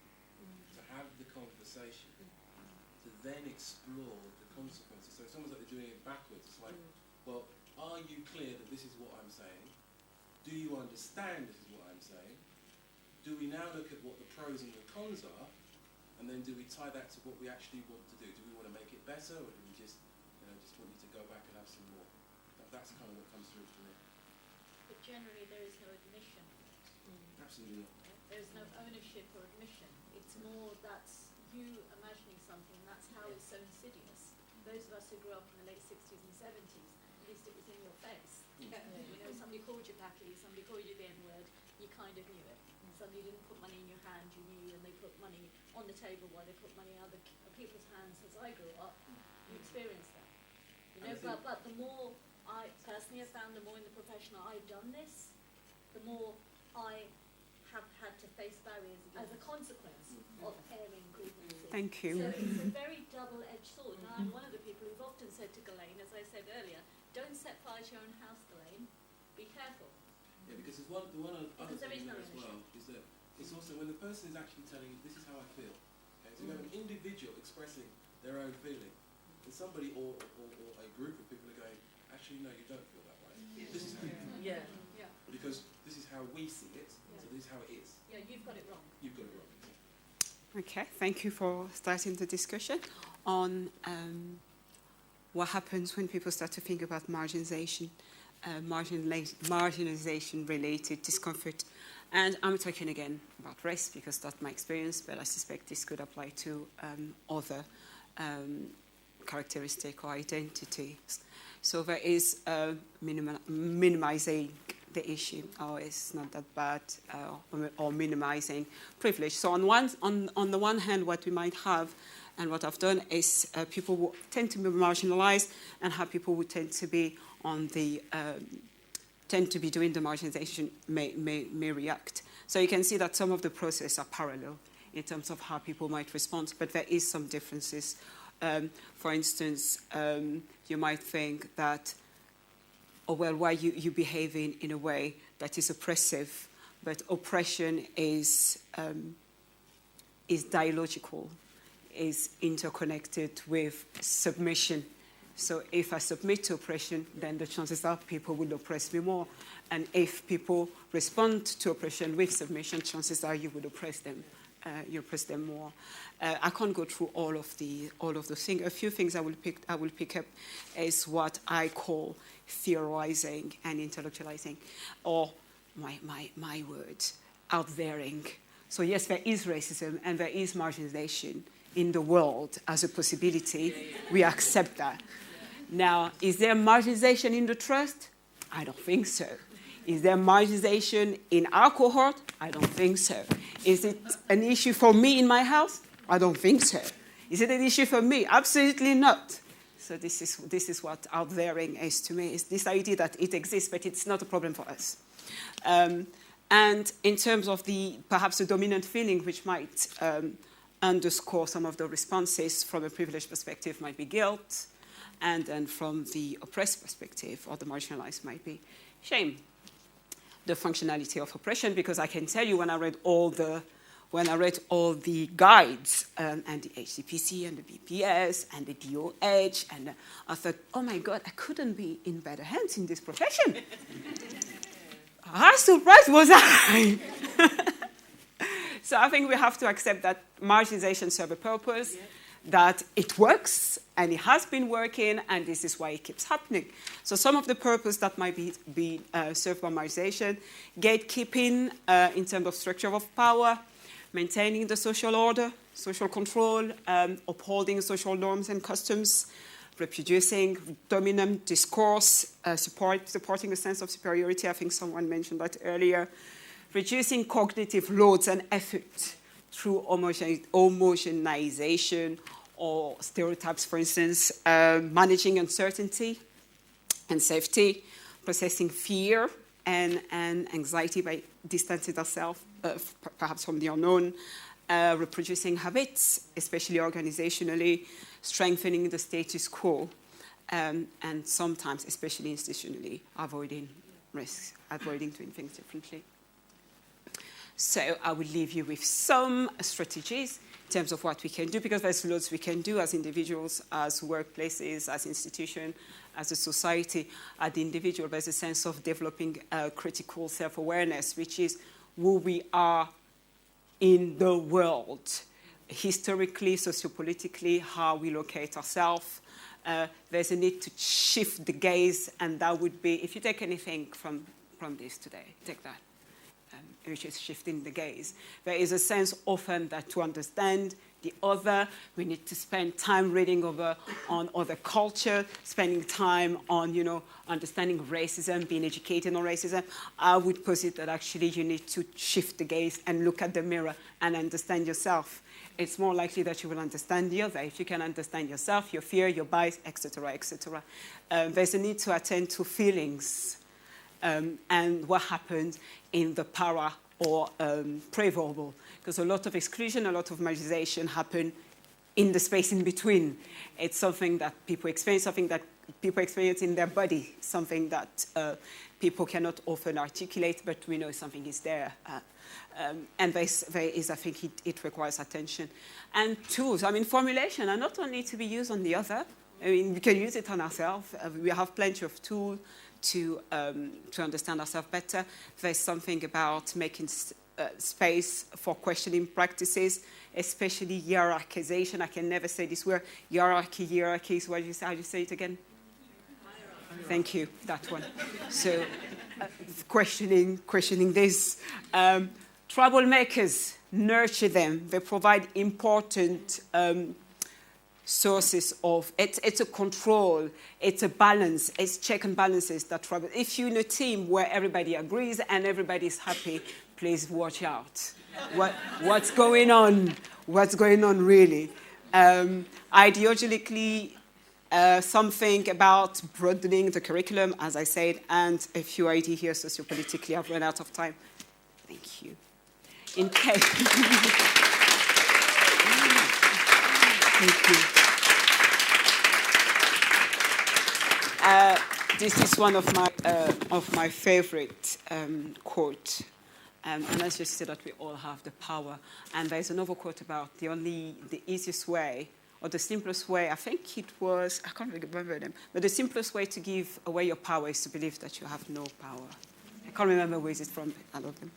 In case you've missed this reflection, obviously, and you want to get in touch, thank you.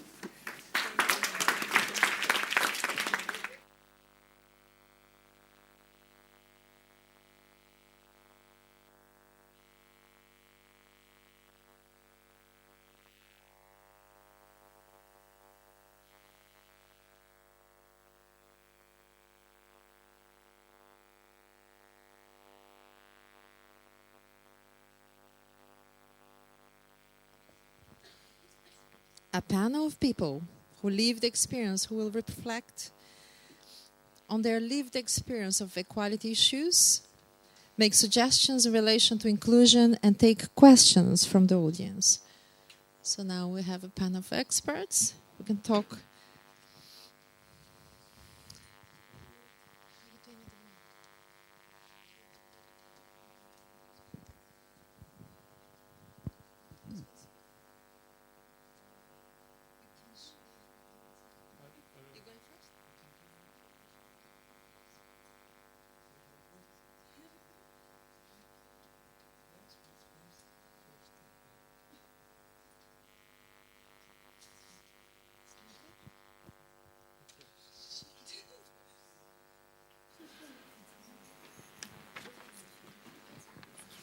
Are we ready? Okay. Wow. My name's Debbie Wood. I want to talk to you a little bit about diverse gender identities and how that relates to inclusivity. To tell you a little bit about myself, I'm currently chair of an LGBT charity called Outreach Cumbria, where I work with people who have diverse gender identities. I'm also an associate of the UK Intersex Association.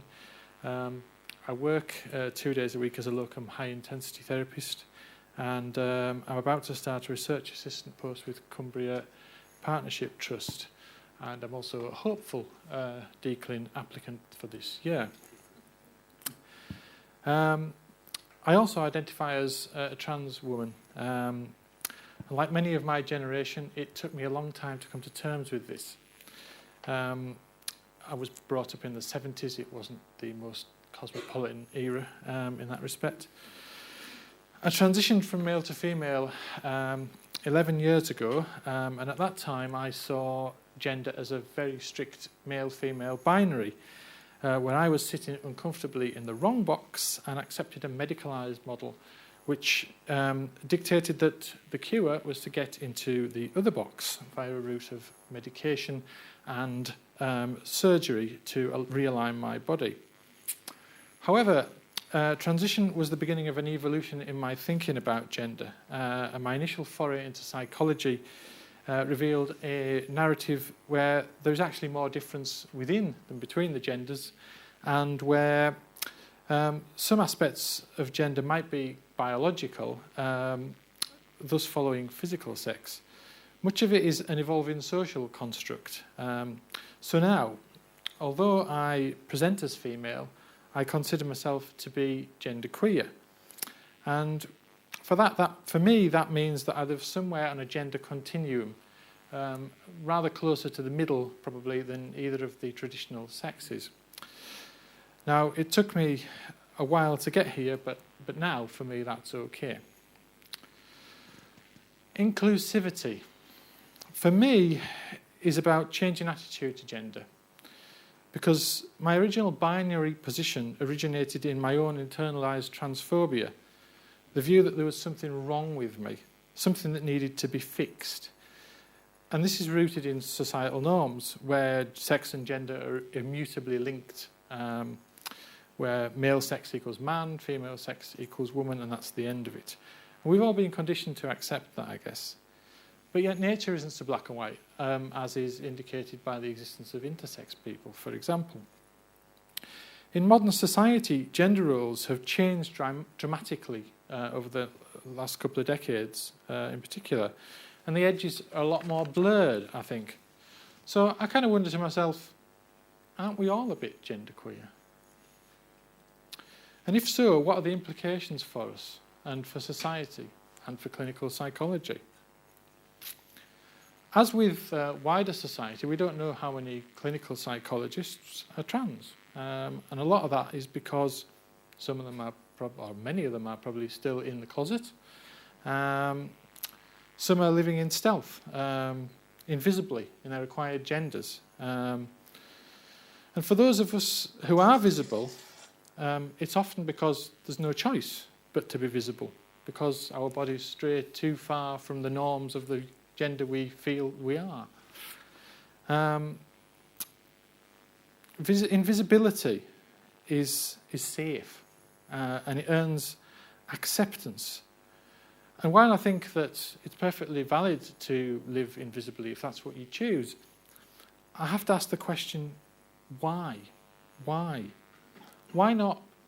Why can't people be accepting of themselves? Perhaps it would be easier, I guess, if society and the workplace seemed a bit safer to do that. I think things are most definitely moving in that direction. But, you know, for us, for trans people in the wider society, the narrative is still about transition. It's not about being who you are. Even the 2010 Equalities Act talks about gender reassignment, whereas to me it should be talking about diverse gender identities. Clinical psychology is a profession well placed to help tear down the gender identity barriers. We view life through a biopsychosocial lens, where the path to happiness goes beyond surgical normalisation. We construct individually tailored formulations, which are much preferable to the pathologising gender identity disorder. Critically, we have a role which allows us to influence the thinking of the medical community and the wider community as well, to promote understanding of biological and psychological diversity. So maybe, just maybe, the time approaches when gender might become irrelevant, when we can all get on with being who we are, presenting as we feel like, doing whatever we want, without a preoccupation with the predetermination of roles or identities based on the type or even the size of our primary and secondary sex characteristics. Can clinical psychologists play an important part in allowing this to happen? I sincerely hope so. Okay.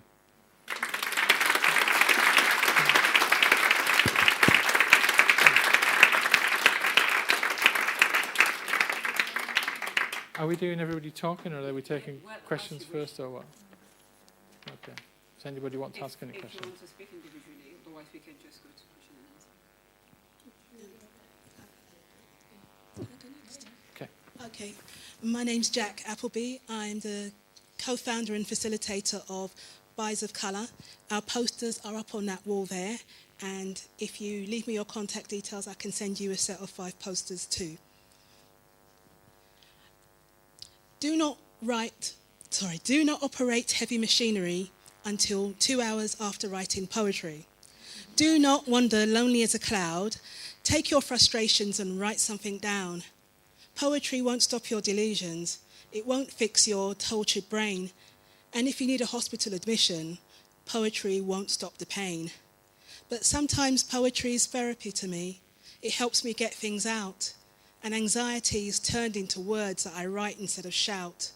But I do sometimes wonder, writing under the influence of medication, are these words mine or the pills, or is this all a collaboration? Okay, that was one poem.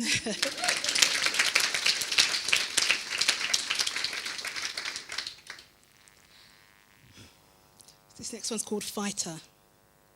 I heard depression's a form of anger. I'll go 8 rounds, be a contender.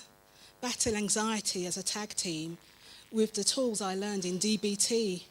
Sometimes mental health's a battle, a war waging on eternal.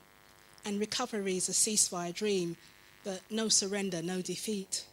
When the urge to self-harm is strong as can be, and the urge to cut is all I can see, I long to be gentle for a time of peace, self-soothing even though it sometimes makes me feel weak. But it takes strength to hope for deliverance, to look after myself with distress tolerance. And I'm awfully glad they shortened DBT's name, because dialectical behavioural therapy is awfully hard to say. But the evidence it can work is here. The evidence is me. So thanks to the other therapists and service users for the best part of my recovery. Thank you.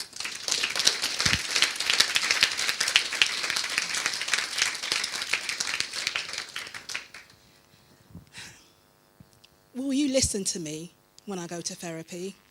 Or will you chop me in three like the greatest sideshow trick? Will you think me being bisexual is the reason I'm sick? Do you see my blackness, but not my sexual orientation? Do you think non-binary is a silly complication? Will you understand me when I go to therapy?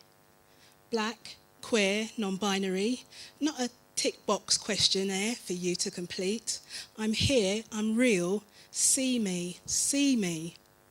All of me needs your help. Don't separate me.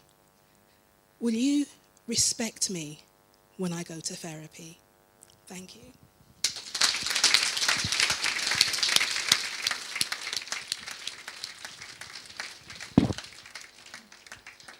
Hi, I'm Molly. I'm actually going to sit down because I've got this big old book and I think I'll probably, So my name's Molly Carroll. I used to work for the Hearing Voices Network running the Paranoia and Beliefs Project, and I'm a survivor activist and writer and a feminist activist. So my thinking generally is really shaped by the people I've met along the way, and I'm going to be giving all the things I read to Ghislaine for people to kind of look at, because obviously this isn't at all me. It's mainly conversations with allies, reading books. Main people, I think, is people from the Hearing Voices Network, groups like Recovery in the Bin, DPAC, intersectional feminist movement, and critical mental health movement, really. So I just wanted to talk a little bit about my journey around this idea of intersectionality.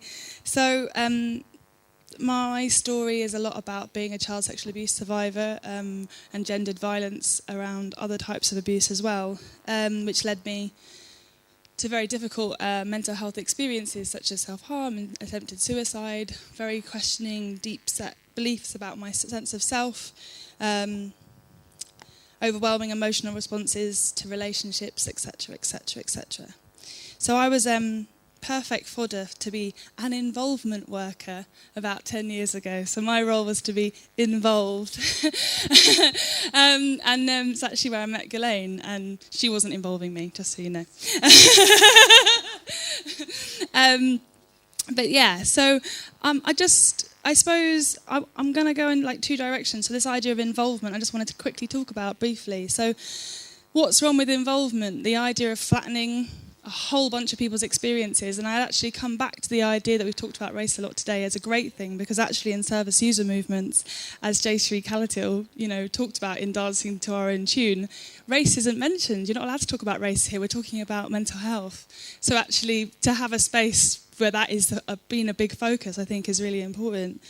The flattening of experience in terms of multiplicity, so how you understand your experience. And so if you don't understand your experience in a kind of borderline sort of medicalised way, your experience isn't that valid. Different cultural understandings of distress. The idea of this of trauma, that only one type of trauma counts. When you talked about post-traumatic slave syndrome, yeah, I mean, my CSA is definitely stamped as trauma. Poverty, not so much. So this kind of idea that it's not acknowledged and it's not legible, so which I'm going to talk a little bit about in a second. But also the agenda that goes very hidden within involvement practices. So the agenda of austerity, such as the recovery neoliberal idea, which Recovery in the Bin talk a lot about. So the idea that to recover is possible, being in a way of cutting people's benefits and keeping people moving. Again, the Eurocentric idea of self, and that's the only legitimate way of understanding yourself.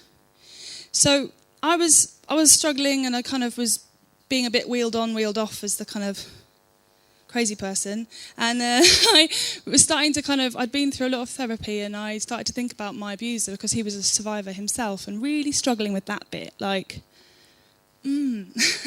So, but how can I be angry at you because you are so harmed yourself? Who's the baddie here? And I think a lot of my beliefs about believing that I was evil and going to commit horrific crimes were about there not being space for more than one baddie or more than one goodie. So I started reading a lot about transformative justice, and intersectionality comes up as part of that, the idea that we're part of a wider system where we can be oppressor and oppressed. And that really blew my mind. So I just really wanted to read a really quick song lyric by Peggy Seeger, which I think really highlights this idea of linking your personal experience or personal. So this is a description of child sexual abuse, but within a broader system of oppression. So, if a man should rape a child, it's not because his spirit's wild. Our system gives the prize to all who trample on the weak and small. When fathers rape, they surely know their kids have nowhere else to go. Try to forgive them, don't ask us to. They know what they do. When exploitation is the norm, rape is found in many forms, lower wages, meaner tasks, poorer schooling, second class. We serve our own, and like the men, we serve employers. It follows then that bodies raped is nothing new, but just a servant's final due. Okay. So once I started thinking about that, my experience in that way, I obviously encountered how my experience of gendered violence was part of a really, really big system of gendered violence and other types of violence which I actually benefit from. So that was a kind of a real journey for me. So this idea of awakening to your privilege, I wrote a paper recently about how I was asked to write about my experiences of therapy, and I felt like, oh, I can write a really banging report for therapy as a white middle-class person. Of course I can. I was made for therapy. It wasn't my capacity to form therapeutic alliance. It was the idea that actually I was at art school reading about kind of psychoanalytical readings of Picasso. My mum was kind of going, well, we've all been traumatised in our family and this idea of intergenerational trauma. And, it was there already. It was the language that was there. I wasn't like Elaine, who talked about going into a therapist session. She's a black psychologist and researcher, sitting down and kind of going, I really want to try and trust this therapist, looking above the therapist and seeing a picture of a slave plantation. I wasn't experiencing those kind of blocks or barriers, let alone and other barriers around being cisgendered, pretty straight, around physical disability. And also, in terms of awakening to my privilege, I have never been psychiatrised. I managed through various privileges to avoid psychiatrisation, and I think that's a really, really important thing to name. So, this idea of the political system and oppression opened me up not only to this kind of moving away from binary of perpetrator and victim, but it also opened me up to empathising with other forms of violence that I didn't necessarily experience, because I thought, it's really important to name that stuff. So I got angry and active and aware, rather than thinking, I've got this weird, strange family where weird shit happens, and I've got these weird beliefs and I'm really weird, and I need to kind of sort myself out before I can go into the world. So the things that get me excited are looking at the common tools of oppression. So this idea of it's not how your perception that you talked about just now, the idea that it's your perception. I mean, that's what happens in psychiatrisation of people's experiences. You describe them as delusional, you describe them as oversensitive, you describe them as X, Y, Z. So these are common tools of oppression. Denial of context, victim blaming.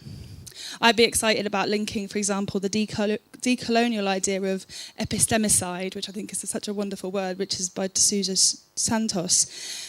And linking that to psychological abuse within domestic violence, how the colonised mind is used in various different settings, and obviously not in the same way and not to the same extent. So organising intersectionally, I organise with Sisters Uncut, and within Sisters we have caucuses of different types. So we have an LGBT caucus, we have a Sisters of Colour caucus, we have a disability caucus, and we all feed back and have a bit of about the wider Sisters and then feed back to Sisters, and that feels really positive. The idea around transformative justice, which I'm really excited about, that doesn't individualise harm as well as doesn't individualise distress. So that when we take a non-pathologising approach to distress, we can learn so much about what happens and why why people harm and how it's linked to wider things. So just to finish off, I think the idea of storytelling, so there's a really wonderful Native American group that have traced all the boarding schools where sexual abuse happened as a way of actually kind of exercising that experience. So the idea they're actually going back over the BPS's history or psychology's history and really naming and really airing those things, I'm really excited about. And the idea of horizontal learning. So my collaborator, Tumu, who was supposed to be here today, she's in a wheelchair, and we often talk about how we've both had this horizontal kind of radicalisation of both of us. So like I see, craply built pavements. I see them now. I did not see them before. And she sees when she's going, oh, but you probably just shouldn't worry about it. Maybe you're not feeling that well today. Not that she would say that. I'm giving kind of a crap example, but she'll notice the subtle ways she dismisses people's personal experiences. So that idea from Audre Lorde about touching another woman's difference and focusing on the cure or the kind of dealing with distress, but also preventing what causes people distress in the first place are the things I'm excited about. Thanks.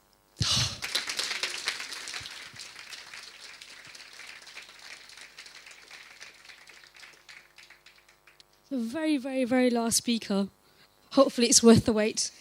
The word for shame in Urdu is sharam. There's no word for depression in Urdu. Shame, sharam, has been sort of the central part of my life for forever. And I would say that kind of my journey to healing and getting better has been my journey to overcome shame. So I grew up in a Muslim Indian household. I was born in this country. I was brought up in a very sort of, it was a very sexist environment, but it was also a very matriarchal environment in that my mum was very dominant. I am one of 5 siblings. I'm a middle child, and I must have had middle child syndrome my entire life. I was always the peg that didn't fit, and it was almost inexplicable, really, because we had the same upbringing, we had the same sort of. I studied politics. I don't know if that's the answer. We all went to university, so I don't know what the answer was. It was a very sort of strict household, and it wasn't a household with any sort of love or affection. Now that I look back on it, at about 10 years ago, it's going to be 10 years ago. Last month, it was exactly 10 years ago, I was forced into marriage, and I fled a forced marriage very soon after. And I survived, really. I was one of the lucky ones in some ways. I survived, and from the outside, I flourished. I did probably exceptionally well. I've always been bright. I did very well. I got a good job. I had friends. I had all the social trappings that would indicate a good, healthy life in some ways. But I suppose I was also indoctrinated by the ideology of shame and izzat and honor. So even though that I had left my family, I knew that I had caused them sort of almost for them insurmountable dishonor and a lot of shame within the community. But in a way, my survival mechanism was to not think about those things. I've always been really good in compartmentalizing it, and perhaps that is what has led me to survive and be a survivor. And perhaps had I look back on it now, and perhaps had I thought about the enormity of what I was doing when I left, I may not have survived. So I did I suppose in a way, I did well for about 6 years, and it was after 6 years that I suddenly got dreadfully unwell. Sorry. Gosh, I've not been unwell. No, I'm fine. Gosh, Gillian's hit me lots of times and I've not been so fragile. I apologise. No, I'm fine. And what happened, I think, is that finally the realisation that the trauma was too much, I think. If it was a final realisation that in a way, that survival wasn't sufficient at that point anymore, and that a lot more had to be done. And then I did start seeing therapists, actually. I had really some interesting experiences. My first therapist, I did CBT, and he was a lovely man, actually. He was a middle-class white man. I met him by the NHS. And I remember the first time we spoke, he said to me, I don't know anything about your culture. I don't understand anything about those things. And I said to him, it's not important to me that you know those things. It's important to me that I can trust you and I can talk to you. And because he had actually disclosed that to me in our first session, I felt that, yes, I could speak to him and I could trust him. And what I would do, because I'm an eternal researcher, because I'm a civil servant, I used to photocopy things, because I've got lots of literature about the experience of Asian women, and I used to photocopy things for him to read the week prior to us meeting. So if I was going to talk about my mother, I had passages about Asian mothers. If I was going to talk about forced marriages, I had a plethora of passages about forced marriage. He always did his homework, to be fair.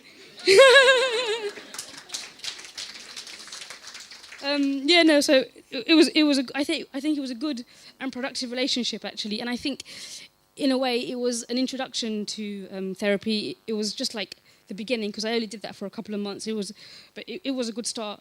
But in a way, it wasn't really sufficient, because a lot of the mental health concerns that I had were very entrenched, and also the other issue was that I always presented particularly well. So whenever a therapist interacted with me, a psychologist interacted with me, a lot of the reports that I got fed back to me were things like, she is very well spoken, she maintains very good eye contact.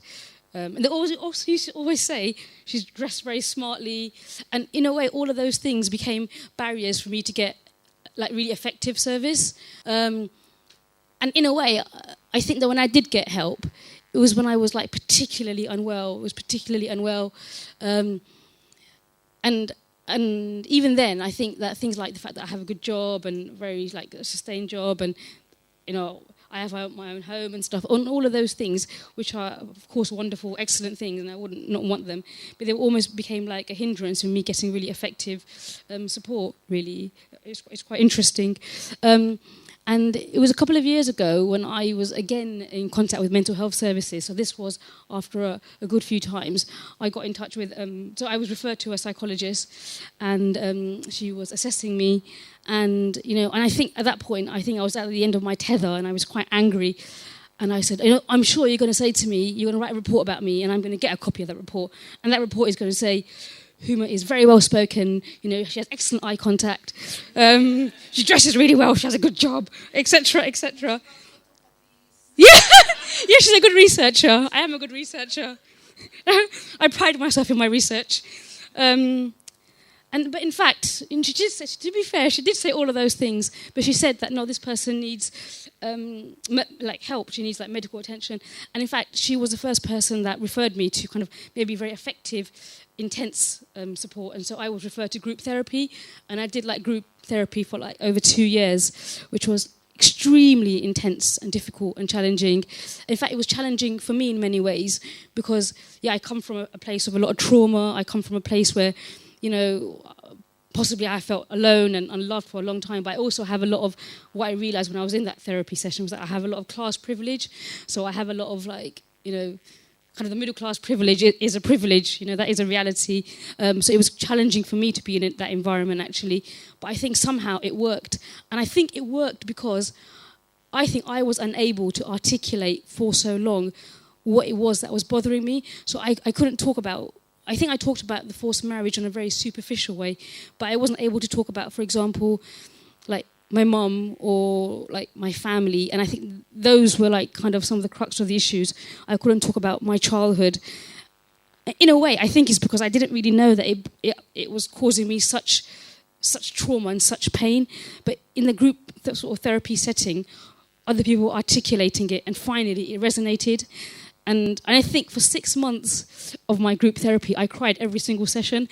And then on the one session, I didn't cry, and someone said, "Were you listening to us? You haven't cried for the entire 2 hours." And it was true. There was almost like a dam had burst, and finally all the emotions were expended. So I think what has worked well in the therapeutic interventions that I've had, I think that when people listen to me, really, I think the listening bit is particularly important. So people listen to your lived experience. They don't just look at the trappings of your life, because the trappings of your life could be lots of things. A lot of us survive by being very good survivors. We're very good at leading a double life. I have lived a double life for until very recently, for the vast majority of my life, and I have been fantastic at it. And I suppose the other thing is knowing also what works for a person, because sometimes people need to speak their own language, whether it's a language of I do really well here, but I suffer here, to understand that language, because that language is really important, because when they say I do really well here, it's because they're saying this is how I'm surviving, and you need to acknowledge that. And also I think it's particularly important to think about, even if someone presents particularly well, do they need particularly intense support at that time? Because they could just be surviving, they could just be clinging on. So I think the listening part of it is particularly important. And also, I'm glad I got really angry at my last therapist, because it obviously worked and I finally got a proper referral, really. I want to just talk a little bit about how, in fact, that Ghislaine and I know each other, actually. Is I'm also a blogger and a writer, actually. And in fact, in terms of my own kind of overcoming my feelings of shame and feelings of like causing dishonor to my family, speaking out has been like particularly important for me. And I found, before I even knew about kind of some of these sorts of things, I was on Twitter and I came into contact with some amazing women of colour who talked about their experiences. So these were experiences of survivors, these were experiences of South Asian women who had experienced sort of similar things as I had. And it was almost like a door opened to me, and it was so exciting because it finally felt like I wasn't alone. And all of these, and all for such a long time, I had kept all of these things very quiet because I hadn't realised I had felt such an overwhelming amount of shame about it. And there was also one really important incident when there was a report by an organisation called the Muslim Women's Helpline Network, and they published some research about the experiences of young Asian girls who have been who are survivors of sexual abuse. And I started live tweeting that. And when I started live tweeting that launch, I started a hashtag. I'm going to swear, I apologise. Fuck honour and fuck shame, and it sort of caught on. And I wrote one of my first articles where I think the title of it was "Fuck honour and fuck shame when it silences young women from reaching out." And it became like a really important piece for me. It became almost like the beginning of my journey. So I would say that whereas therapy had really helped me kind of unlock some things, being the activist, being a feminist, connecting with other women, kind of developing that solidarity was so important in kind of empowering me, because it kind of made me feel less of a victim and more of a survivor. It made me feel like I could campaign on this issue that was so important to me. I had an article published in The Guardian just during the elections, actually. It was around kind of forced marriage, and I had so many women who kind of reached out, so many women who said, "Oh, I feel like I'm about to be forced into marriage. I haven't spoken to anyone about it." And it was kind of creating those links through my writing, which became such an important part of my journey, and which still continues to be such an important part of my journey, really. And so in a way, whereas I say the therapy has been like really important to me and really helpful, I'd say I probably wouldn't be sitting here, and I probably wouldn't be able to kind of speak about these things without having kind of that kind of female solidarity with other women, other survivors, and feeling able myself to speak up and write out about it as well. Thank you.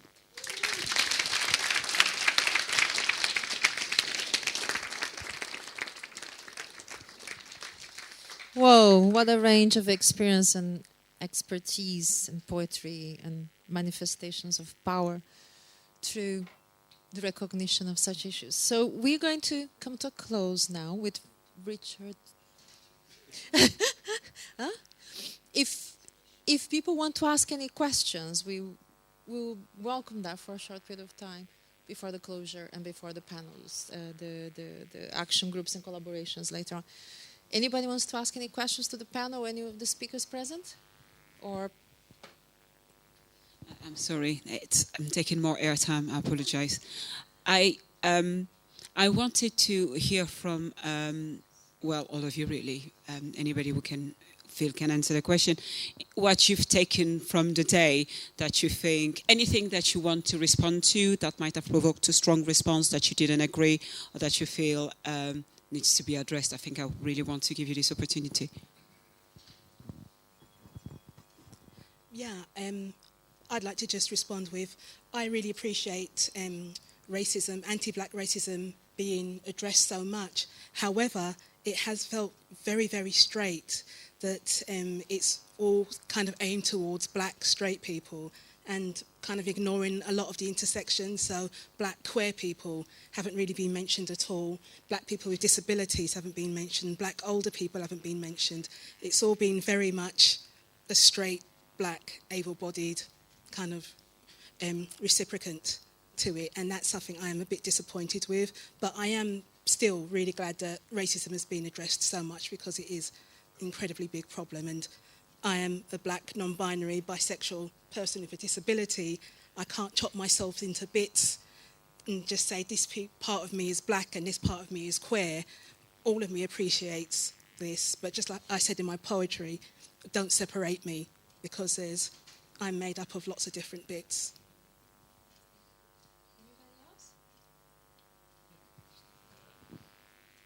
I just wanted to say a brief bit about the last but one presentation, which was talking about hidden identities, and obviously from my perspective that's very important because being trans is, if you don't want to everybody to know and you're able to get away with it,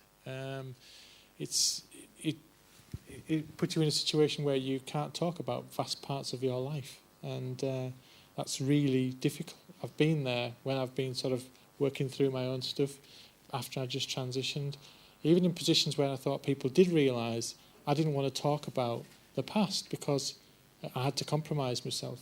So that was really quite difficult. And I found it very liberating, actually, to just say, sod it, I'm trans, get on with it. If you don't like it, tough. Okay.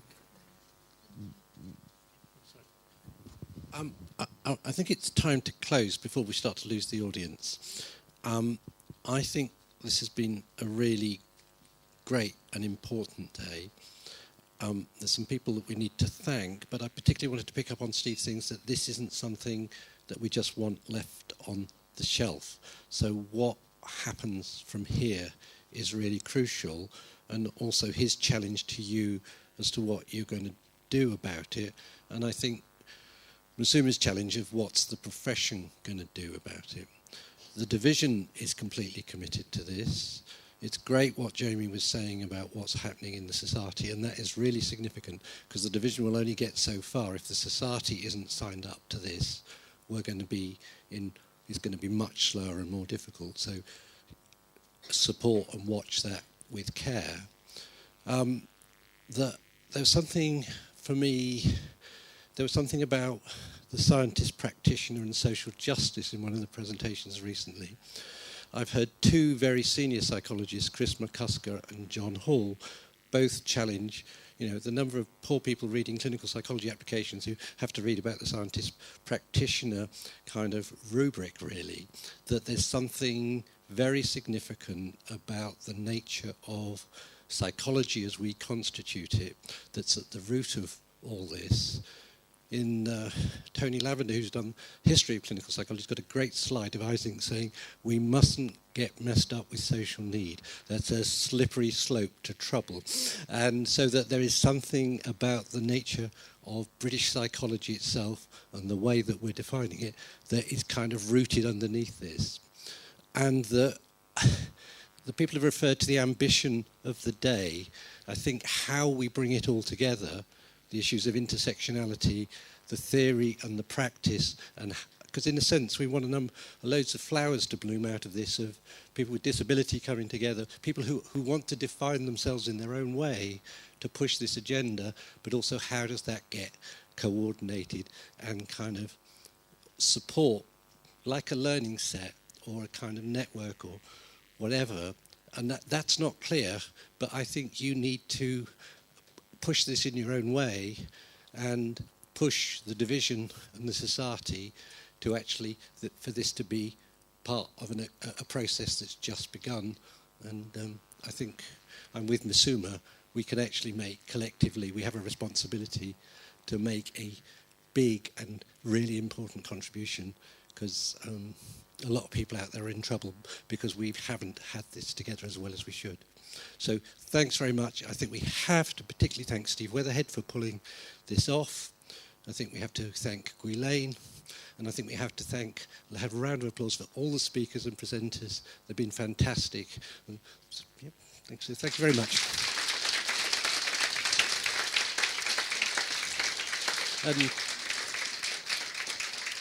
Have a safe journey, everyone. This is just a beginning. Okay.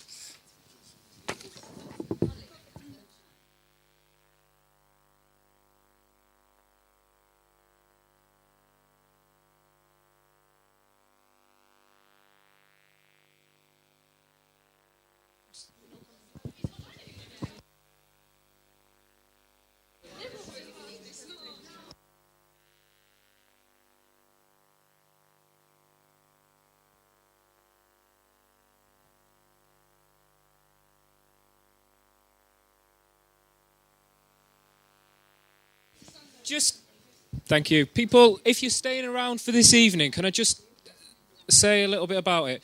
But before I do, I want to acknowledge what you were saying before. One of the things that I've learned along this process is that it's good to hear critical voices, because it keeps